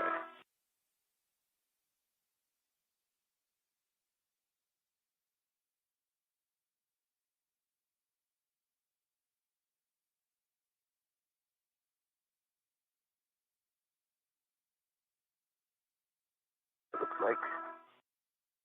Yeah, the threads are below squiggling. We're going to continue on. Take it all the way off. Watching. If you can get it all the way off, let us know.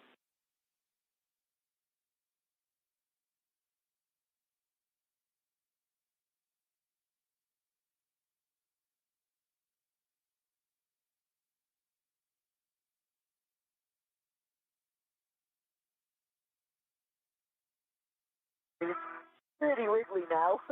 Like washers are coming up and down. Moving up and down. That sounds good. And Suni, if you can keep track of how many turns it takes to take the nut completely off, that might be helpful to us as well.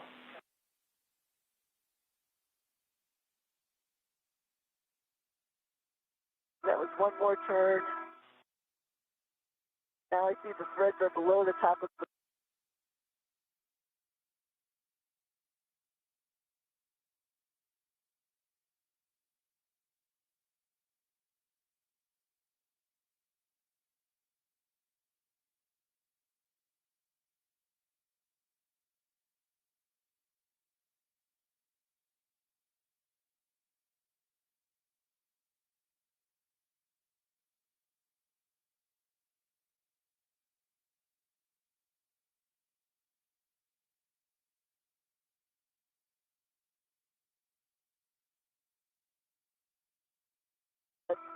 Two turns. I see 2 threads on the inside of the bolt.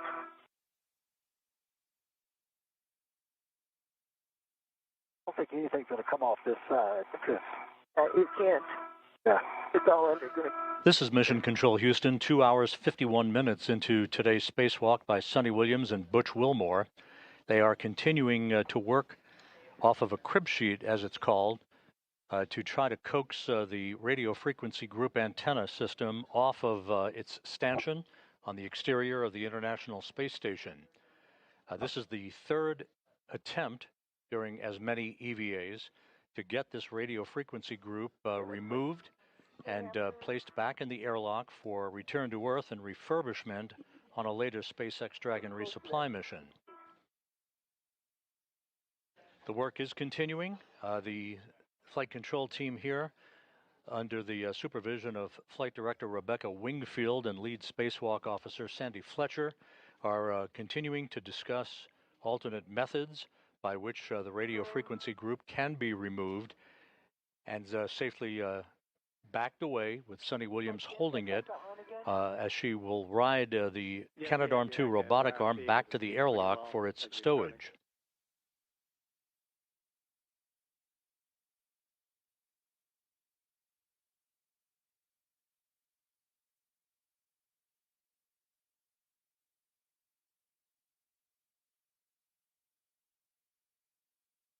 I think you're coming off a little bit as you're moving it.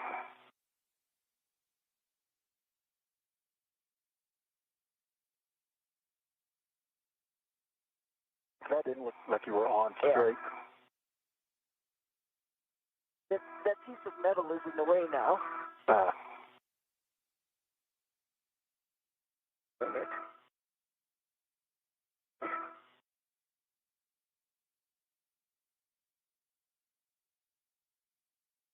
Are you starting to see clearance between the washers and the head of that? Yep. Stand by.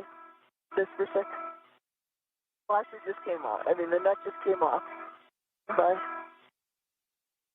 And we copy. Thanks.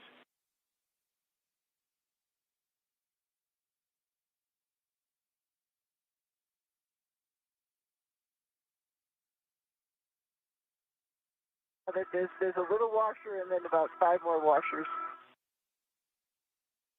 Oh, that's a pretty good stack up. They're not coming off fast. Okay, and the bolt itself, did that end up anywhere?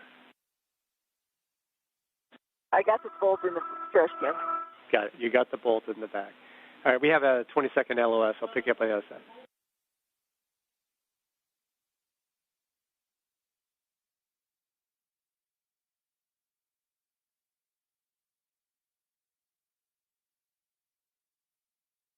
Good catch on the washer.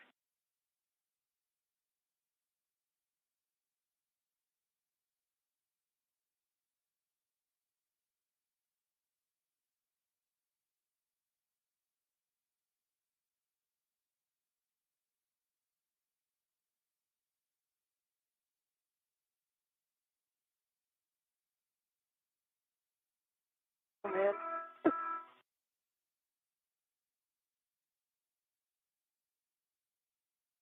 Okay, this is nerve-wracking. 1, 2, 3 more.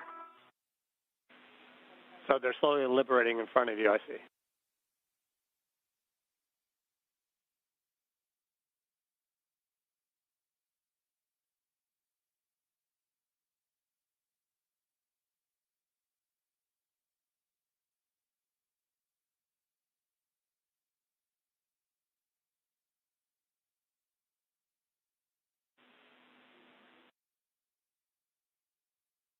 I have to encourage them to come off. Yeah, I don't know if the bolt puller might help you encourage those to come off. As we approach the 3-hour mark for today's spacewalk, you can see a view out of here from the helmet camera as the crew continue to work to release that RFG from the stowage platform. We will continue to monitor and provide updates. Sonny, we'd like you to move on to the next bolt, and we move that one as well. Just let it go. If this last one comes off, just let it go. Well, if you can catch it, you can catch it. If not, that's okay. Which one do I do next? Next one in line. You didn't see any dramatic change in motion or anything on those other ones, right?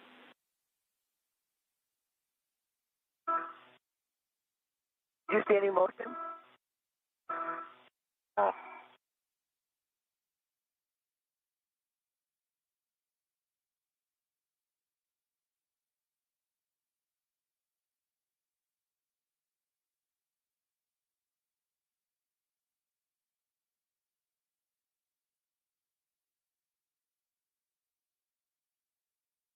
And just as a status, we're about 3 hours into this, and the limiting is 754 on battery.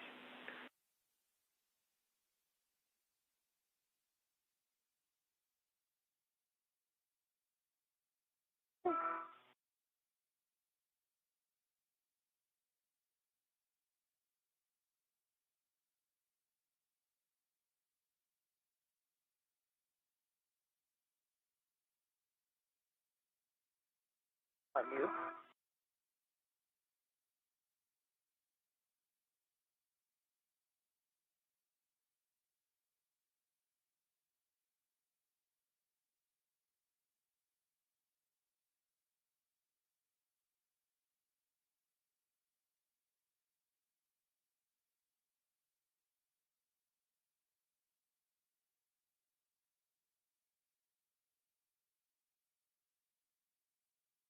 Am I turning that thing? Oh, you're on it, right? I'm on it. Can you see it turning? Yeah, I see it now.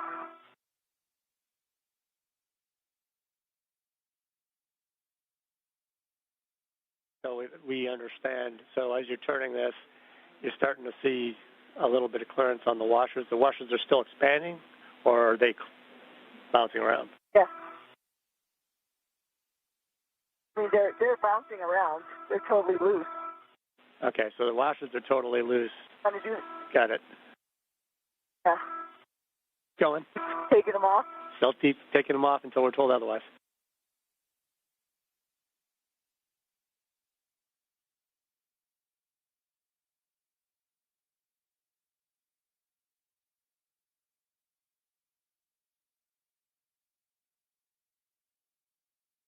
Almost there.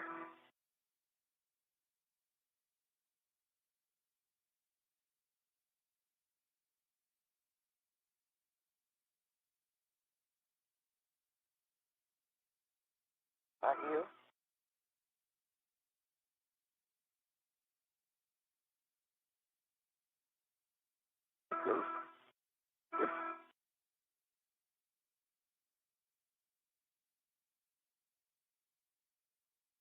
Nuts.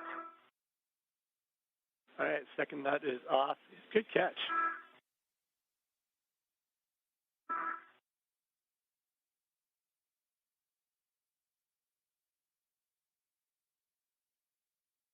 The washer is off.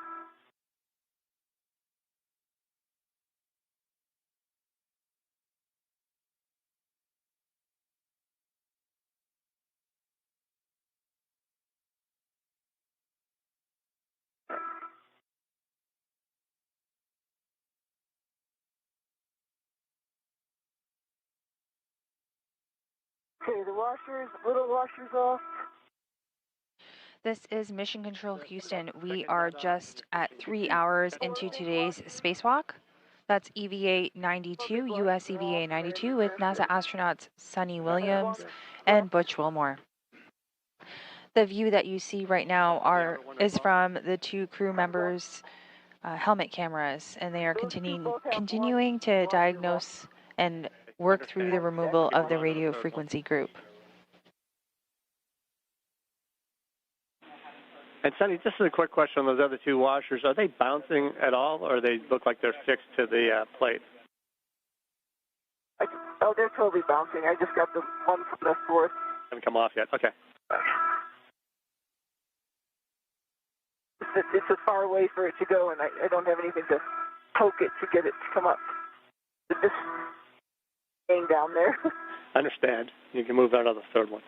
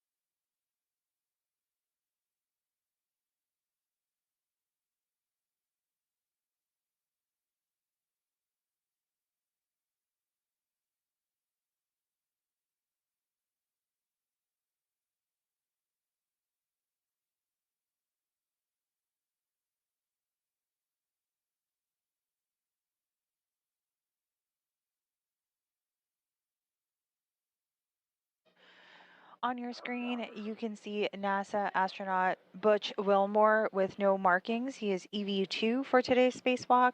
And to his left, or to the left side of our screen, we can see Suni Williams, who is EV1 wearing the red stripes.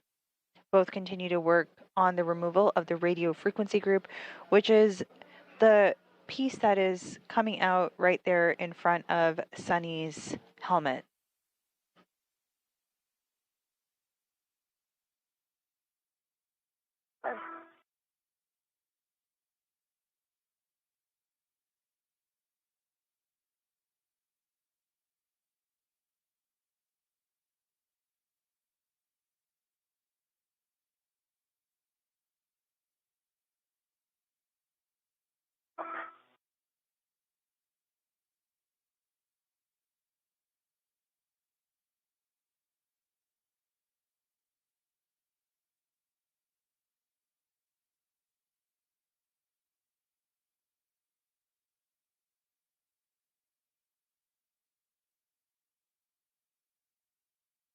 I'll turn.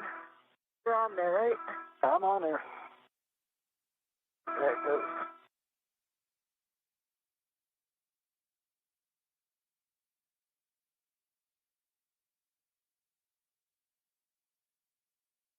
That's off.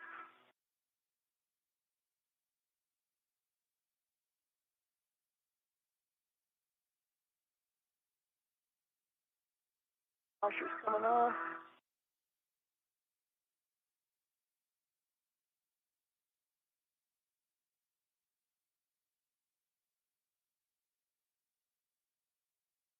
Back up.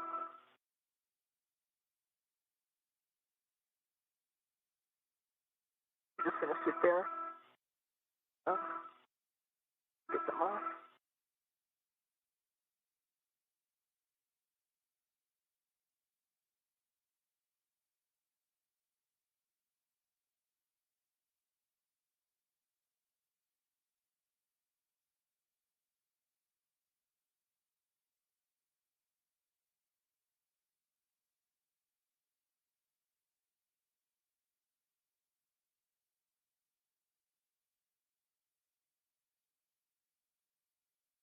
Okay.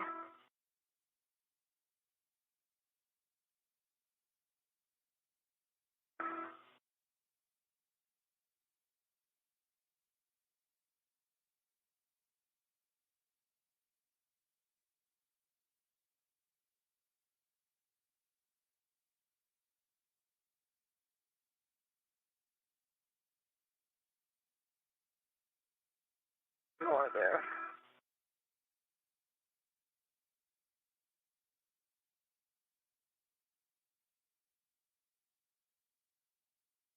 Alright, I think that one's.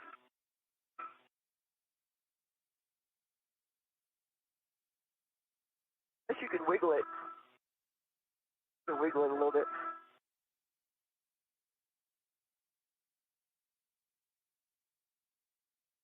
Both of those are like pretty close. Come on.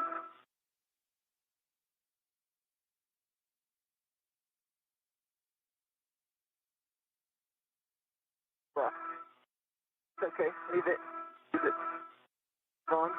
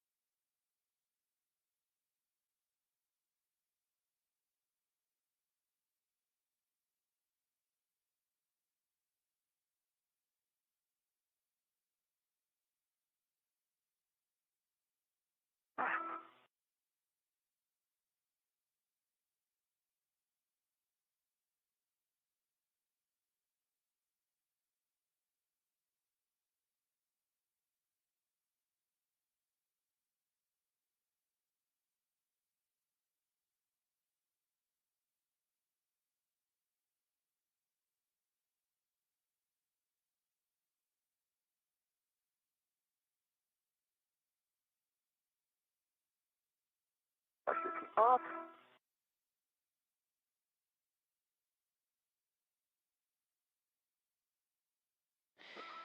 This view coming to you live from the International Space Station is Butch Wilmore. And you can see the Canada Arm 2 robotic arm on your screen. On the portable foot restraint at the end of that arm is Suni Williams. Both continue to work on the radio frequency group this morning for USEVA 92. We're about 3 hours and 8 minutes into today's spacewalk.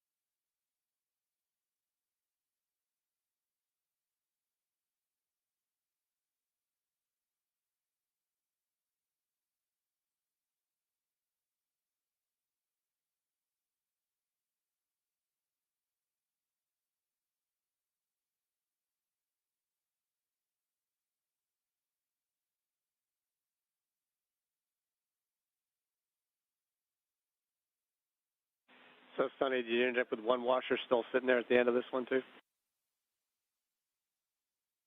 One washer is just at the middle one here. Okay. The last one came off. This one I'm going to try to pull off. Okay, just be careful with the gloves, as usual. And if you need the needle nose, that might be another option.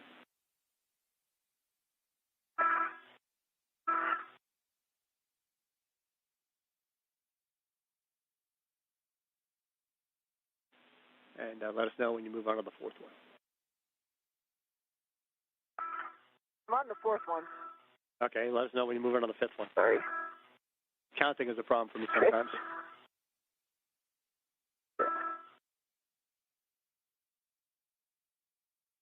Just a ratchet. Yeah.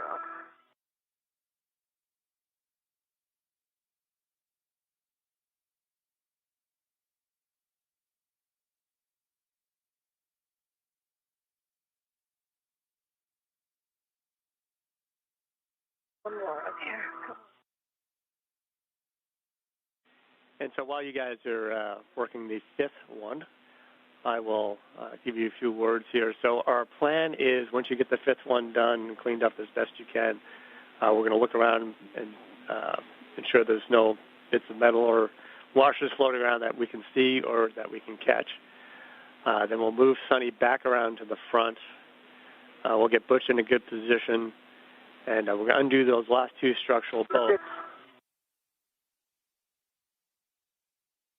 And then after we get those last two structural bolts done, initially we're going to try that soft dock catch again with a hammer for Butch. And then once we've done that, we're probably going to have Butch go around and tap the edges, sort of like a pickle jar. I know Butch doesn't have this problem getting pickle jars open with his hands, but some of us have to, tap it with the back end of a knife. And that was our intent there. And I'm going to come back and try the bolt pullers to pry it again, and then we get one last option involving a bolt puller from the front as well. Yeah.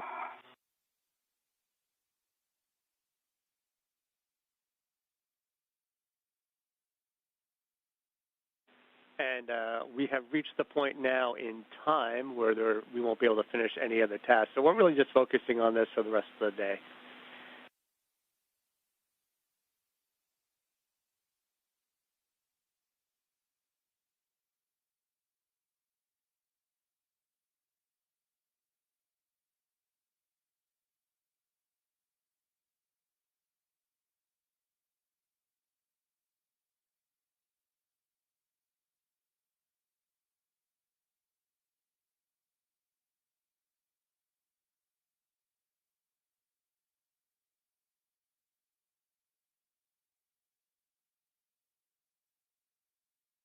Looks like it's on there, is it? Yeah, I think so.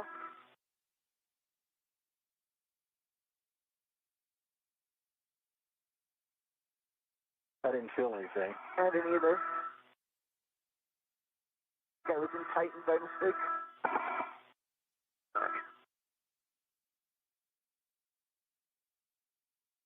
What's that?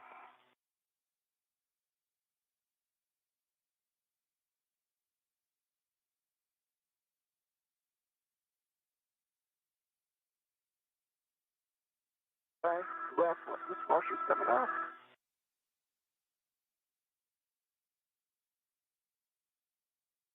For 4 of them, I've got every piece so far. I'm the last one.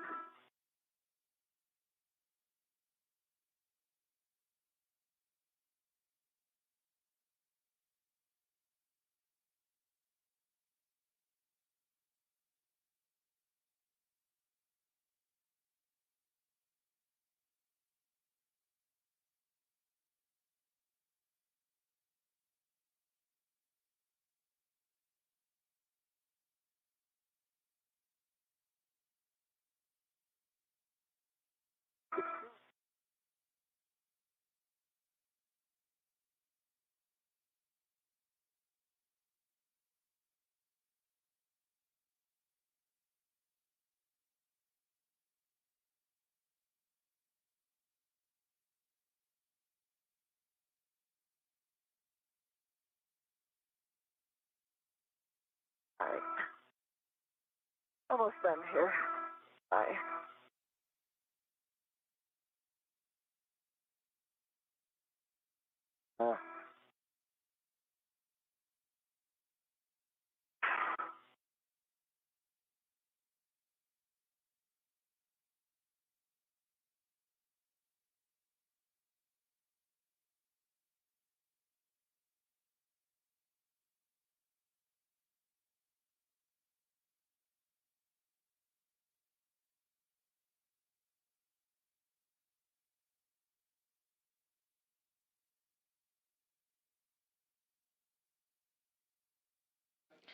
This is Mission Control Houston. Today's spacewalk began at 6:43 a.m. Central Time, and we are about 3 hours and 15 minutes into today's spacewalk. All right. The crew are at the radio frequency group working on the removal of this S-band antenna. Sounds good. This is a top priority task for today's EVA. On your screen right now, you can see NASA astronaut Butch Wilmore as EV2 with no markings on his suit. And above his right arm, you can see Suni Williams, who is EV1 with the red stripes. You may have just heard that spacewalk communicator NASA astronaut Stephen Bowen mentioned that we will forego the other tasks that are planned for today, that were planned for today's spacewalk, to prioritize the RFG removal. Now that we are focusing on this task, we have a little bit more margin to get this done and multiple options to remove the RFG. And you can buy Comes your red. And Butch, you can stow your tool as well.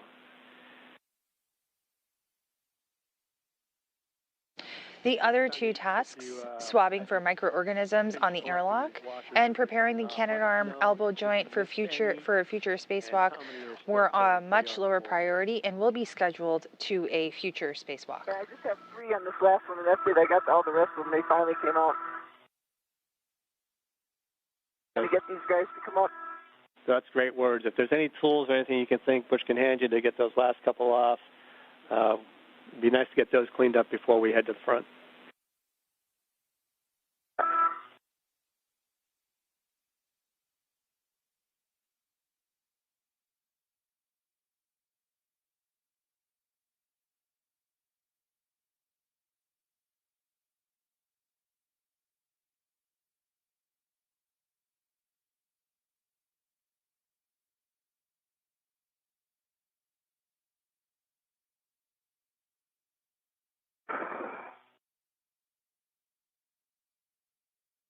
One more. 6. Liberated, yay. I did. Okay, I got them all, Steve. Outstanding, all in my Sonny. trash bag. Fantastic. All right, so with that, we're going to turn you over to Nick to take you around the front. Butch, get in a good position for clearance, and then once she's gone, while we're setting up the Joecasters, we'll have a few more words, but I think we're ready to go. Okay, Nick and Dawn, I am ready. I'm leaning back. I think I'm clear of everything. Okay, copy that, Sonny. I'm going to bring you body down first. We'll take that out, and then I'll back you off body out. Hang on, Sonny. What's up? May need you to pull this over my head. Okay, stand by, Nick. It's holding. Look over my head. Is that where it needs to go? It's right in front of you. And we just came back from a brief communication handover period with 3 hours and 18 minutes into today's spacewalk. Nicely done. All right. For those of you who are just joining us, US EVA 92 began this morning at 6:43 a.m. Central Time. And given the amount of time it has taken to remove the radio frequency group, this will be the sole task the crew will focus on today during today's spacewalk. Good motion. Good motion.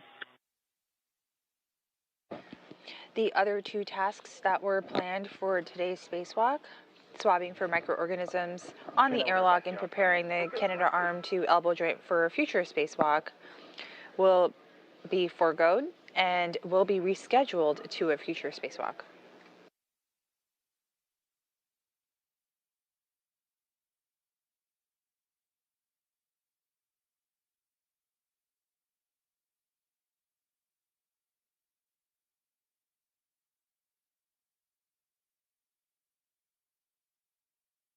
could you see how many washers? You couldn't see how many washers on the other side, could you?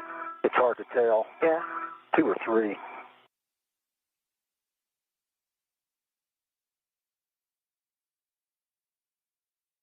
Another meter and a half to go, Sonny. Really clear.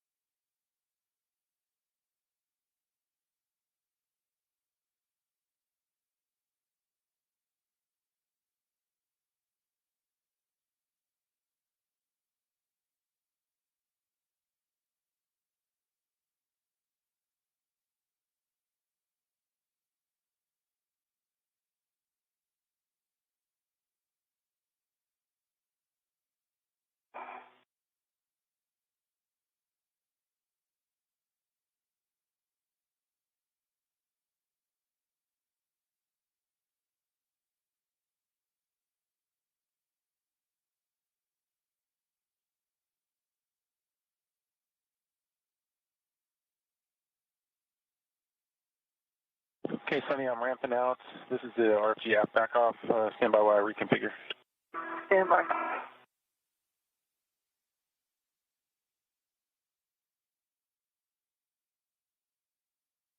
All right, so while you two are waiting for the reconfiguration, we could get a glove and hat check.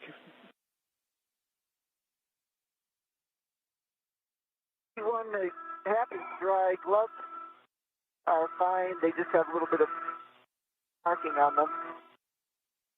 A little bit of dark, but RTD and everything is fine. You, Sonny.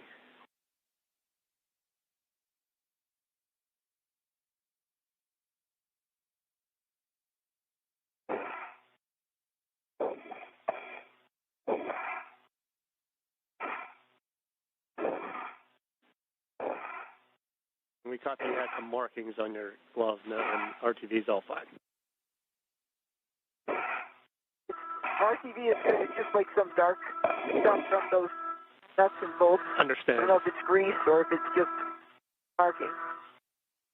So I appreciate that, Sonny. And Butch, how you doing?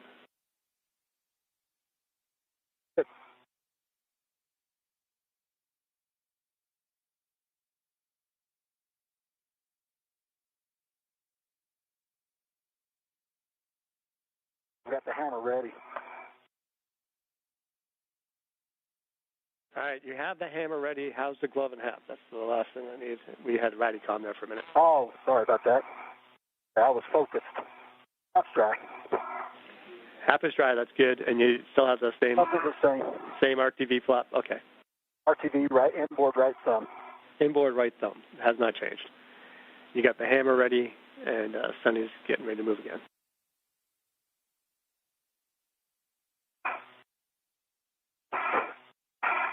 Okay, Sonny, we're configured. Going to start motion to the intermediate position. Okay, ready for motion.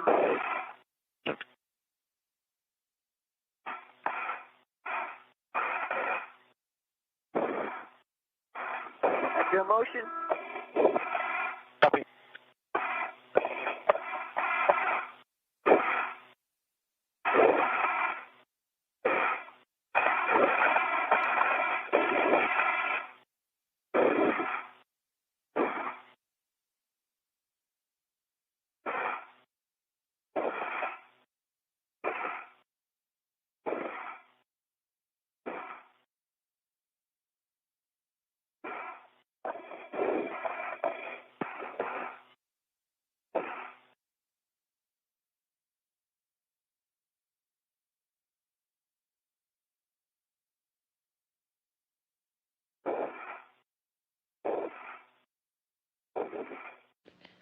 This is Mission Control Houston. On your screen, you can see NASA astronaut Suni Williams, EV1, being moved over from the work site she was at with the radio frequency group to the other side, using the Canadarm2 robotic arm.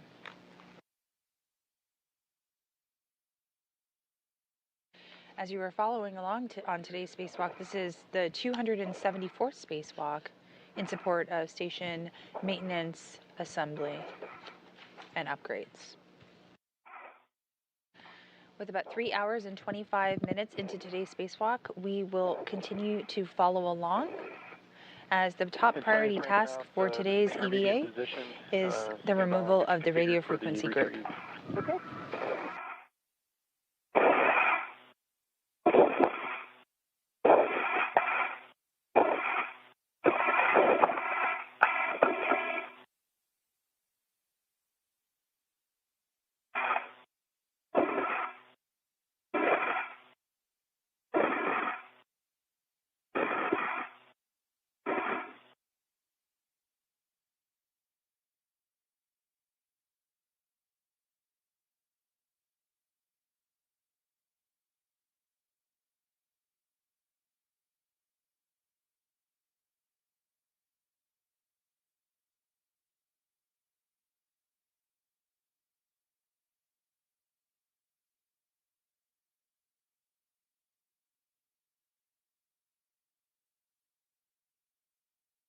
There's motion.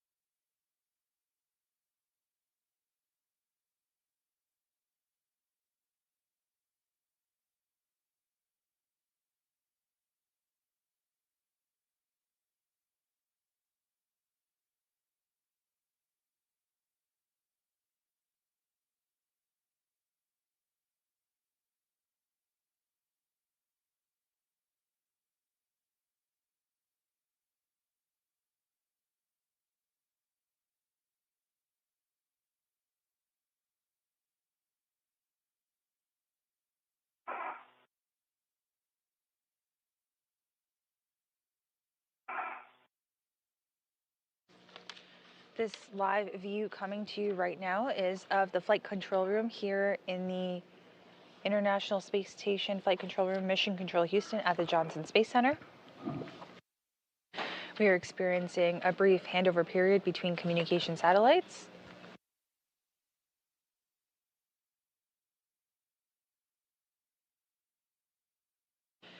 And as I shared moments ago, the top priority for today's EVA is the removal of the RFG, or the radio frequency group.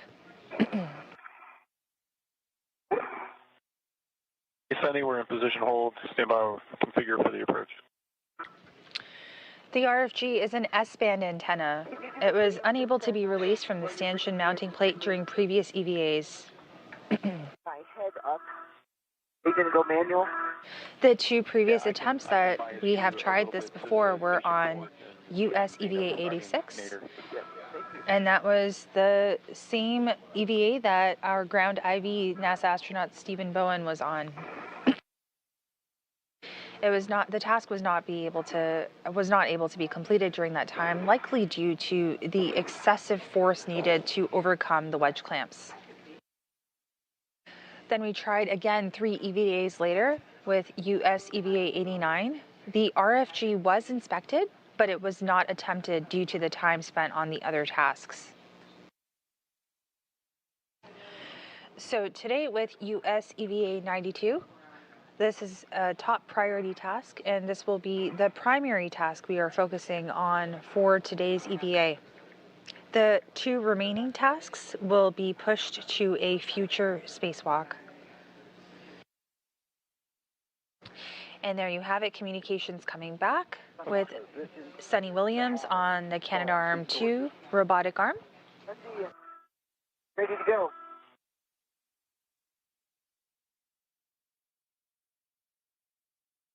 All right, Suni, I'm configured for the manual approach, so we'll start the GCA. Okay. Published plus. Right. Yep, we're going to go to the published station aft, about 2.5 meters. Roger.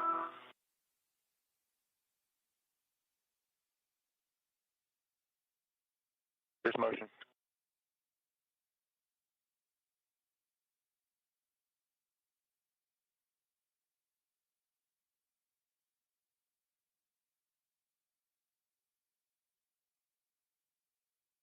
Motion.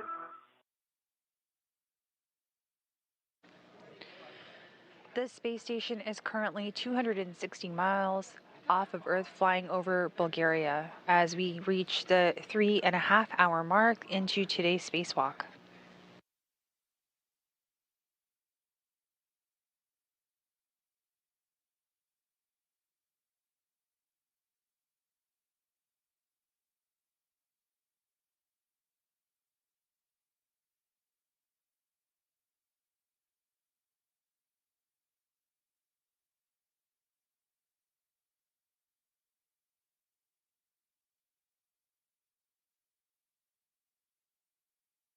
Okay, Sunny, a little over a meter to go. I fed in a little port and station nadir. That looks good. Perfect.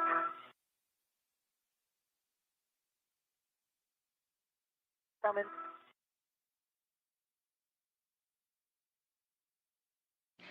We can see Suni Williams approaching the other side of the radio frequency group.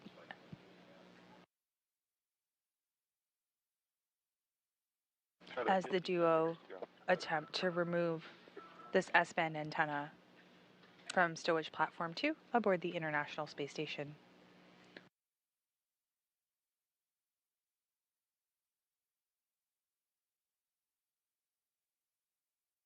Ten more, Sunny.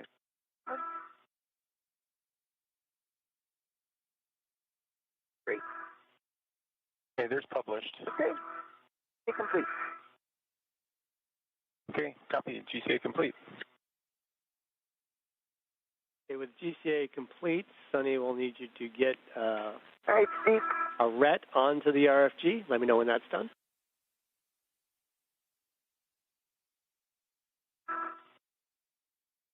You got my large small hook on the RFG. My PGT out. All right, we're looking at Alpha 4, counterclockwise 2, and it should be at 30.5. Alpha. Alpha 4, counterclockwise 2.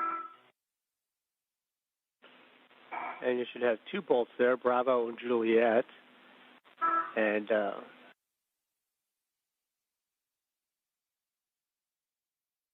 That was Bravo. all right, pick one, and it's 11 turns, and it should be released. Pretty quick.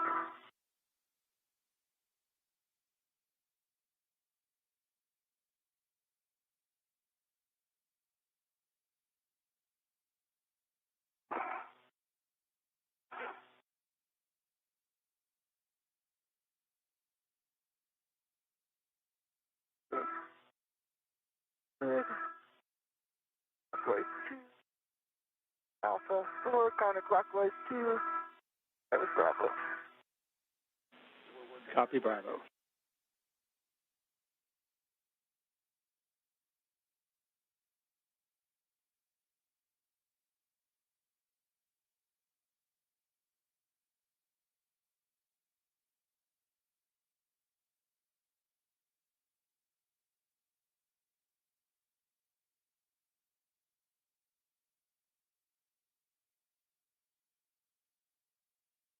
And it's so bright.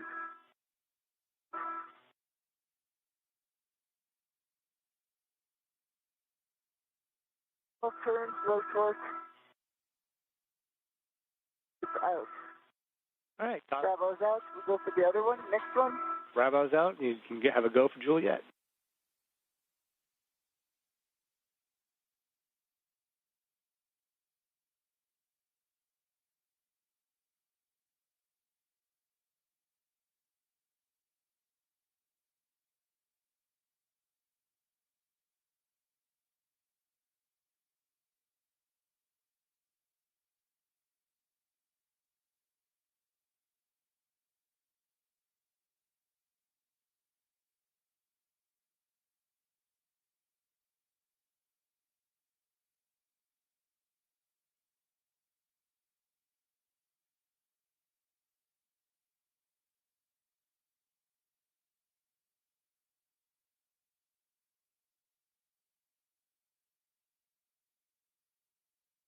Bye.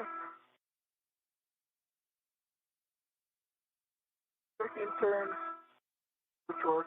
It's out. Juliet is out. If you could verify all 8 structural bolts are popped out, just give them a quick poke and make sure they pop back out.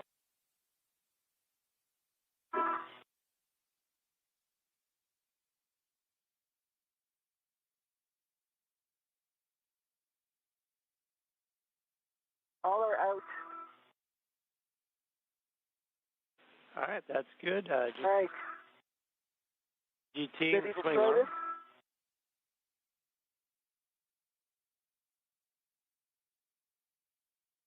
Swing arm and stowed.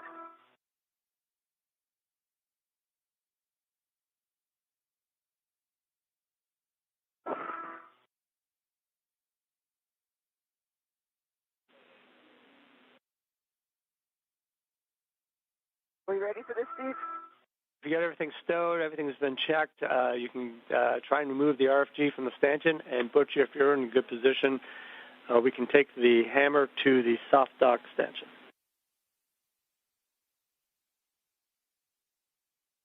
Doing both. Golly, this thing is not moving. It's not moving.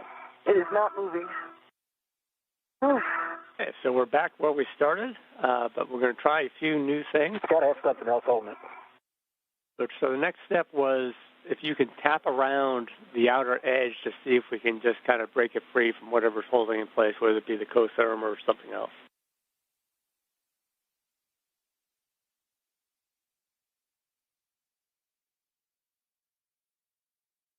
Pickle jar. The pickle jar.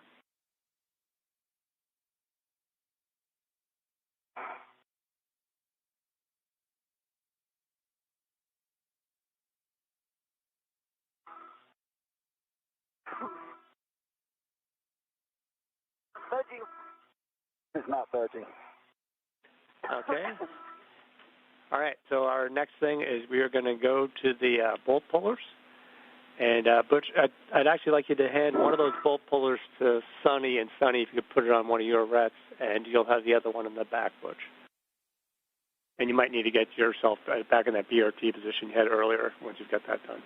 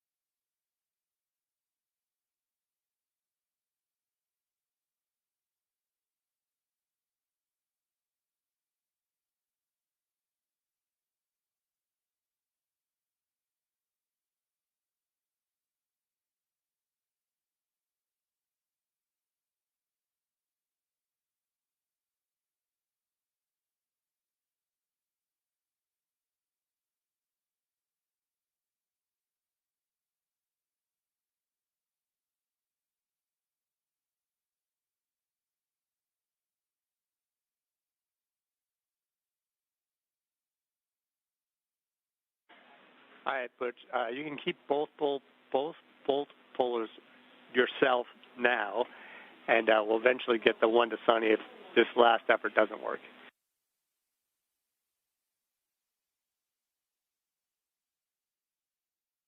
Okay.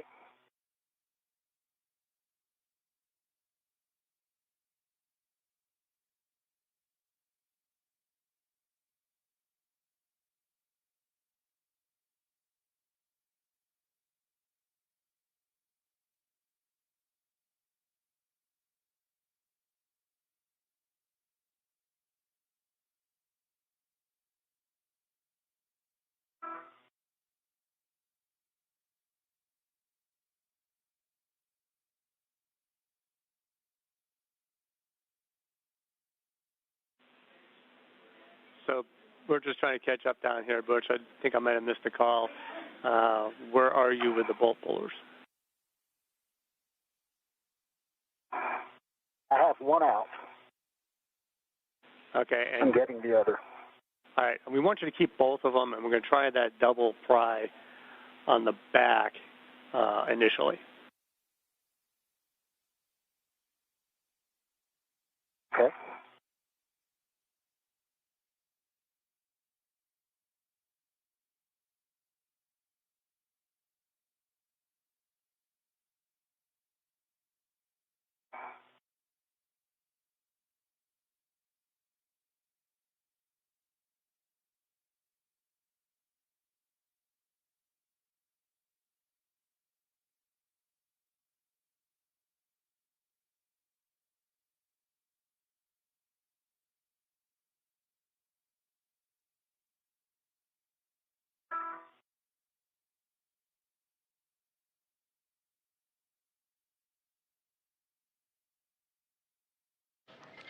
This is Mission Control Houston. We are at 3 hours and 41 minutes into today's spacewalk, while Williams and Wilmore continue to pull the RFG off its stanchion. Suni Williams just broke a record while completing the tasks on today's spacewalk. And this spacewalk continues and this record continues to mount as she continues today's spacewalk. Suni Williams just surpassed former NASA astronaut Peggy Whitson's EVA record of aggregate record of 60 hours and 21 minutes. And once again, that record keeps mounting at each passing minute.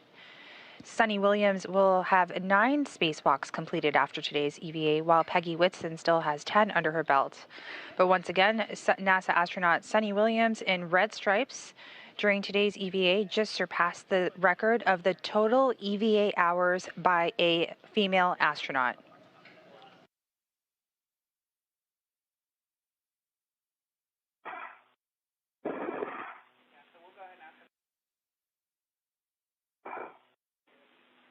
And Suni, looking ahead, we're thinking out loud here.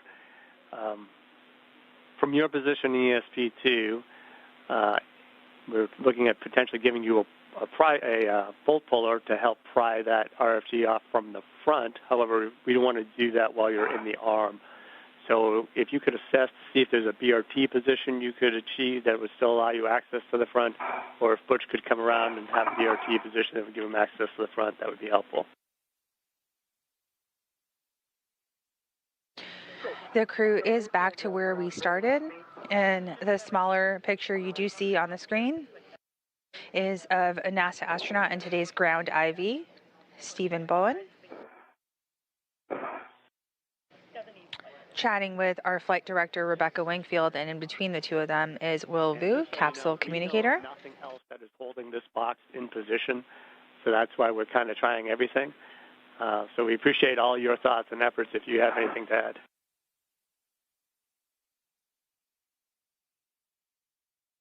It just feels like it's stuck. I mean, so hard. I mean, you'd think that it would wiggle a little bit. Nothing. Not even giving it at all. That's the weird part. Yeah, we don't see anything either, even when we're wishful thinking. So if it does come off, I think it's going to come off all of a sudden. So be aware of that.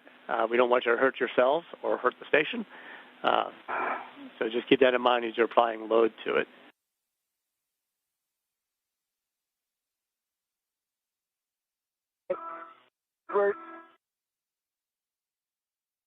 Good comm and good words from our ground IV, Stephen Bowen, as the crew continue to attempt to remove the radio frequency group.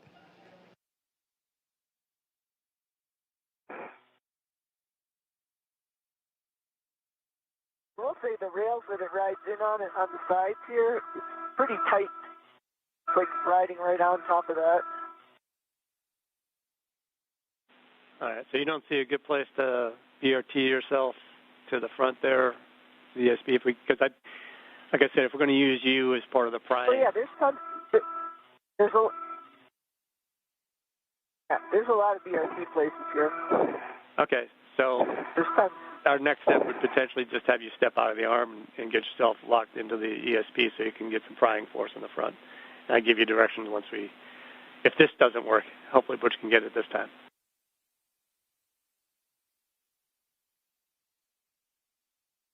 It is bouncing back here. I can feel something moving while you're doing that.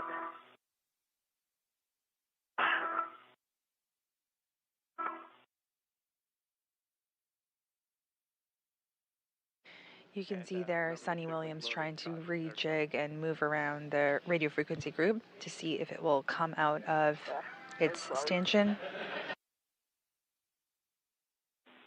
Cameras are everywhere. Yeah. I'm lifting it all the way up, all the way down. All right, Butch, are you getting any motion on the back? Up and down. It's not forward, though. So you're getting up and down, but not You forward. can see it up and down, going up and down back there. Yeah. Butch, do you see any motion at the docking interface?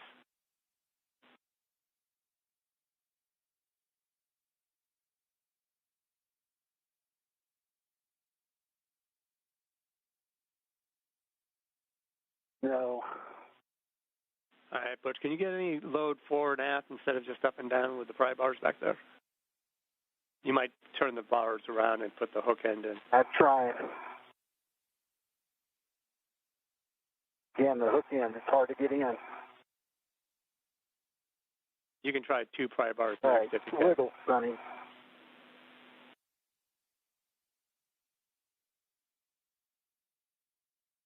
Like it's stuck at the front now?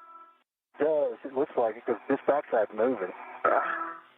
So I'm wondering if, like, on the sides here where it comes in, I don't know if you guys can see, Steve, but, like, the rails that it rides on is, like, so close on those rails.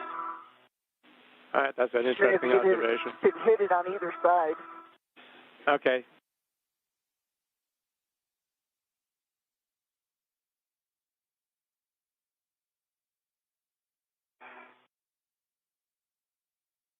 All right, Butch, I think we're ready to hand off 1 pry bar to Suni. Suni, we'd like you to look at a good position off of the arm to get yourself BRT'd so we can get some pry into the front of there, and I'll give you direction once you're out set.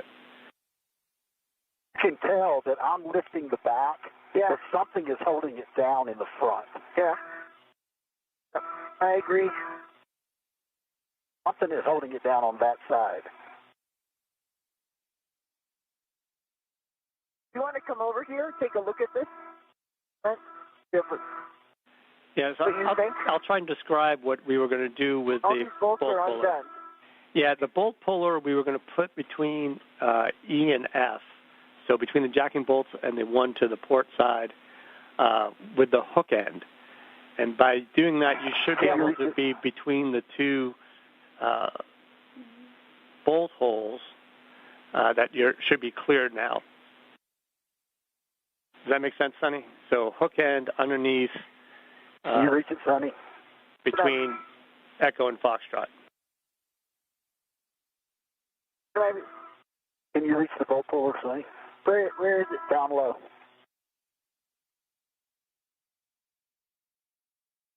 Yep.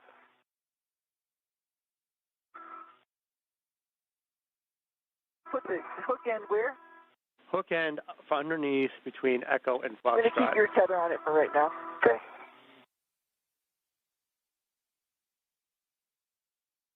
I have to get out of the arm for this? Just assess if you can get it in there to start before we make you get out of the arm.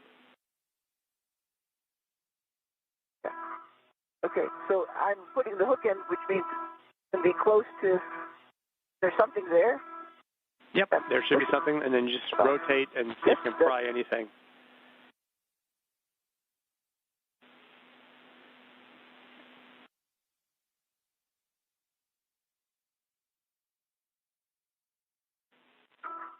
There it goes. There it goes. Okay, the bolt puller back. It's free. Let go That of was it. it. All right, let me get my DRT off the sand rail. Congratulations. All right. And there was much All rejoicing. right. Holy moly. That's all I have to say. That's all I have to say. Oh, maybe that I'm jacking bolt 2 was feet holding in the- things. PFR I've got my hands on. Holy moly is right. You hear that, and we just successfully removed the radio frequency group from the... I want to double check to make sure you've got a ret to the RFG. Butch, you got to watch your head a little bit, but let's start getting you cleaned up back there. And remember all the loose parts back there. If you see anything floating off, catch them. If you can, let us know which way they're going. Don't touch the base plate. It's all There's floating off. I'm grabbing it. It's all floating off. Can and let us know.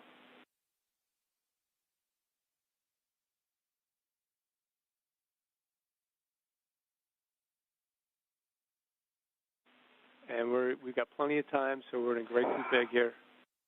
Okay, Steve.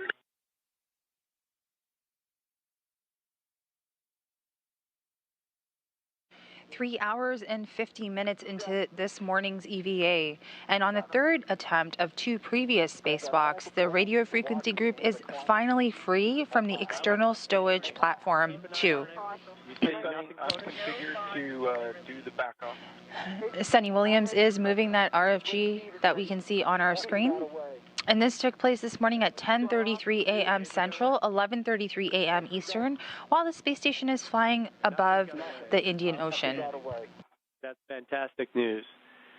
All right, so let's you all do a quick assessment of your areas, and I'm going to make sure we're all set down here before we move on.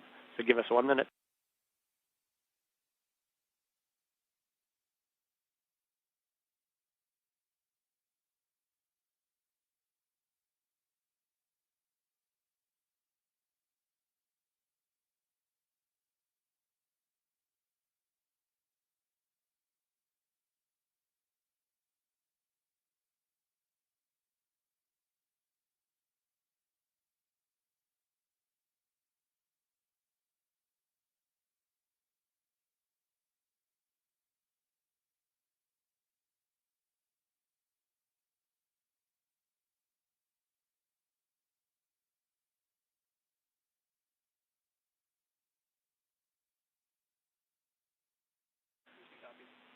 All right, Sonny, we're going to give the go here for the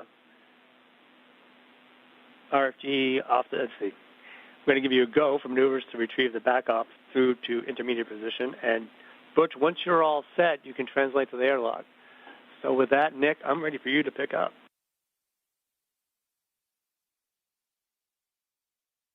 Okay, Steve. Sonny, we're configured. I'm going to take you station forward. Okay, station forward. I'm ready for motion.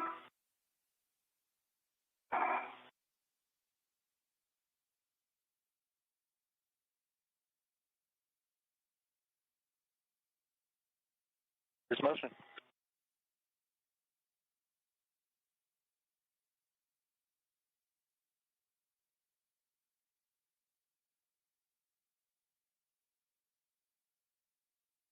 Motion.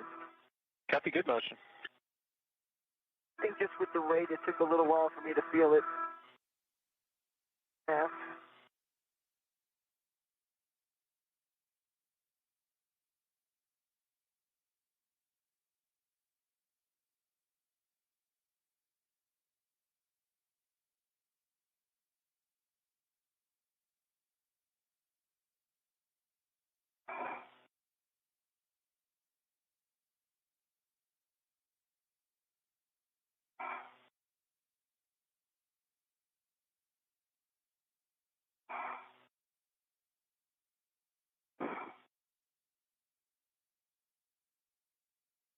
Reiterated.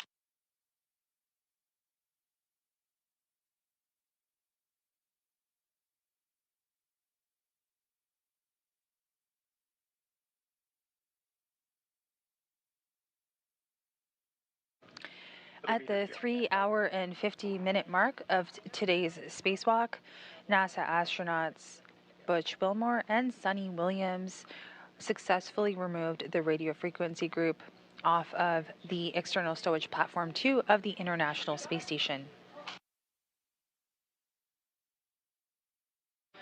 The priority going forward will be getting the RFG stowed in the airlock and cleaning up the work site. You're following along on US EVA 92, the 274th spacewalk in support of assembly, maintenance, and upgrades to the International Space Station. This is Mission Control Houston. You can open this, once you get over the airlock, you can open the thermal cover, verify it can stay fully open and it'll be clear for the ingress.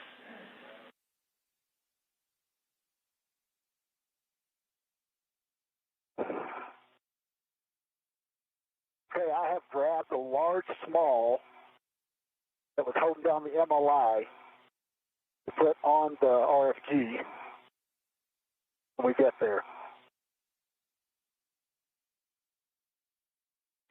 And Butch, you can leave the MLI for the RFG as it is. We're going to come back and take pictures when we clean that up. And once you get to the airlock, we want you to open the thermal cover, verify it'll stay open, and you can go in the airlock and retrieve the microorganisms caddy and stow it on airlock handrail 554 for two reasons: to get it out of the way and just in case we have time to do samples near the airlock.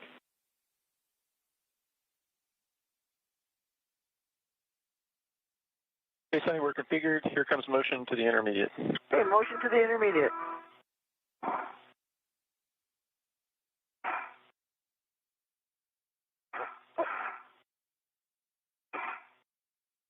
Exit motion.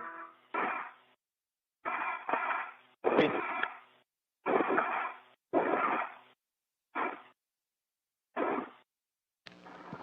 We see good motion as the Canadarm2 robotic arm takes NASA astronaut Suni Williams, EV1, with the radio frequency group to the airlock of the International Space Station, where Suni Williams will place the RFG into the airlock for future refurbishment. That refurbishment will take place once the RFG is returned to Earth on a future cargo resupply mission. Okay, Sunny, it's ramping out. Okay. The airlock, I see Butch in the airlock right now.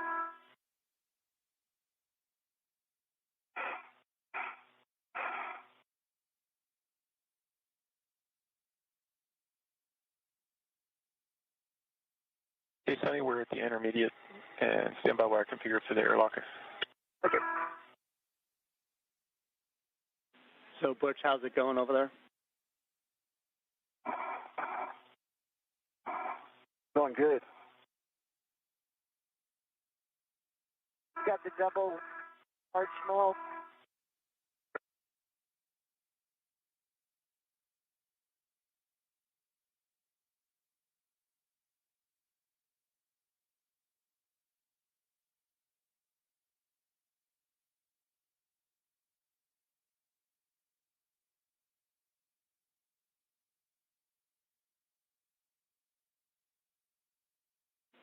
And Butch, are you having any issues with the thermal cover coming fully open and making sure it's clear? No, it's open. All right. Did you want me to get the microorganisms out? Out to get it out of the way at least. So you want to pull that out and stow it on 554.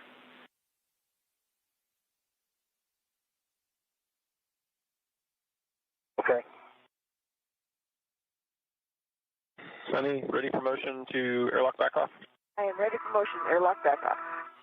Starting motion.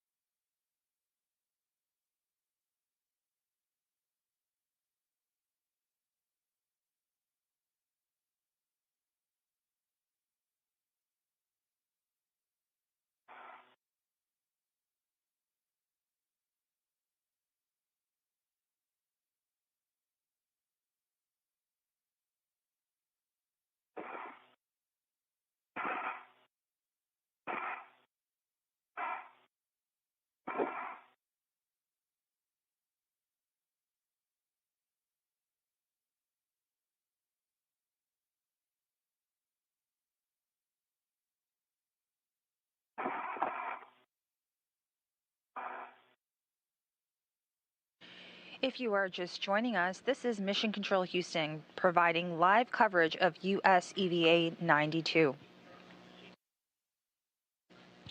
We are just past the 4-hour mark of today's EVA. This spacewalk was the third attempt at the removal of the radio frequency group, an S-band antenna. RFG is now on its way with Suni Williams to be stowed inside the airlock. Just a few moments ago, we did see Suni Williams being moved on the robotic arm back to that airlock to stow RFG. The Canadarm 2 robotic arm is being operated by NASA astronaut Nick Hague from inside the space station. We also have views coming into you live right now from the International Space Station Flight Control Room, where crews are monitoring activities while we are also experiencing a handover between communication satellites.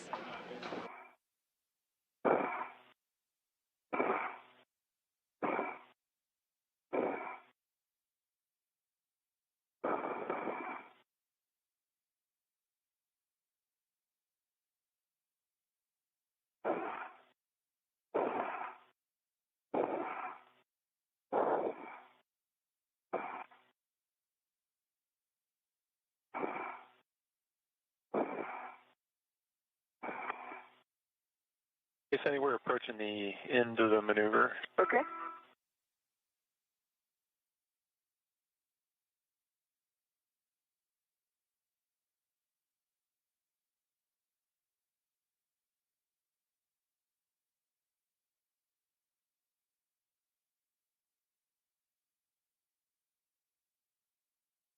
Okay, Sunny, we're in position hold. Stand by while I reconfigure for the manual approach. Okay.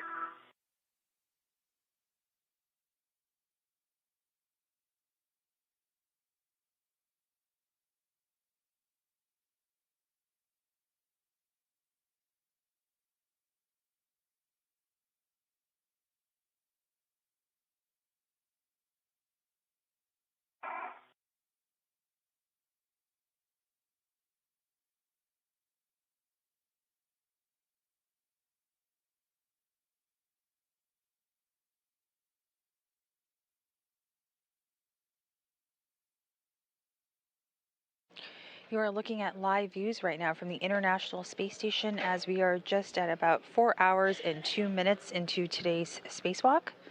NASA astronaut Butch Wilmore is currently at the airlock awaiting Suni Williams' arrival with the RFG to be stowed inside the airlock. A top priority for today's EVA, US EVA number 92.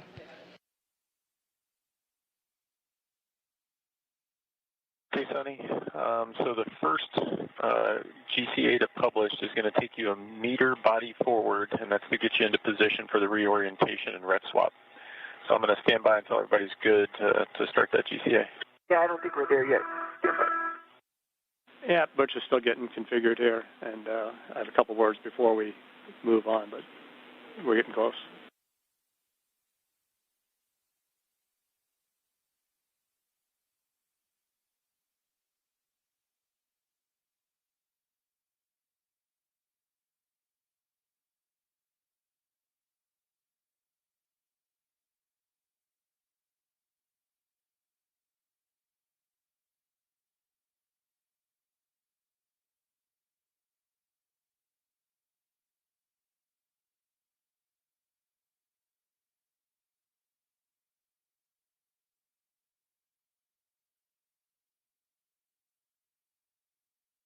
Okay. I have the large small on the circular handrail. Those are good words, Butch, and I'd like you to double check your safer handles down. Will do.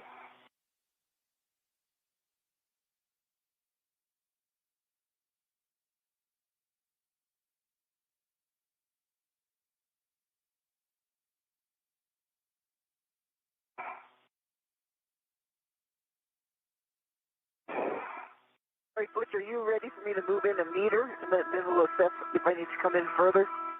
Both safer handles are down. I'm ready. All right. All right, Nick and Don. Just a quick one, Sunny. All right, just watch the thermal cover. Make sure it's out of the way as you guys come in. And Nick, you have a go to maneuver to the airlock back-off position. Okay, Sonny. We'll start the GCA. It's a meter body forward. Okay, 1 meter body forward. There's motion.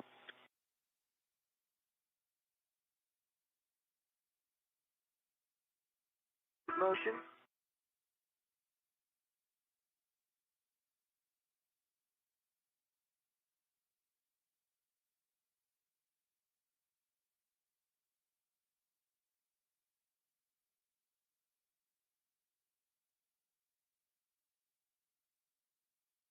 Another half meter to publish. Roger.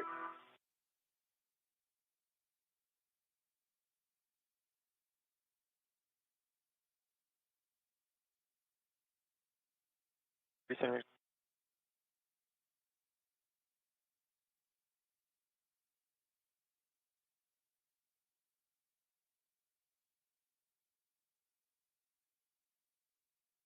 Hey, Sonny, that is published. Okay. Let me know how much further you want to go. Butch, can you see me? I think I probably need to come in another half meter for you to get the handle. I hang on to the... I see you. Let me try and maneuver it now. Or come in a little closer. I can't reach anywhere near those handles now. Yeah. But you need to come in closer. How about if you give us a half a meter more, Nick? Okay, half meter body in. At 4 hours and 7 minutes into today's spacewalk, the crew is in the process to stow the RFG or radio frequency group in the airlock. Depending on how much time this takes, the flight control team will reevaluate that timeline to see if there's any time to complete other tasks. Ground IV, Stephen Bowen, did share with the crew that we would not be able to complete other tasks, so that's being reevaluated, and we will report back with additional updates as they become available. 15 to go.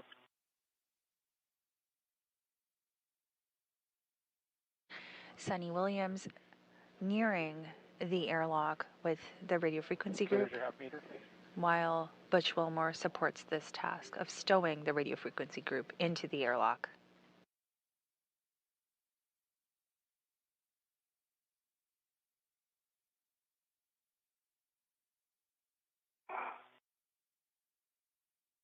That's good, Sonny. I'll throw brakes on. Okay, brakes on. Good teamwork between the crew. Are you going to fly me in more? Yeah, after you do the red swap. Yeah. You're going to have to take my red off there? I got 2 reps on it. Yeah. I got one on me. On the... All right, you can just let it go. So, Butch, have you got the large, small red from the airlock on there as well as yours? And then you've released Suni's? Is that what you said? That's correct.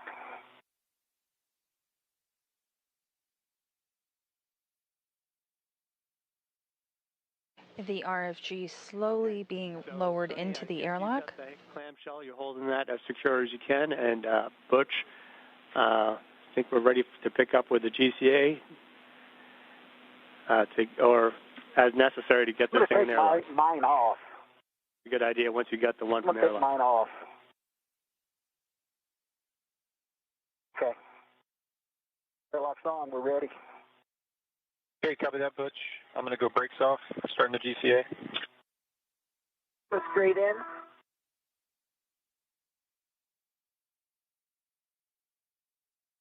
Yeah, Sonny, the published is another 80 centimeters body in. Okay. I like that. Butch, you like that? I like it. All right, just watch as it's coming in. Okay, here we go, nice and slow.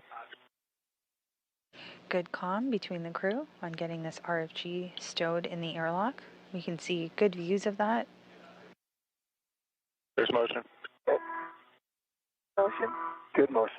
And we can see NASA astronaut Butch Wilmore on the top of your screen, while Suni Williams is on the bottom of the screen, who is actually holding the RFG and stowing it into the airlock.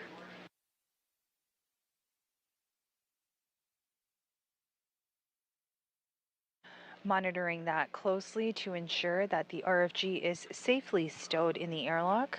The RFG is a radio frequency group that is an S-band antenna.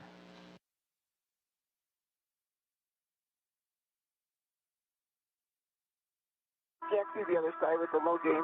You're doing great. Perfect. Coming.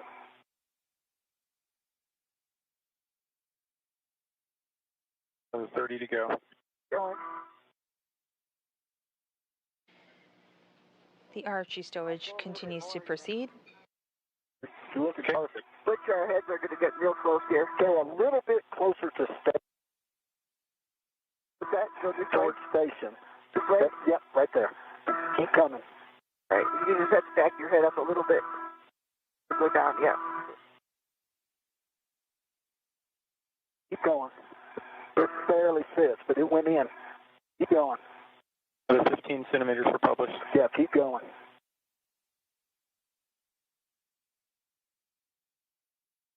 Parts in. Parts in.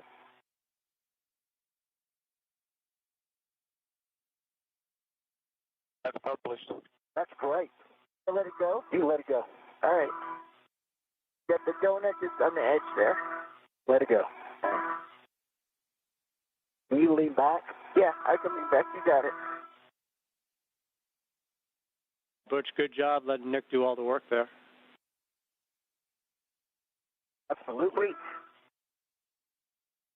Avoid bumping the RFG during airlock All right. stow to protect the Z93 paint and the low gain antenna. We'll try.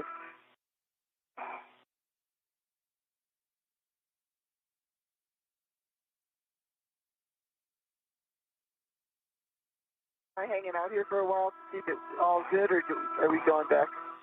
Just a couple seconds. We want to make sure Butch gets this in there. And we've got great view, by the way, Butch. We can see what you're doing, so looks like you're getting it in a good spot. Good job clearing the umbilicals. Make sure they're available to y'all when you get inside. And to make sure it's in a secure spot, feel free. Unhooked unnecessarily.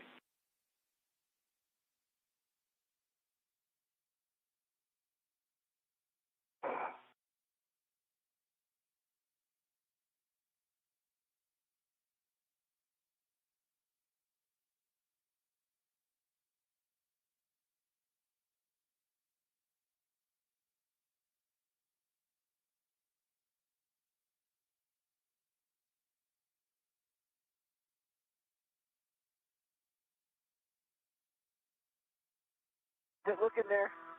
The SCU is around the... I'm going to hang on a second.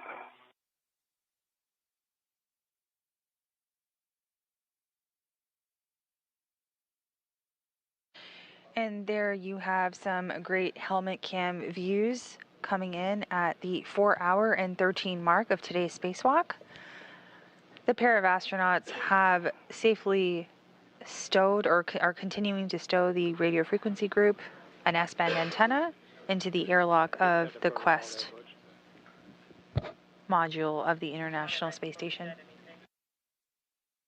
Jackie said cameras are everywhere. We are watching the RFG getting secured in place.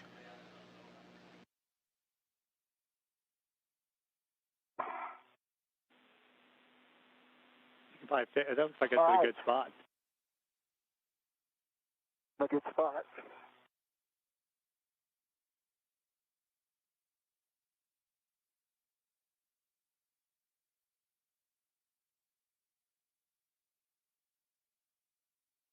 I like it.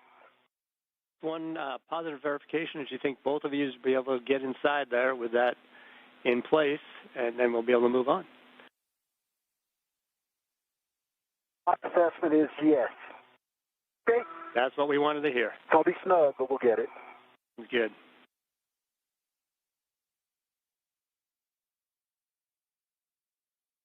I'm right below your feet. Okay.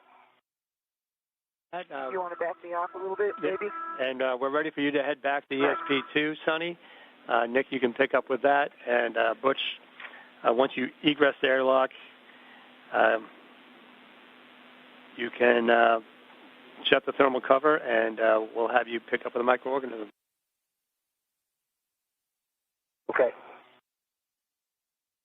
Okay, Sonny, you're coming body back. Okay, sounds good. Ready. Ready for motion. There's motion. I'm leaving my PGT in here then, right? But you can leave your PGT. Motion. Motion.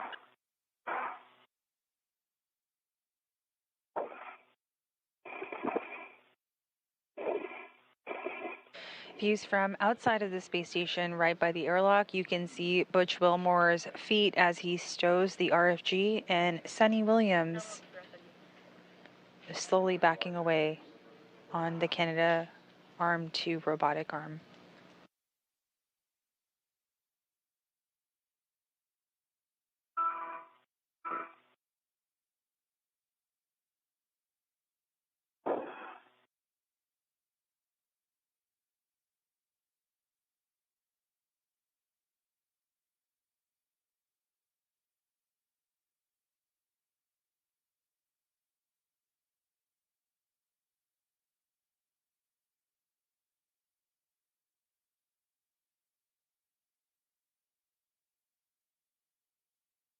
Sonny, that's a back off position. I'm going to reconfigure for a couple drug tests to get you in front of EST2. Roger that. I'm ready. Just tell me when we start. I see all my tools sort of do this little wave when when the motion stops. Goes.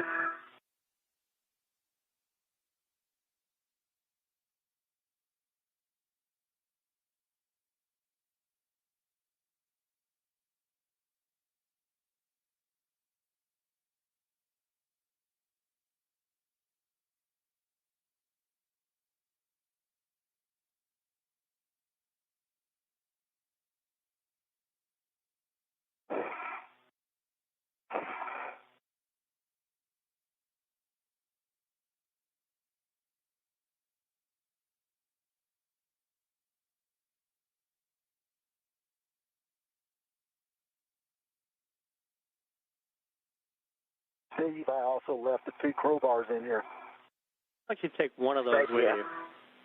So take one of the bolt pullers with you when you go outside. You can temp stow it outside the airlock. We might have Suni stow that, depending on how time goes as we're coming back. Okay. And it goes in the toolbox outside the airlock. Right to that toolbox. So if we get a chance, we can have you stow it. But if not, let's have you put it back where you got it. Sonny, here comes motion. Okay, ready for motion.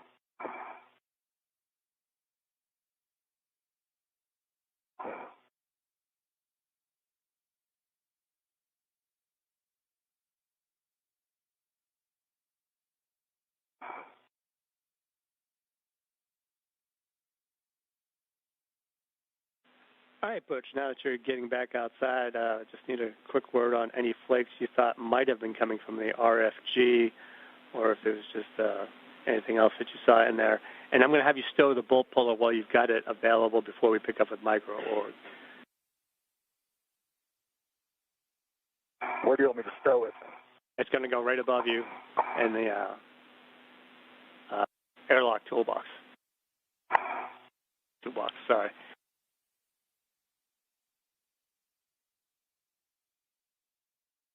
Goes in the starboard one, right, Steve? Yeah, it goes in the starboard airlock toolbox. So once you get stable, I need you to double check your safer handles down, and I'll have you stow that before you do your glove and hap checks and the thermal cover as well. But did you see any RFG flaking on the paint or any other indications?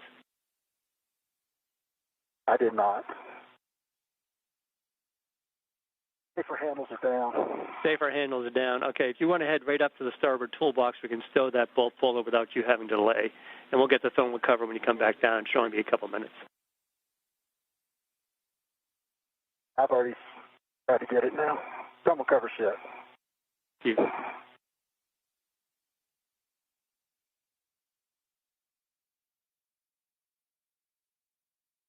The starboardmost toolbox, top or bottom. In the Zenith door. And Sonny, did you see any flaking off the Zenith. RFG? No, All right, you didn't I see did it. not. Copy that. Thank you, Sonny. Okay. I didn't either. It's on the Zenith door, Butch, and it should be open the Zenith door, and you should just see the open receptacle for the bolt puller, and it should put it right back in place. There's two locking tabs once you get it open.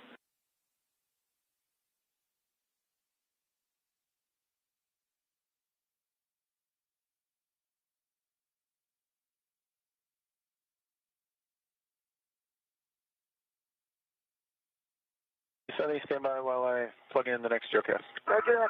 Stand by.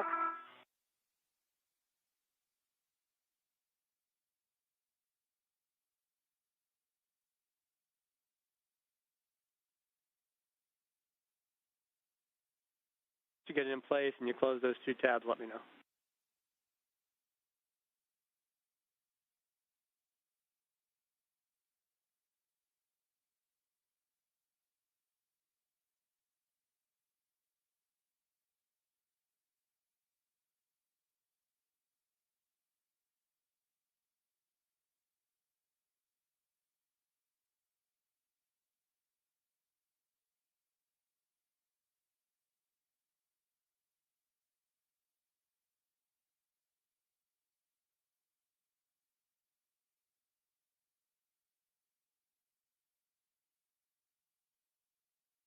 If you are just joining us, this is Mission Control Houston providing live coverage of US EVA 92.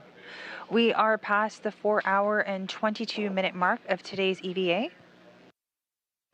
Today's EVA began at 6:43 a.m. Central, and this spacewalk was the third attempt at the removal of the radio frequency group and S-band antenna.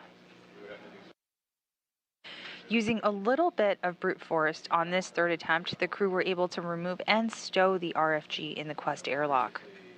Teams on the ground are continuing to re-evaluate if the crew can complete the second task planned for this EVA, the microorganism swab. Meanwhile, the crew is going back to the external stowage platform 2, the location of the RFG, to complete cleanup of the worksite. We will keep you posted.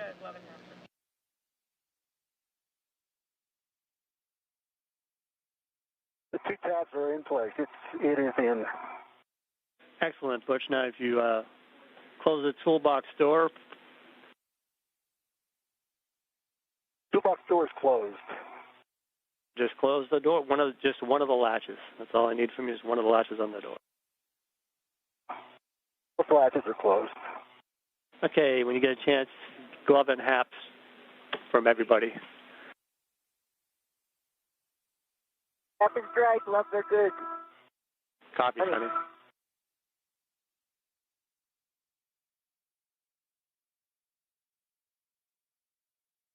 Happens dry. Stand by on the gloves. If you want to sit there for a minute, we want to give Sonny a chance to get off the arm and work that APFR to make sure we get it out of that whiff before we send you out to finish out the microorgs. Okay. She's going to do the MLI. Yeah, we'll have her pick up the MLI, provided that the whiff, we get the APFR out of the whiff successfully.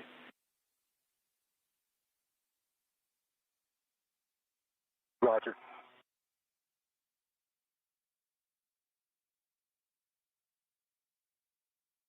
Sure. Our plan is to have Sonny clean up everything out at ESP2 once we get the whiff moving, check the whiff, and we'll send you out to do the microorganisms, the full thing on the other side of the lab.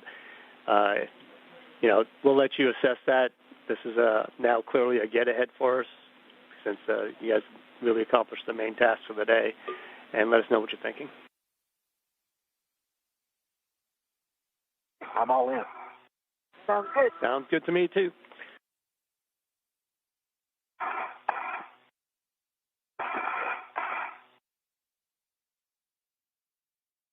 Okay, Sonny, we're configured to bring you in, manual approach, GCA to the published, which is going to be that 2.5 meter station aft. Okay, sounds good. I might have you come in a little bit closer. And we just heard that call out from our ground IV, Stephen Bowen, up to the crew, that we will continue on, or Butch Wilmore will continue on to the second task associated with today's EVA, the microorganism swab. Meanwhile, Suni Williams will go back to, or is returning back to external stowage platform number 2 to complete cleanup of the worksite. This was the worksite where the RFG was initially installed.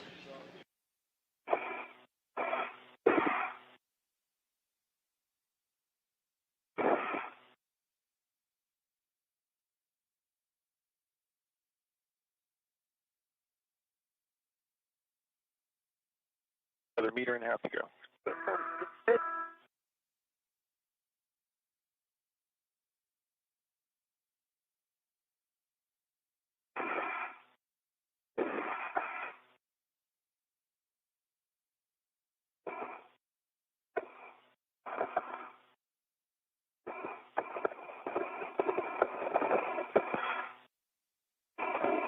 To go. How much?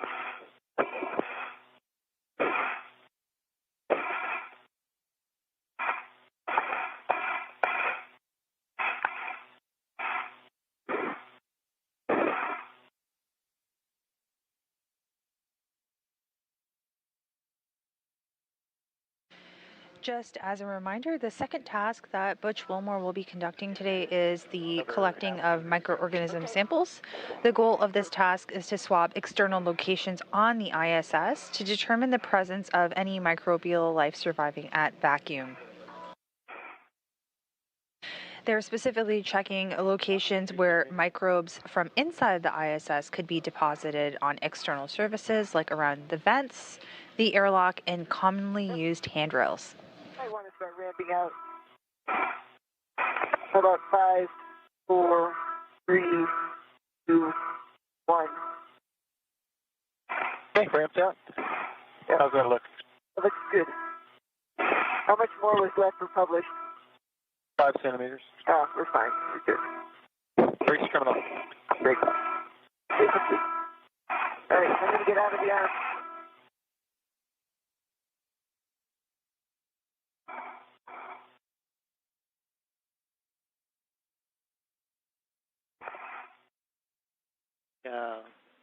You're going to egress the APFR and let us know when you get your safety tether swap complete, and then we'll be ready to remove the APFR. And Butch, we're just going to wait.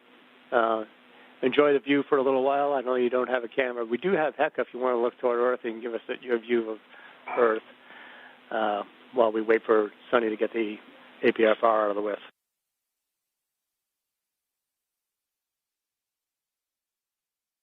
Okay.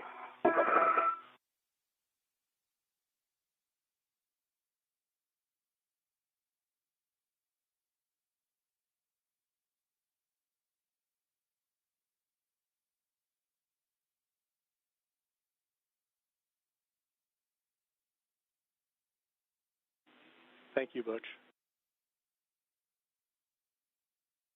Okay. You want me to do my safety tether swap first here? Actually, we want you to reconfigure the APFR first, and then we'll have you do your swap. Okay.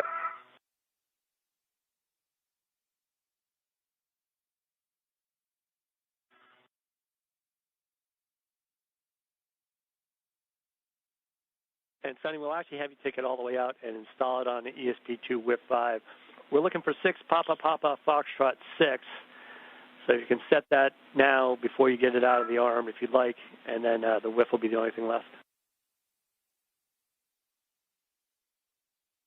Butch, we do like the view, by the way. Pretty spectacular. This is the first time I've gotten to look at the Earth the whole time. And you might get a pass over Houston if Sunny's a little bit slow here, because that's where we're heading.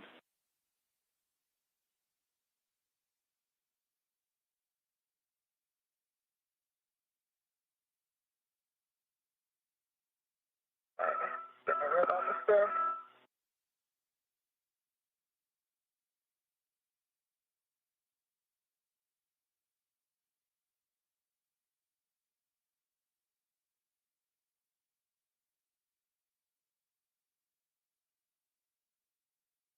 Okay, I've got a red on the APSR. Trying to get it out. Goes in 5, is that correct? 6, Papa, Foxtrot 6, and it's going to whiff 5.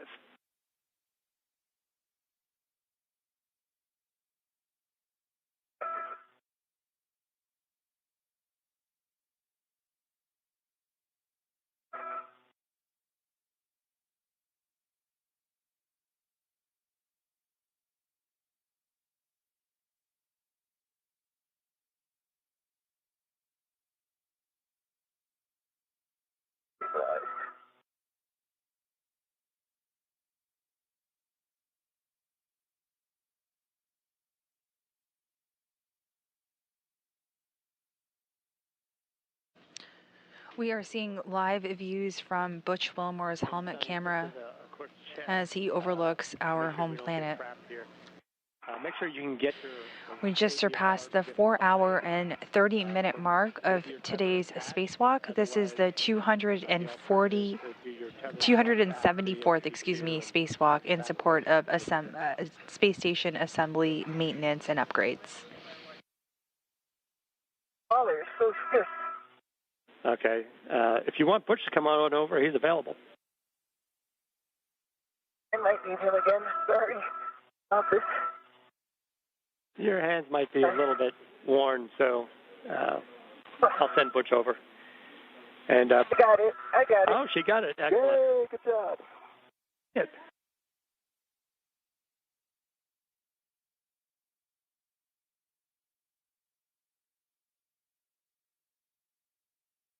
All right, so we're looking for a clocking of 6.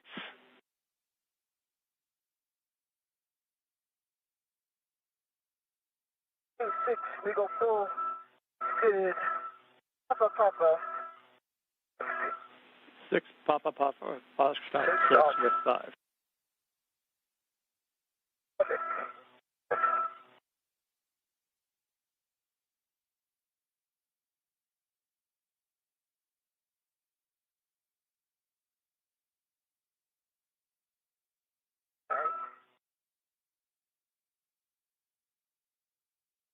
Just to review this tether swap, just to make sure I remember. Main hook goes on first, correct? Right. Yeah. Hello? The single line is where you count to 12, and then you rotate from there to get to 6, and that'll be 6. And then give us a pull twist check and a check black on black, and check the pitch knob locks and can be depressed.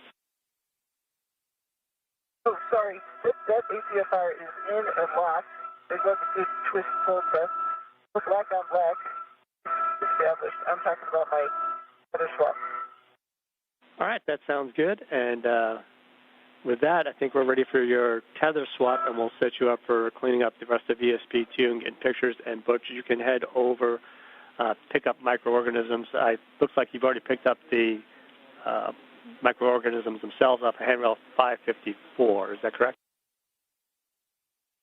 That's correct. I have it, and I'm ready to go. You want me to go?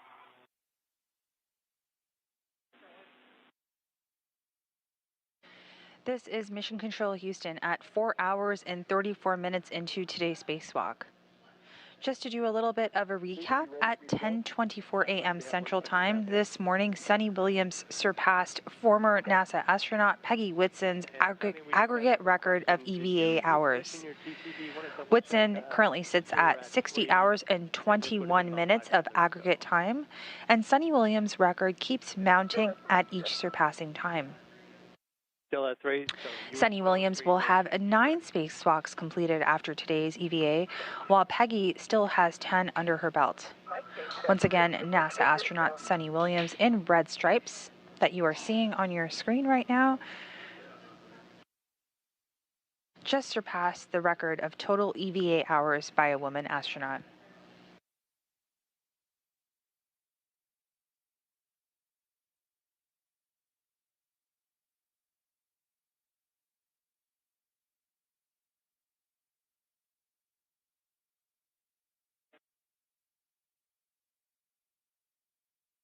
All right, Butch and Suni, we're checking something on Suni's suit real quick, so if we could just stand by for a minute or two. Suni, obviously, you can continue to clean up and get yourself clear of the arm. Let us know when you get your tether swap complete, and we can get another tether config from you. Standing by.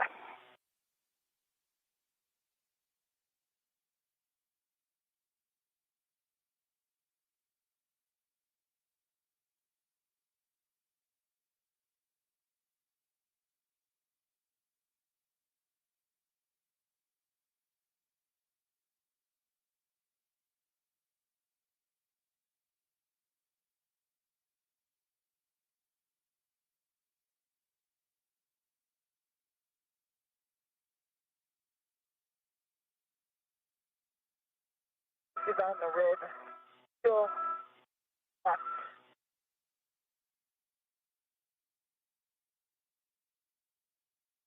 Those unlocked.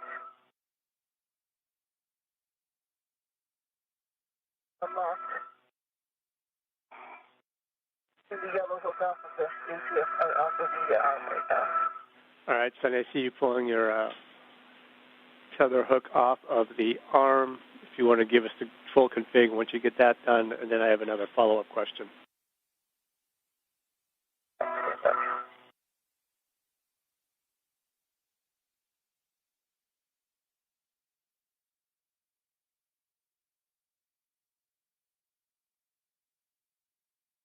All right.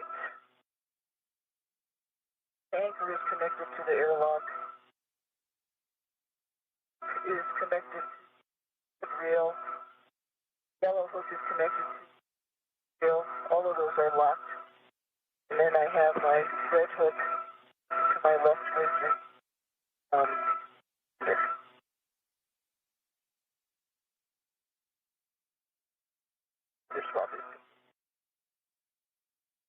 All right, so we see a good config on the tether. Now, next question is, we see you on the alternate radio. Can you double-check your switch config for that?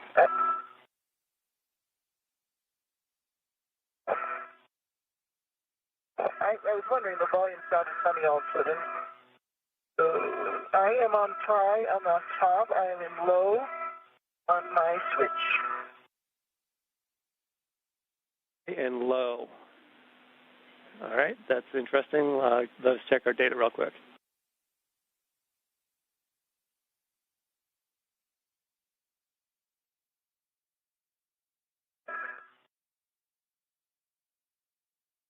The arm is ready to go away if it wants to. That's funny. That's my next step. Just waiting for you to, no rush, but make sure you're clear. I'm clear. I'm just going to go low. No problem. I'll wait till you clear down out Nader, and then we'll back away.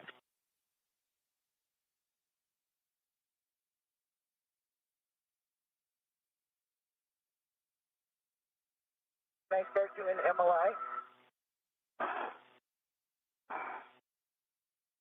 So we'd like you to get some pictures while the sun is up of the surface for the RFG and that whole entire area. So you have the camera on you. If you could take some pictures before we close up the MLI, that'd be appreciated. Okay, I could do that. And Butch, sorry to have you standing by, but it'll be another minute. It's okay.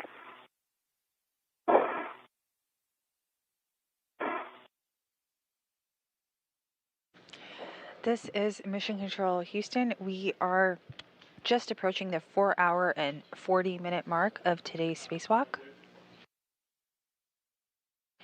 On your screen, you can see NASA astronaut Suni Williams, who is at the external stowage platform number 2. Okay.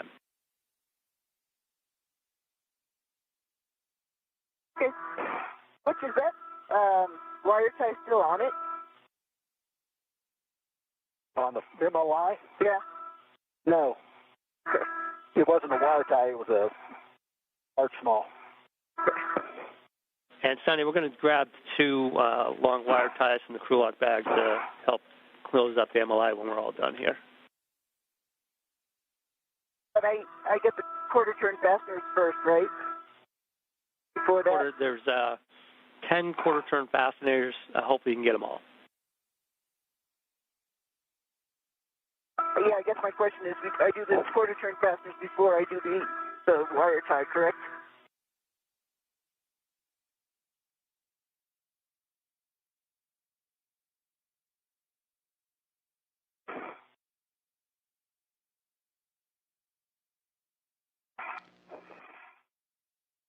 This is Mission Control Houston in the International Space Station Flight Control Room here at the Johnson Space Center. We are at about 4 hours and 45 minutes into today's spacewalk. While Butch Wilmore is off collecting microorganism samples from some of the vents of the space station, flight controllers are looking at a slightly increased battery amperage rate on Suni Williams' suit. The suit is functioning just fine, and there are no issues as she continues to clean up the work site where the RFG was removed.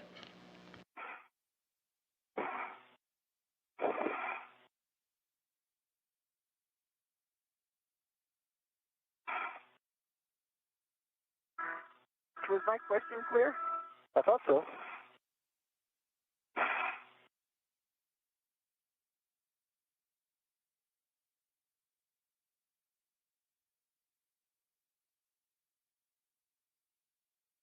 One, two, three, four, 5, 6. Is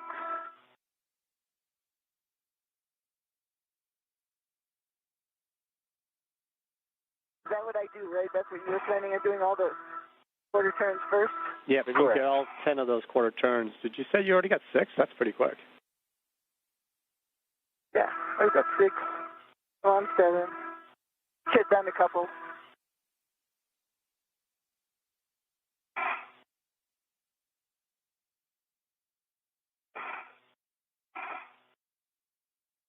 All right, there's 30 seconds with H.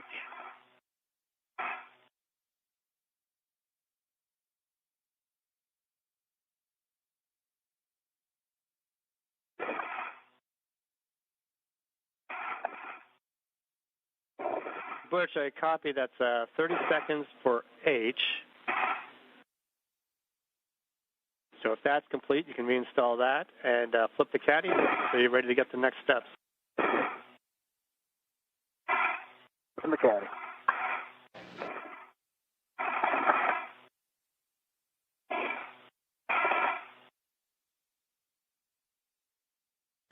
On the right side of your screen, you can see Butch Wilmore with the different canisters to collect those microorganism swabs.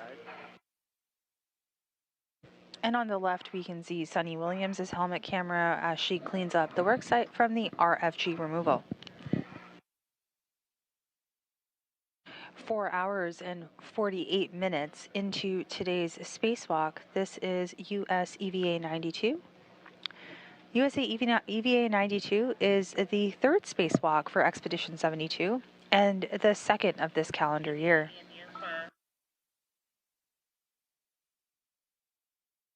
I have a red on the MOI. Copy a red on the MLI for the event.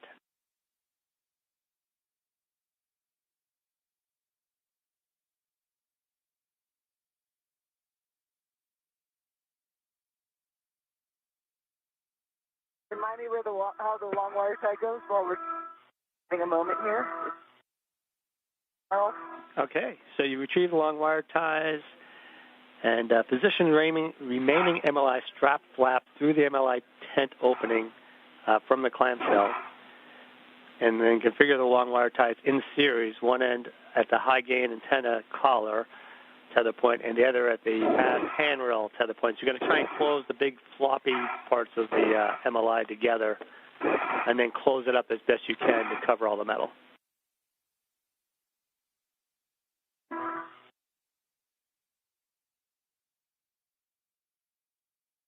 The wire tie ready to me. I'm taking it off from the bag.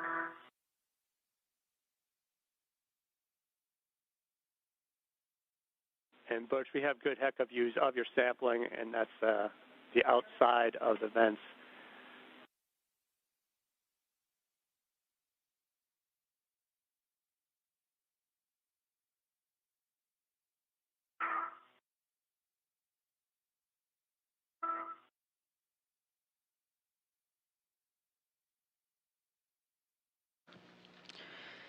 The flight control team is monitoring Suni Williams' suit and has reported normal battery amperage, meaning no issues, and things continue to proceed. With the top priority task of the RFG having been completed, the pair of spacewalkers are continuing on with their next task. We are seeing Butch Wilmore taking microorganism swabs on some of the outside areas of the airlock. Good views and good comm continue to come in between the two crew as we just passed the 4-hour and 50-minute mark of today's spacewalk. Move that ram out of the way.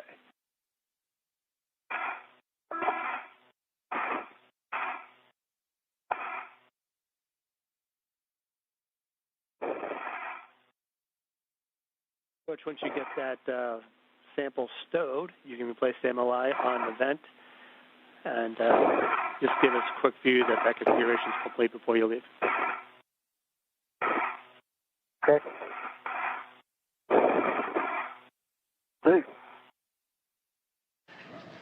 With this microorganism swab, Butch Wilmore has swabbed the inside vents by performing 3 circles with the swab. He's also swabbed the outside vent arms lengthwise along the vent arm, flipping the swab with each pass. He's also sampled the top of the vent around the top surface of the bolt.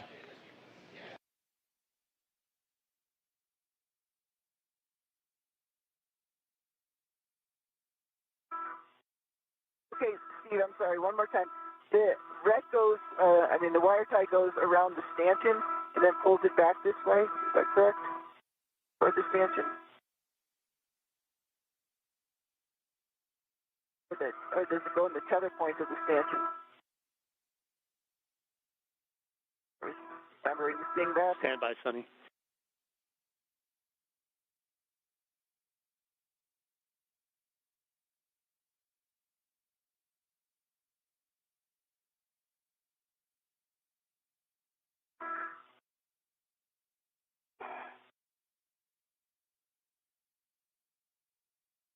So, Sonny, they don't have to go around the stanchion. What we really want you to do is, because we made basically new holes by removing the RFG, we want you to close those up on the MLI. So the words tell us you want to go from one end of the high-gain antenna collar tether point and the other end to the mast handrail tether point. So you hopefully get either end of the MLI and be able to crunch it up and close it up as tightly as possible with those wire ties. Does that make sense? Sort of. I'm getting there. Yeah, well, the best you can. Obviously, it's the best effort. We don't want to be tying the fram down to anything extra, but if we can close the MLI onto itself, that would be ideal. I'm heading to the CO2 vent. I'm alive here. All right, so you're going to go forward to the lab handrail 201 to start. And when you get, it says BRT to lab handrail 216. So let me know when you get there. It's going to be canister B, and we want to make sure that you're going to be swiping areas that you have not touched yet. So be careful as you position around that CO2 vent. Will do.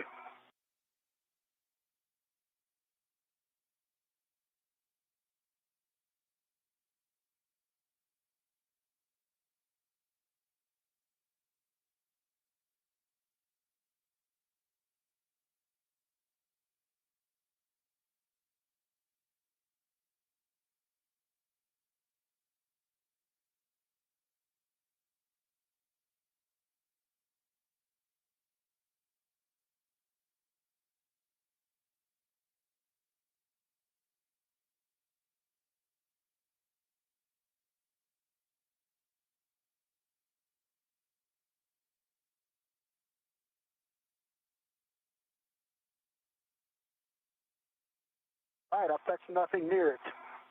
Going for Bravo. Okay, as you're looking at the CO2 vent, you're going to be grabbing Bravo, and you want to sample the CO2 vent using the generic swab technique centered around the vent.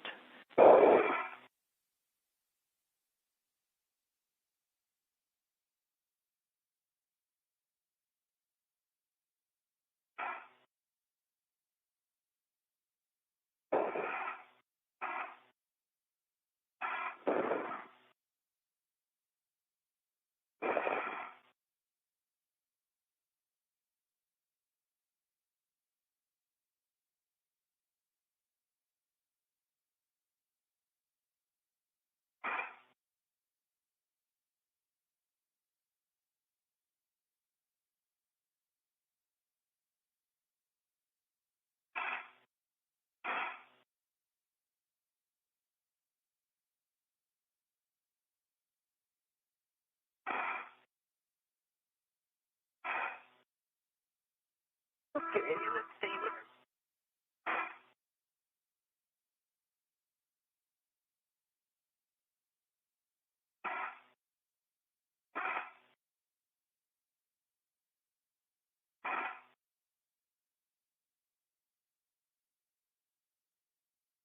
A lot of good handhold over here, Butch.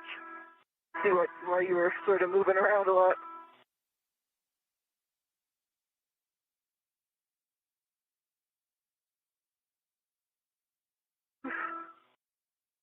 Sorry myself.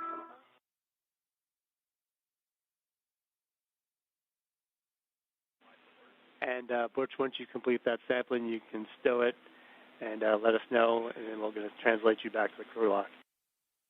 And Sonny, how's it going with the MLI? Okay. Step by step. I'm working it.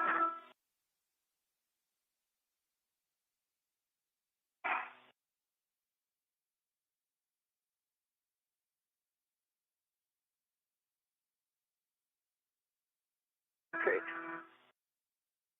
All right, hold on.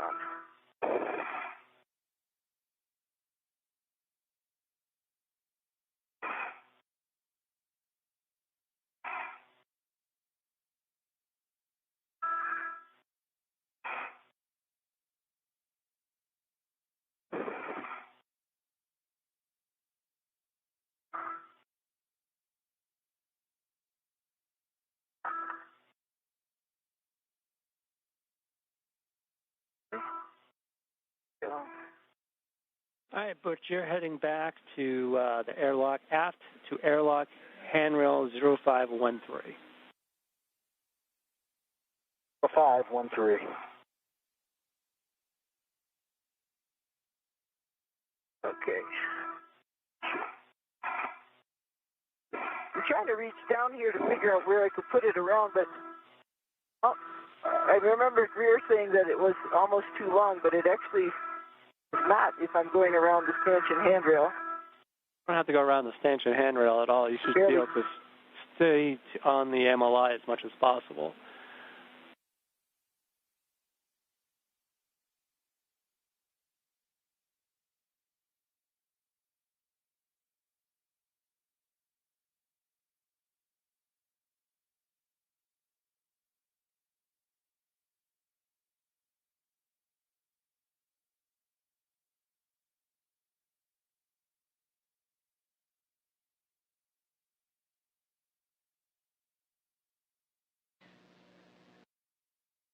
I was talking about the little hole too, and I'm trying to put down. Yeah, and Sonny, Thermal. Sonny, as I said, I think the big hole is taken up already. Yeah, the ideal is to get it closed up, cover all the metal structure, keep the MLI close to the surface of the frame as possible so the robotic arm can operate it. Do you copy? I copied. Can you see what it looks like? We're going to turn HECA on as soon as we can, and we're going to take a look, and we'll make sure Robo's happy with it. This is Mission Control Houston, and we are continuing to follow along on the coverage of US EVA 92 featuring NASA astronauts and commander of Expedition 72, Suni Williams, and flight engineer for Expedition 72, Butch Wilmore. We are hitting the 5-hour mark into today's spacewalk. This is again US EVA 92. We can see Suni Williams here on the screen completing the cleanup of her worksite, where the crew did remove the radio frequency group, which is an S-band antenna. This was the third attempt at removing this RFG, and the third time was the charm. It took a little bit longer, but the team did complete the removal of the RFG. Meanwhile, we see Butch Wilmore's helmet cam right over here, and he is completing the second task for this EVA, which was the microorganism swab.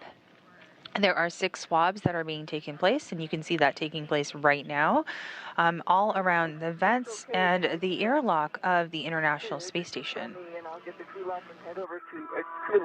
Now going back for a second to the RFG, that has already been stowed in the airlock and will be returned to Earth following a cargo resupply mission return from the International Space Station.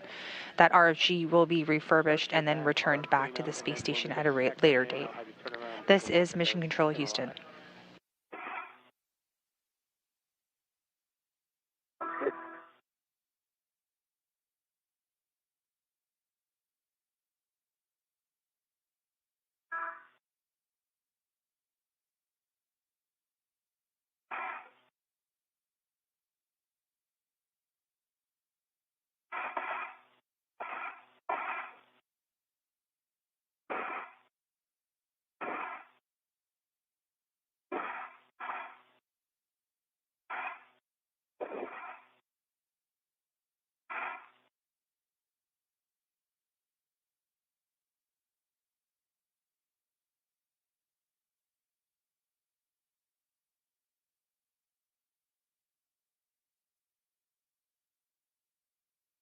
Now I'm doing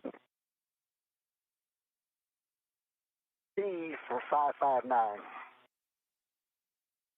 All right, Sonny, we have your HECA back, and we see you with the bag on your BRT. If you want to turn around and take a look at the MLI, we'd appreciate that, and that'll give us a good idea. MLI. They're away here. Okay, Butch, you can open the thermal cover and BRT to the airlock circular handrail, and we want you to sample any portion of the airlock vestibule MLI that you can get to. Be canister E, if we're counting correctly. Okay. Vestibule MLI. We can see Suni Williams' legs kind of dangling at the bottom part of your screen as she continues and finishes up cleaning up her RFG worksite. Once that's done, she's expected to head back to the airlock after this. This was following a slight increase in the battery amperage on Williams' suit. At this point, all is nominal and there are no concerns. This is likely to put us in the home stretch of today's EVA, US EVA 92. And once again, we are just past the 5-hour mark at 5 hours and 3 minutes and counting for today's EVA.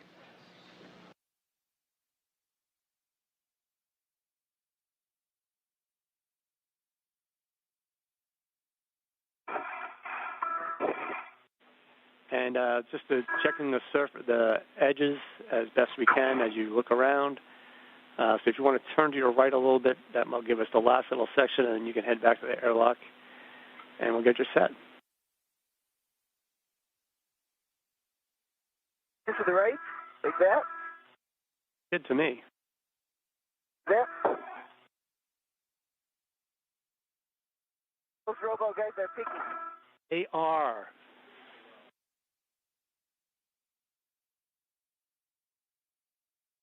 They're pretty awesome. Today was great, you guys.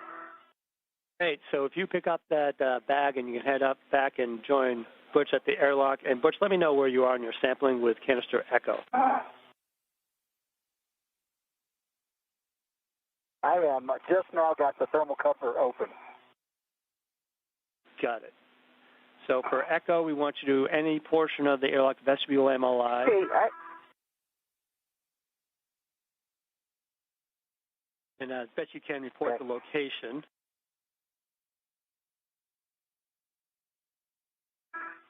I'm going to do it just like Doug showed me, right on this forward side. All right, that sounds good. And once you get echo done, we can go to Foxtrot after that. And then on the Foxtrot one, we want you to get the inner surface, avoiding the stiffeners. Avoiding the stiffeners.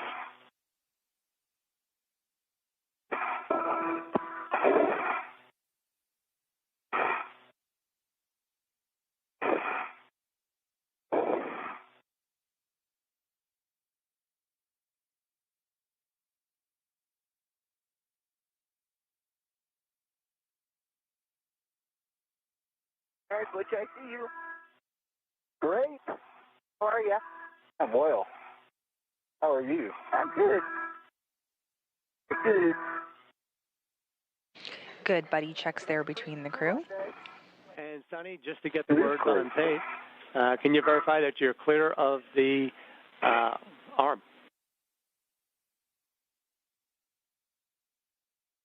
I am absolutely clear of the arm.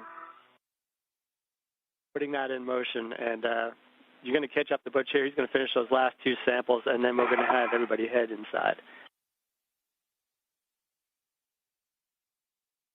And we just heard confirmation from Ground IV. Actually, just one more time.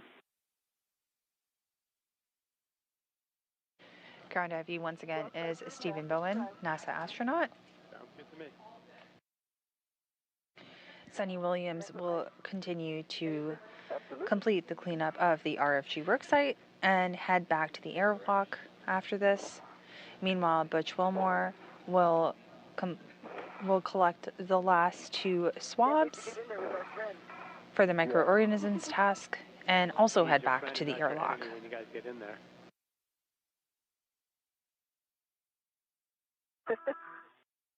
We'll see how that goes. And Butch, how are your samples coming? I'm sorry I didn't get to do the E. I'm almost getting F ready. I'm opening it up now. Okay, can you give us a quick description of where on the cover you got E, and then we'll get a quick description where you're going to get F. F, it's supposed to be the inner surface. F was on the MLI E was on the forward side of the airlock MLI. Copy, echo. And F is now on the left upper side of the thermal cover. Copy. Left upper side of the thermal cover. Okay, let me know when you've got all those stowed, and then we'll just verify all the canisters are locked in place.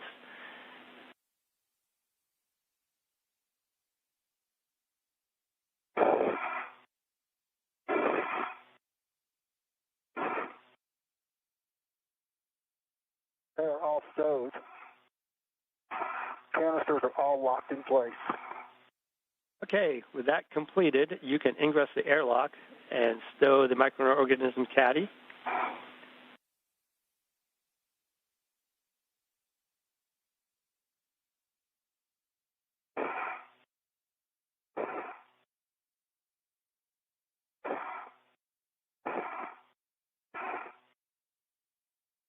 I don't think I can get in with this thing on here, so let me take it off and let it lead me in. Yeah, Butch. I'm going to give you the crew lock bag also, by the way. You hand it in once I get in. You get in after you get in.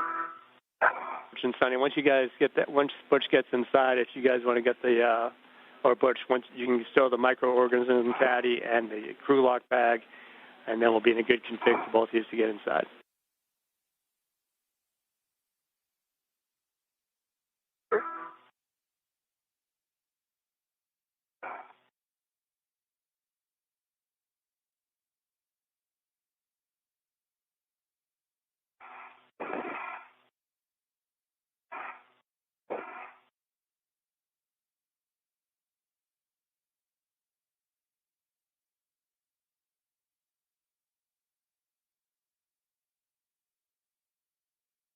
You push my feet down.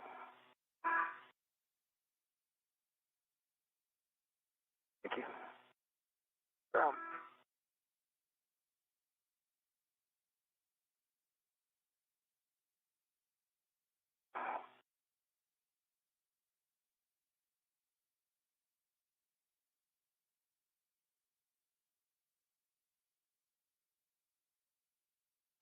This is Mission Control Houston. We are currently in orbital nighttime as the crew continues to wrap up their tasks and head back to the airlock, concluding today's EVA. We will keep you posted on how that coverage is going. We are at 5 hours and 10 minutes into today's spacewalk.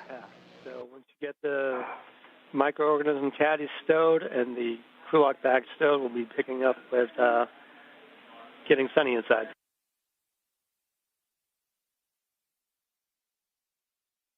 Almost there. And that's NASA astronaut Butch Wilmore headed back to the airlock with the crew lock bag and the microorganisms caddy, while Suni Williams is right behind him. That will be my load path through you. Sounds good. And Sunny, let us know when you get that complete. That's a good plan, Sunny.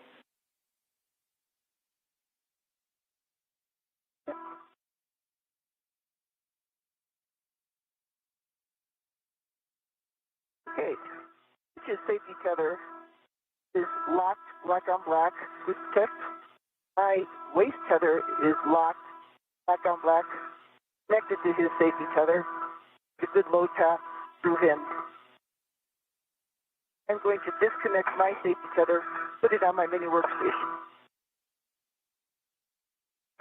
And Sunny, you have a good config and you have a go to disconnect your safety tether. Airlock.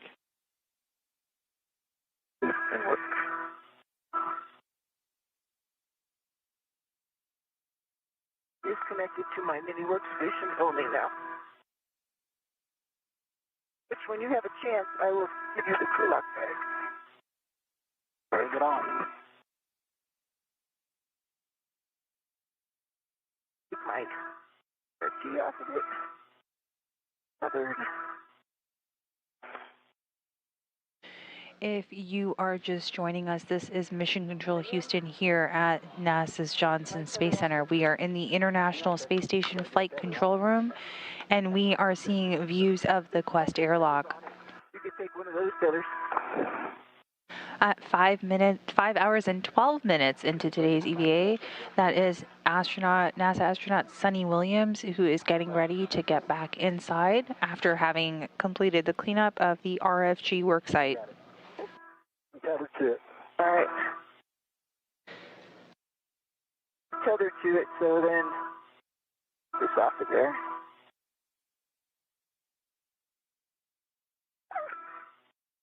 Big one. Big one.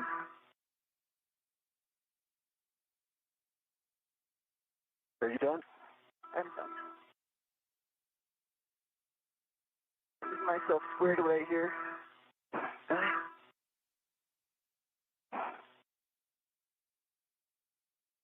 All right. Wait just a second. Okay.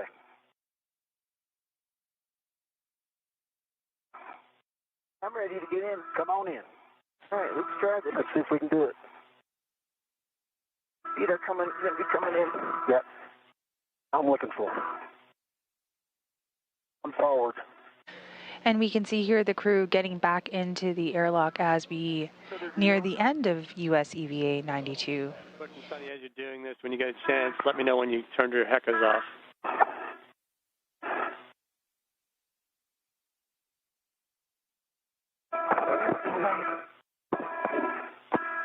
Preventing me from getting in.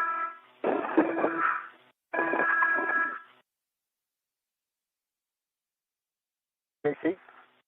You got to bring your feet now. Yep. Towards the hatch. Right? Yeah, you need to come forward as well. I think your back is catching. And bring your feet forward. Feet forward. Crew is continuing to ingress into the airlock as they begin repressurization. All right, now then, see if you can come up. All right, stand by. I need to get the thermal cover.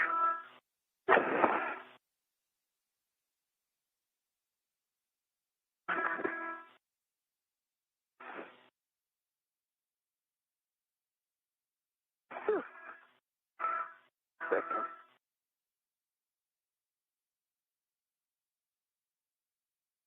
And that door is getting closed. Okay, Sonny. Take your time. Mine got back open. Yeah, stand by. We'll come back to you. Yeah, done. Yeah, sometimes you might be able to get your mini workstation and effector on one of the loops on the center of the thing.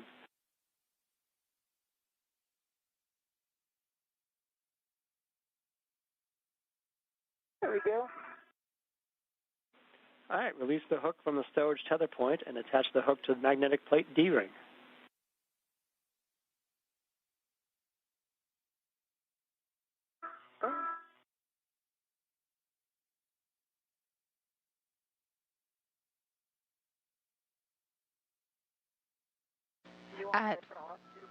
Yes, let me know when you both get the heckers off.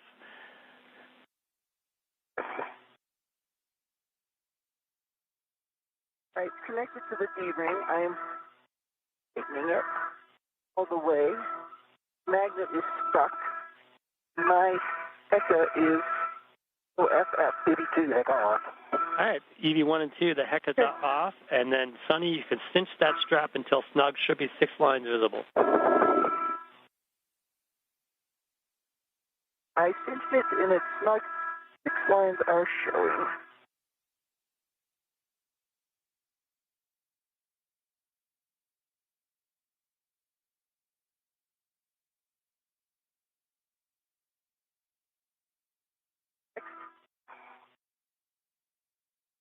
I have the key card.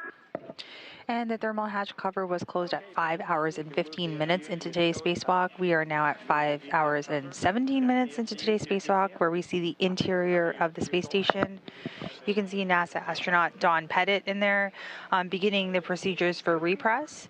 And if you look at the hatch door closely, there is a window in the center, and we can see some movement going on back there. That is the crew that has entered or ingressed back into the space station, concluding today's EVA. That official concluding time will be shared once the suits are back on station power. All over the place. Yes.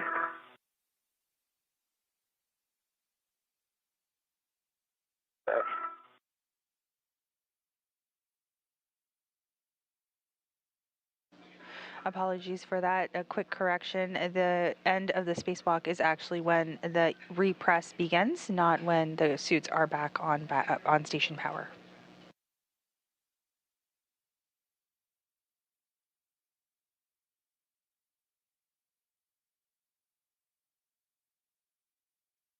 EV2 SCU connected and locked. EV1 SCU connected and locked. Okay, that's outstanding. All right, so we are ready.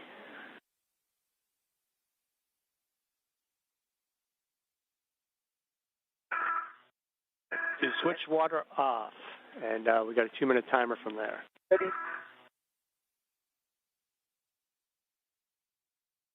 EV1 water is coming. EV2 water's off. EV1 water's off.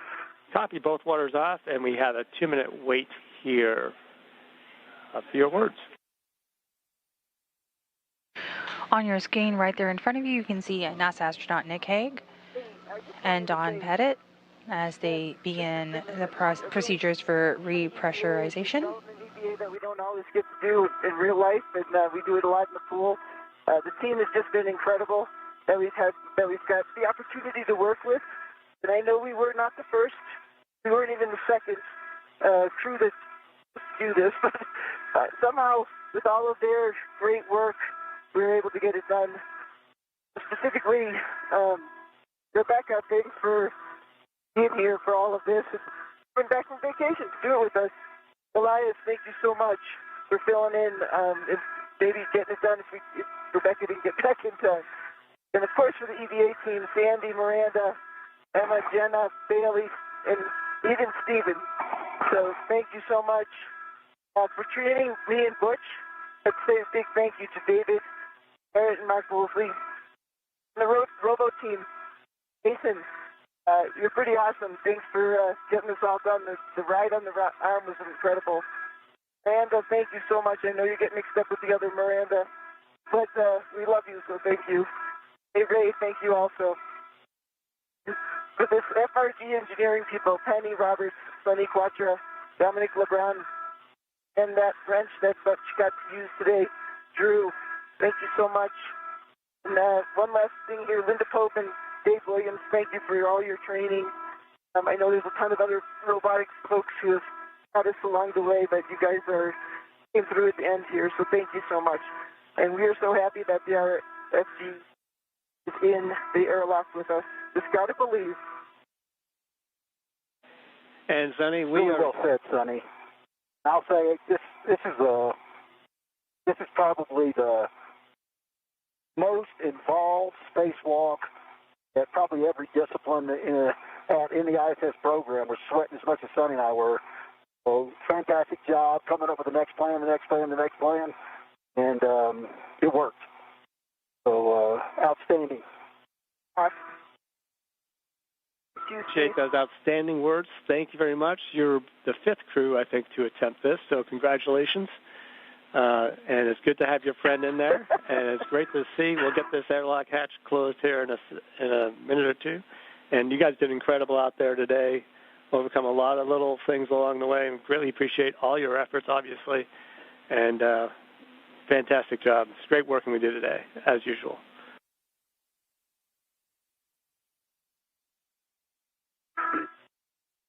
Thank you, Steve.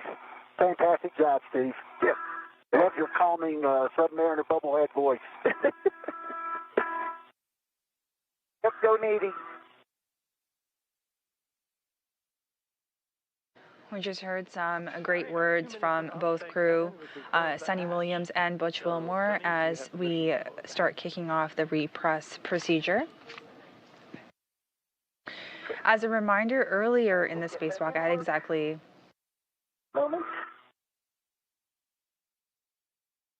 at about 10:24 a.m. Central Time, Sonny Williams surpassed former NASA astronaut Peggy Whitson's aggregate record of EVA hours. Hard part. You can do it.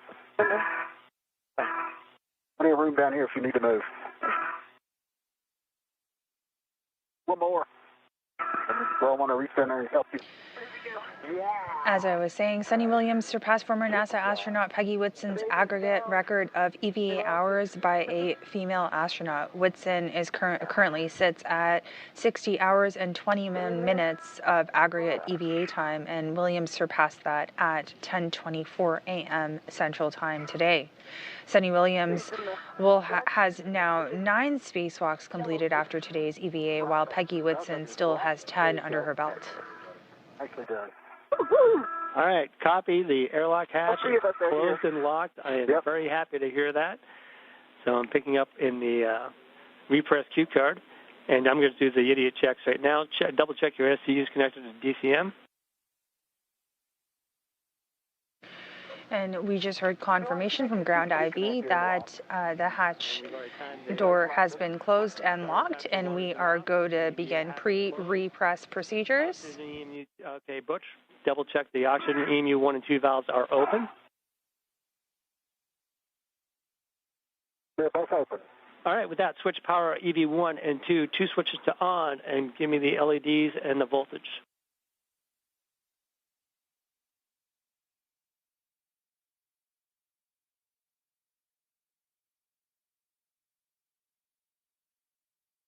All right, EV1 and EV2 power are on.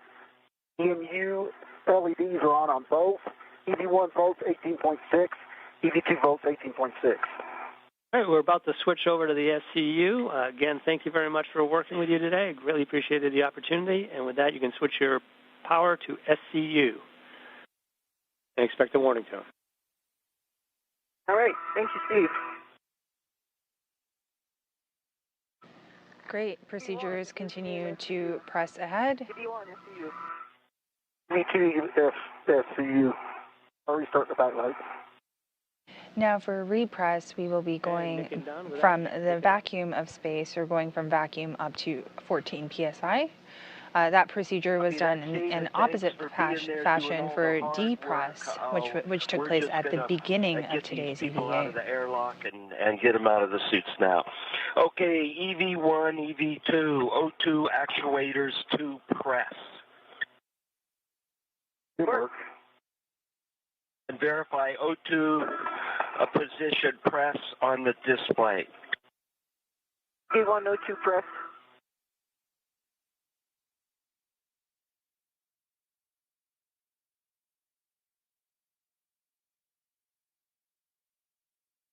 EV2, O2 press. Okay, EV1, verify EV hatch MPEV closed. EV hatch MPEV is closed. And we are going to start repressing the airlock with throttle going to norm. Roger.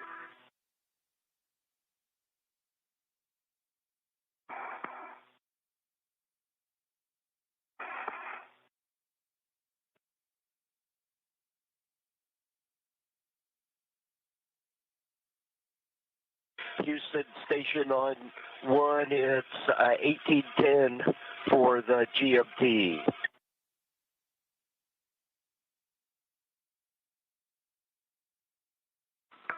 Houston copies. Donnie. Oh. Right away? No, flip down.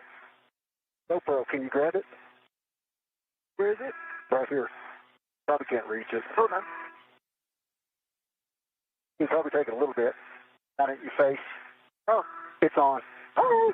I think you got it sideways. That's okay, though. Oh, upside down. Yeah. Oh. Thank you. Yep. This is Mission Control Houston, and we just heard a couple of call outs. Today's EVA officially concluded at 12:09 p.m. Central Time, with a total elapsed time of 5 hours and 26 minutes. We will continue to monitor repress and procedures. EV2, we're passing 1 PSI. For 2 PSI, you can expect an alert tone at 4 PSI. Copy that. Make sense. And we're going to be holding at 5 for leak check.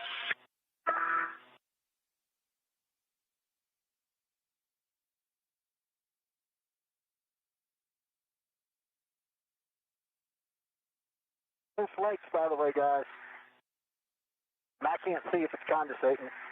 My vantage point. Copy. No flakes and no condensate, and we're looking at the RF group, and we also see no flake, no sign of external damage at all, and no condensate. It's a helmet, glowing helmet dent in a small antenna. Just that small little dent. I should use some of that paint to paint my pickup truck when I get back. Yeah, there you go.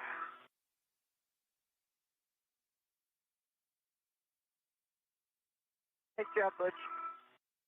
Tell you. It was fun. I don't know about fun. It was certainly unique. It was unique. I didn't think that pry bar was going to do anything when I was on it. Well, you know, it was moving, so I just jiggle. Yeah, when it came loose. Yeah, I have no idea what was holding it, though. I don't know. Yeah. We might have a few washer souvenirs. I have a ton of them. I got 5 wedges. There you go. That was like, what do you call it? Active thoughts. That was. The good Lord was with us, no doubt. Yeah, it was like washer. Yeah. Nut, washer. The EV1, EV2, we're passing 3.5 PSI, expect tone at 4. Go on, copy. EV2. Are you ready to mark this? If you're just joining us, this is Mission Control Houston. We just concluded our EVA at 12:09 p.m. Central Time for an EVA lasting a total of 5 hours and 26 minutes with NASA astronauts Suni Williams and Butch Wilmore. We will be back momentarily with additional statistics with regards to today's EVA. I knew we were pushing time, so I was just trying to get it done. Yeah.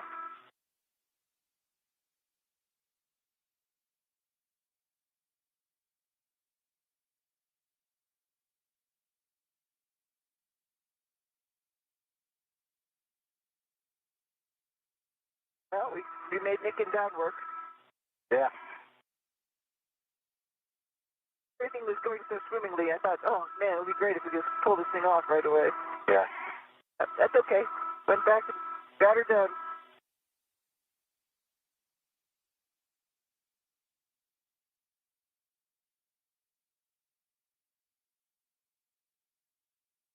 I don't know what's up with those. We're stop and repress at 5, and we're going to wait for 2 minutes for pressure stabilization. Roger. TV2.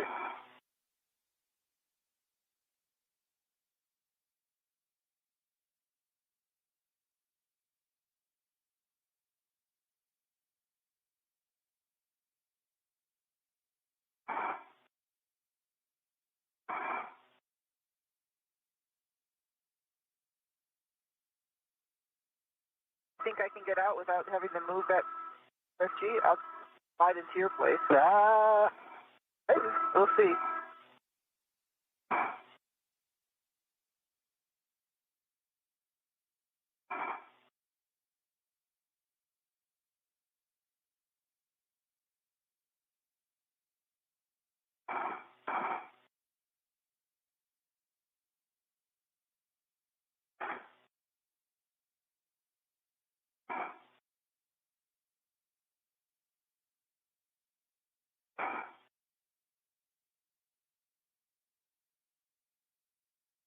Look at these wedges.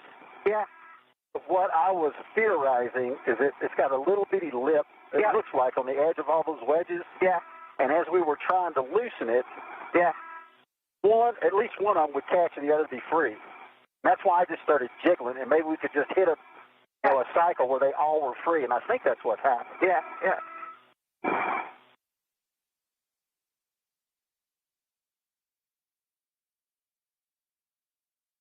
It's good. Awesome. I'll put all these washers and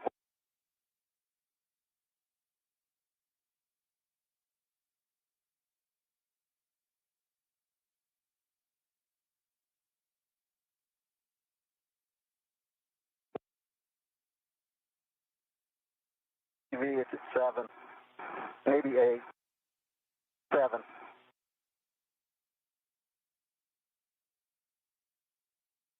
We are back here in the International Space Station Flight Control Room here at NASA's Johnson Space Center in Houston. Some quick stats for you following today's spacewalk. Suni Williams is now the 4th of all time, but this was the 274th spacewalk in support of space station assembly, maintenance, and upgrades. This was the 2nd spacewalk out of the station this year and the 3rd spacewalk during Expedition 72. This is the 9th spacewalk for Suni Williams, who currently stands at 62 hours and 6 minutes, the most ever aggregate total hours of a spacewalk for a female astronaut. Suni Williams, as I just mentioned, is now 4th on the all-time list of all spacewalks ever conducted for EVA time. We have a good leak check. This is the 5th spacewalk for Butch Wilmore, who now sits at 31 hours and 2 minutes of aggregate EVA time. And EV1, EV2. Of the 274 EVAs for a station, the total number of aggregate hours for an EVA are 1,734 hours and 39 minutes. Now, if we break that out, that's the equivalent of 72 days, 6 hours, and 39 minutes of aggregate EVA time for station assembly, maintenance, and upgrades. We are continuing to stand by as the repress procedures continue in the Quest airlock of the International Space Station. EV2, O2, 5 IV. EV1, O2 position IV. And Houston, my TCV is at 6. Copy that, and TCV is at 6 for EV1. We're going to repress rest of the way and expect the normal alert tones. Roger.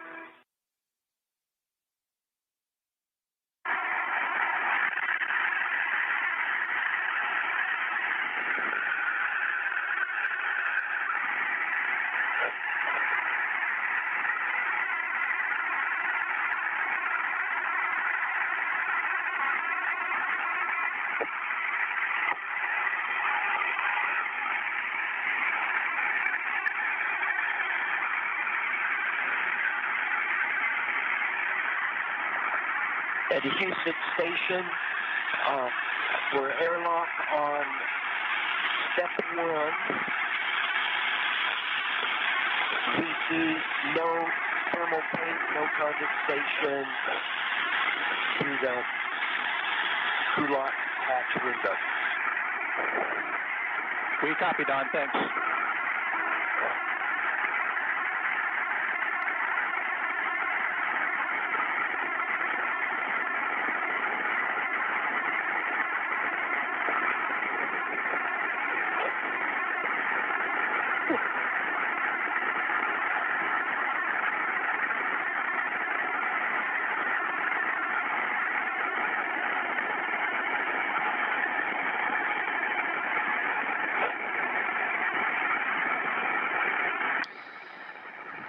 This is Mission Control Houston. You are looking live at the Quest airlock where NASA astronauts Don Pettit and Nick Hague are continuing through the repressurization procedures to bring Suni Williams and Butch Wilmore back into the space station crew lock. Sorry, equipment lock. That's so funny. Well, I appreciate it because that crew lock bag was bad enough as it is. No, I know. Putting it all together, I was like, oh. I know.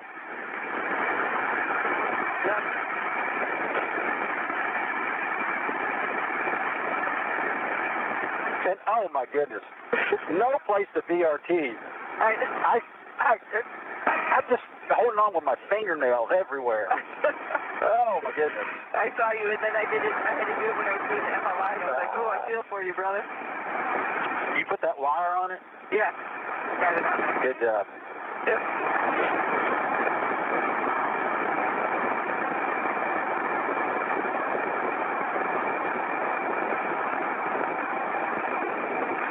Crowbars are about a ½ inch too long for that bag. Yeah. It's so hard to get. I just stretch the bag to get them out. Get them out, yeah.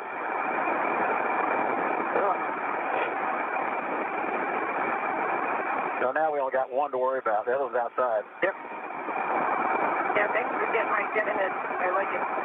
Yeah, we did get a get ahead, didn't we? Yep. About that.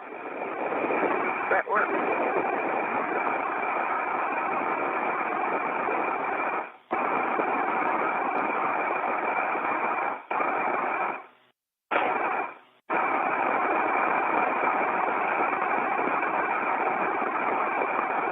Houston Station on 1. When we get the hatch open, we're hoping you can do step 4. Yep, copy that, Don. We'll work step 4 once the hatch is open.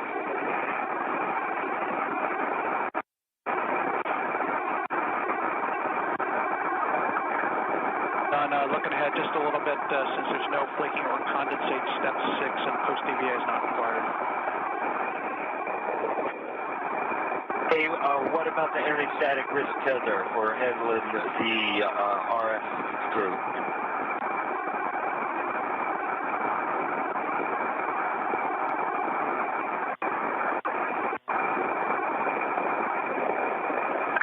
Don, good question on the static wrist tether. When you're handling the RFG, you will need to have that on.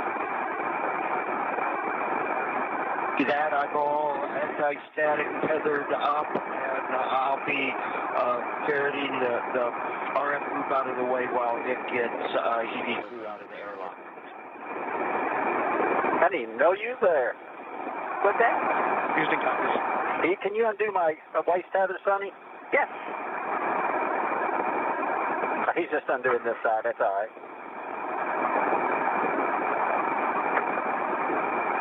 This goes with the microorganisms on that tether.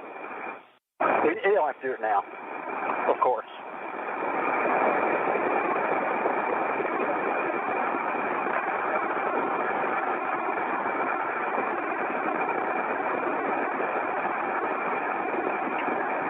Hey, you guys were studs for that arm today.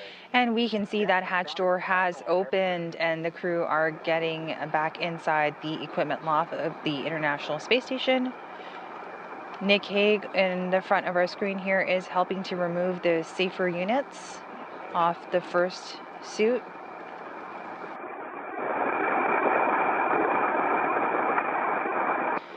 And the astronaut in the suit in front of us right now is NASA astronaut Butch Wilmore, with Suni Williams following slowly behind him as soon as that safer unit has been removed.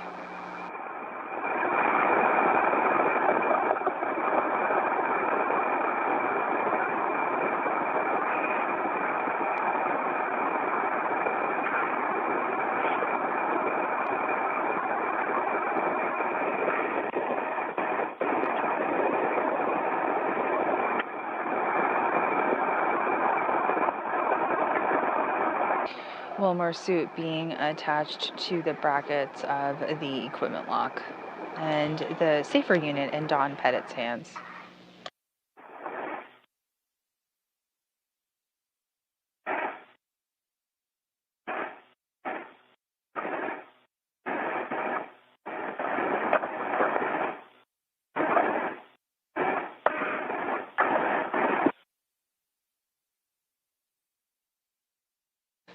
We can see Suni Williams' legs dangling into the screen, and the little device kind of on top of her and going to the right is the RFG that was removed during today's EVA.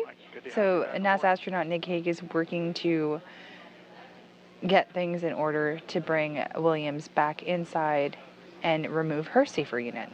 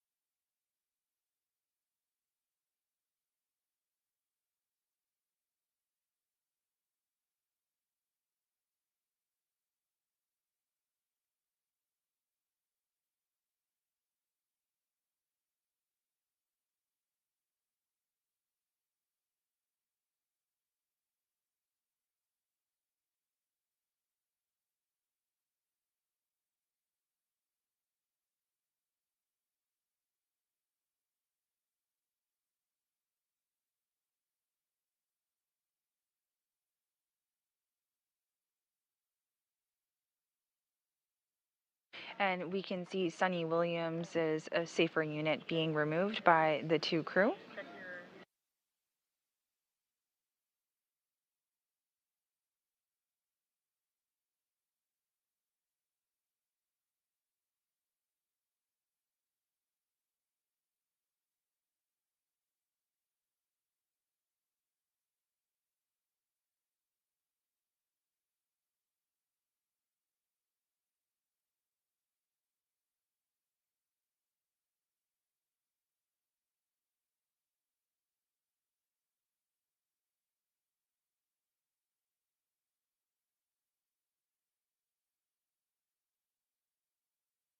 We have a little bit of a bird's eye view here coming into you from the equipment lock, where we see the safer unit off of Williams' suit removed.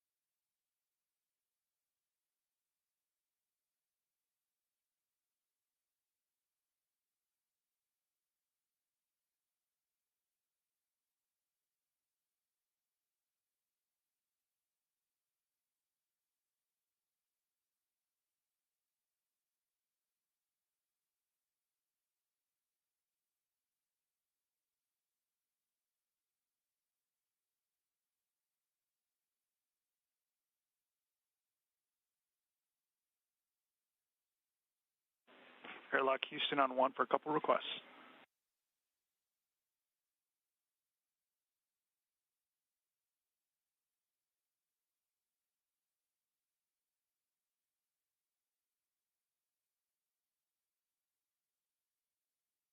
And with you, Will. What's up? Hey, Nick, can you readjust the Node 1 camera for us? We'd like a slightly better view, and also check your wrists.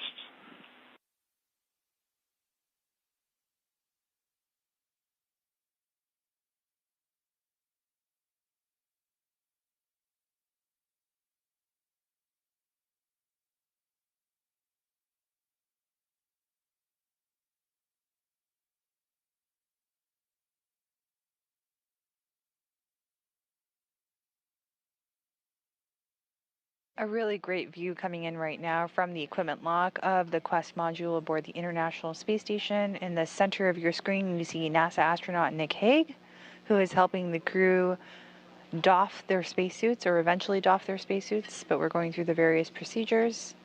Both crew have had their safer units removed, and both crew's suits have been attached to the wall brackets in the equipment lock.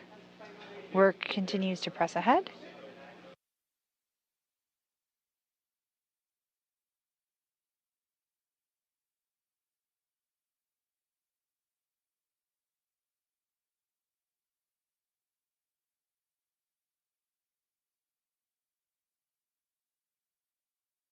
We just saw the removal of the mini workstation.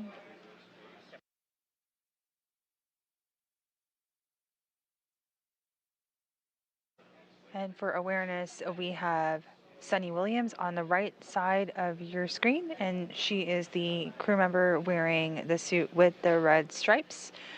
And Butch Wilmore is on the left side of your screen wearing the suit with no markings.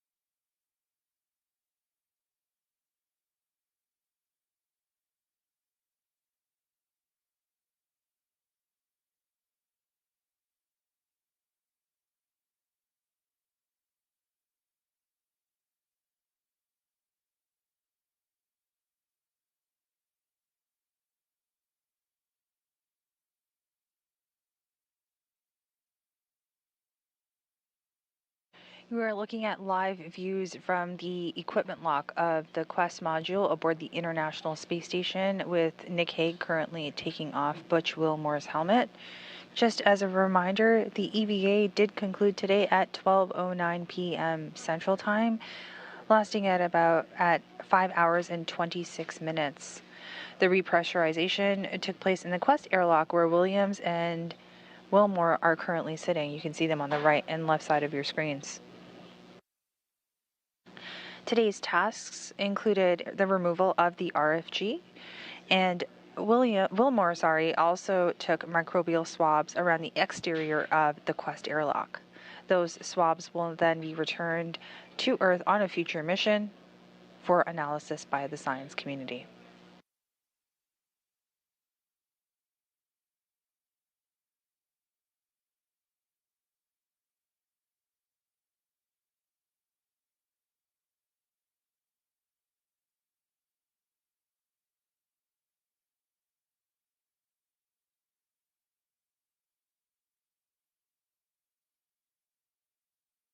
Again, thank you so much for joining us today as we followed US EVA 92. This was the 274th spacewalk in support of the International Space Station's assembly, maintenance, and upgrades. With the crew's helmets now off, that will wrap today's coverage. This is Mission Control Houston.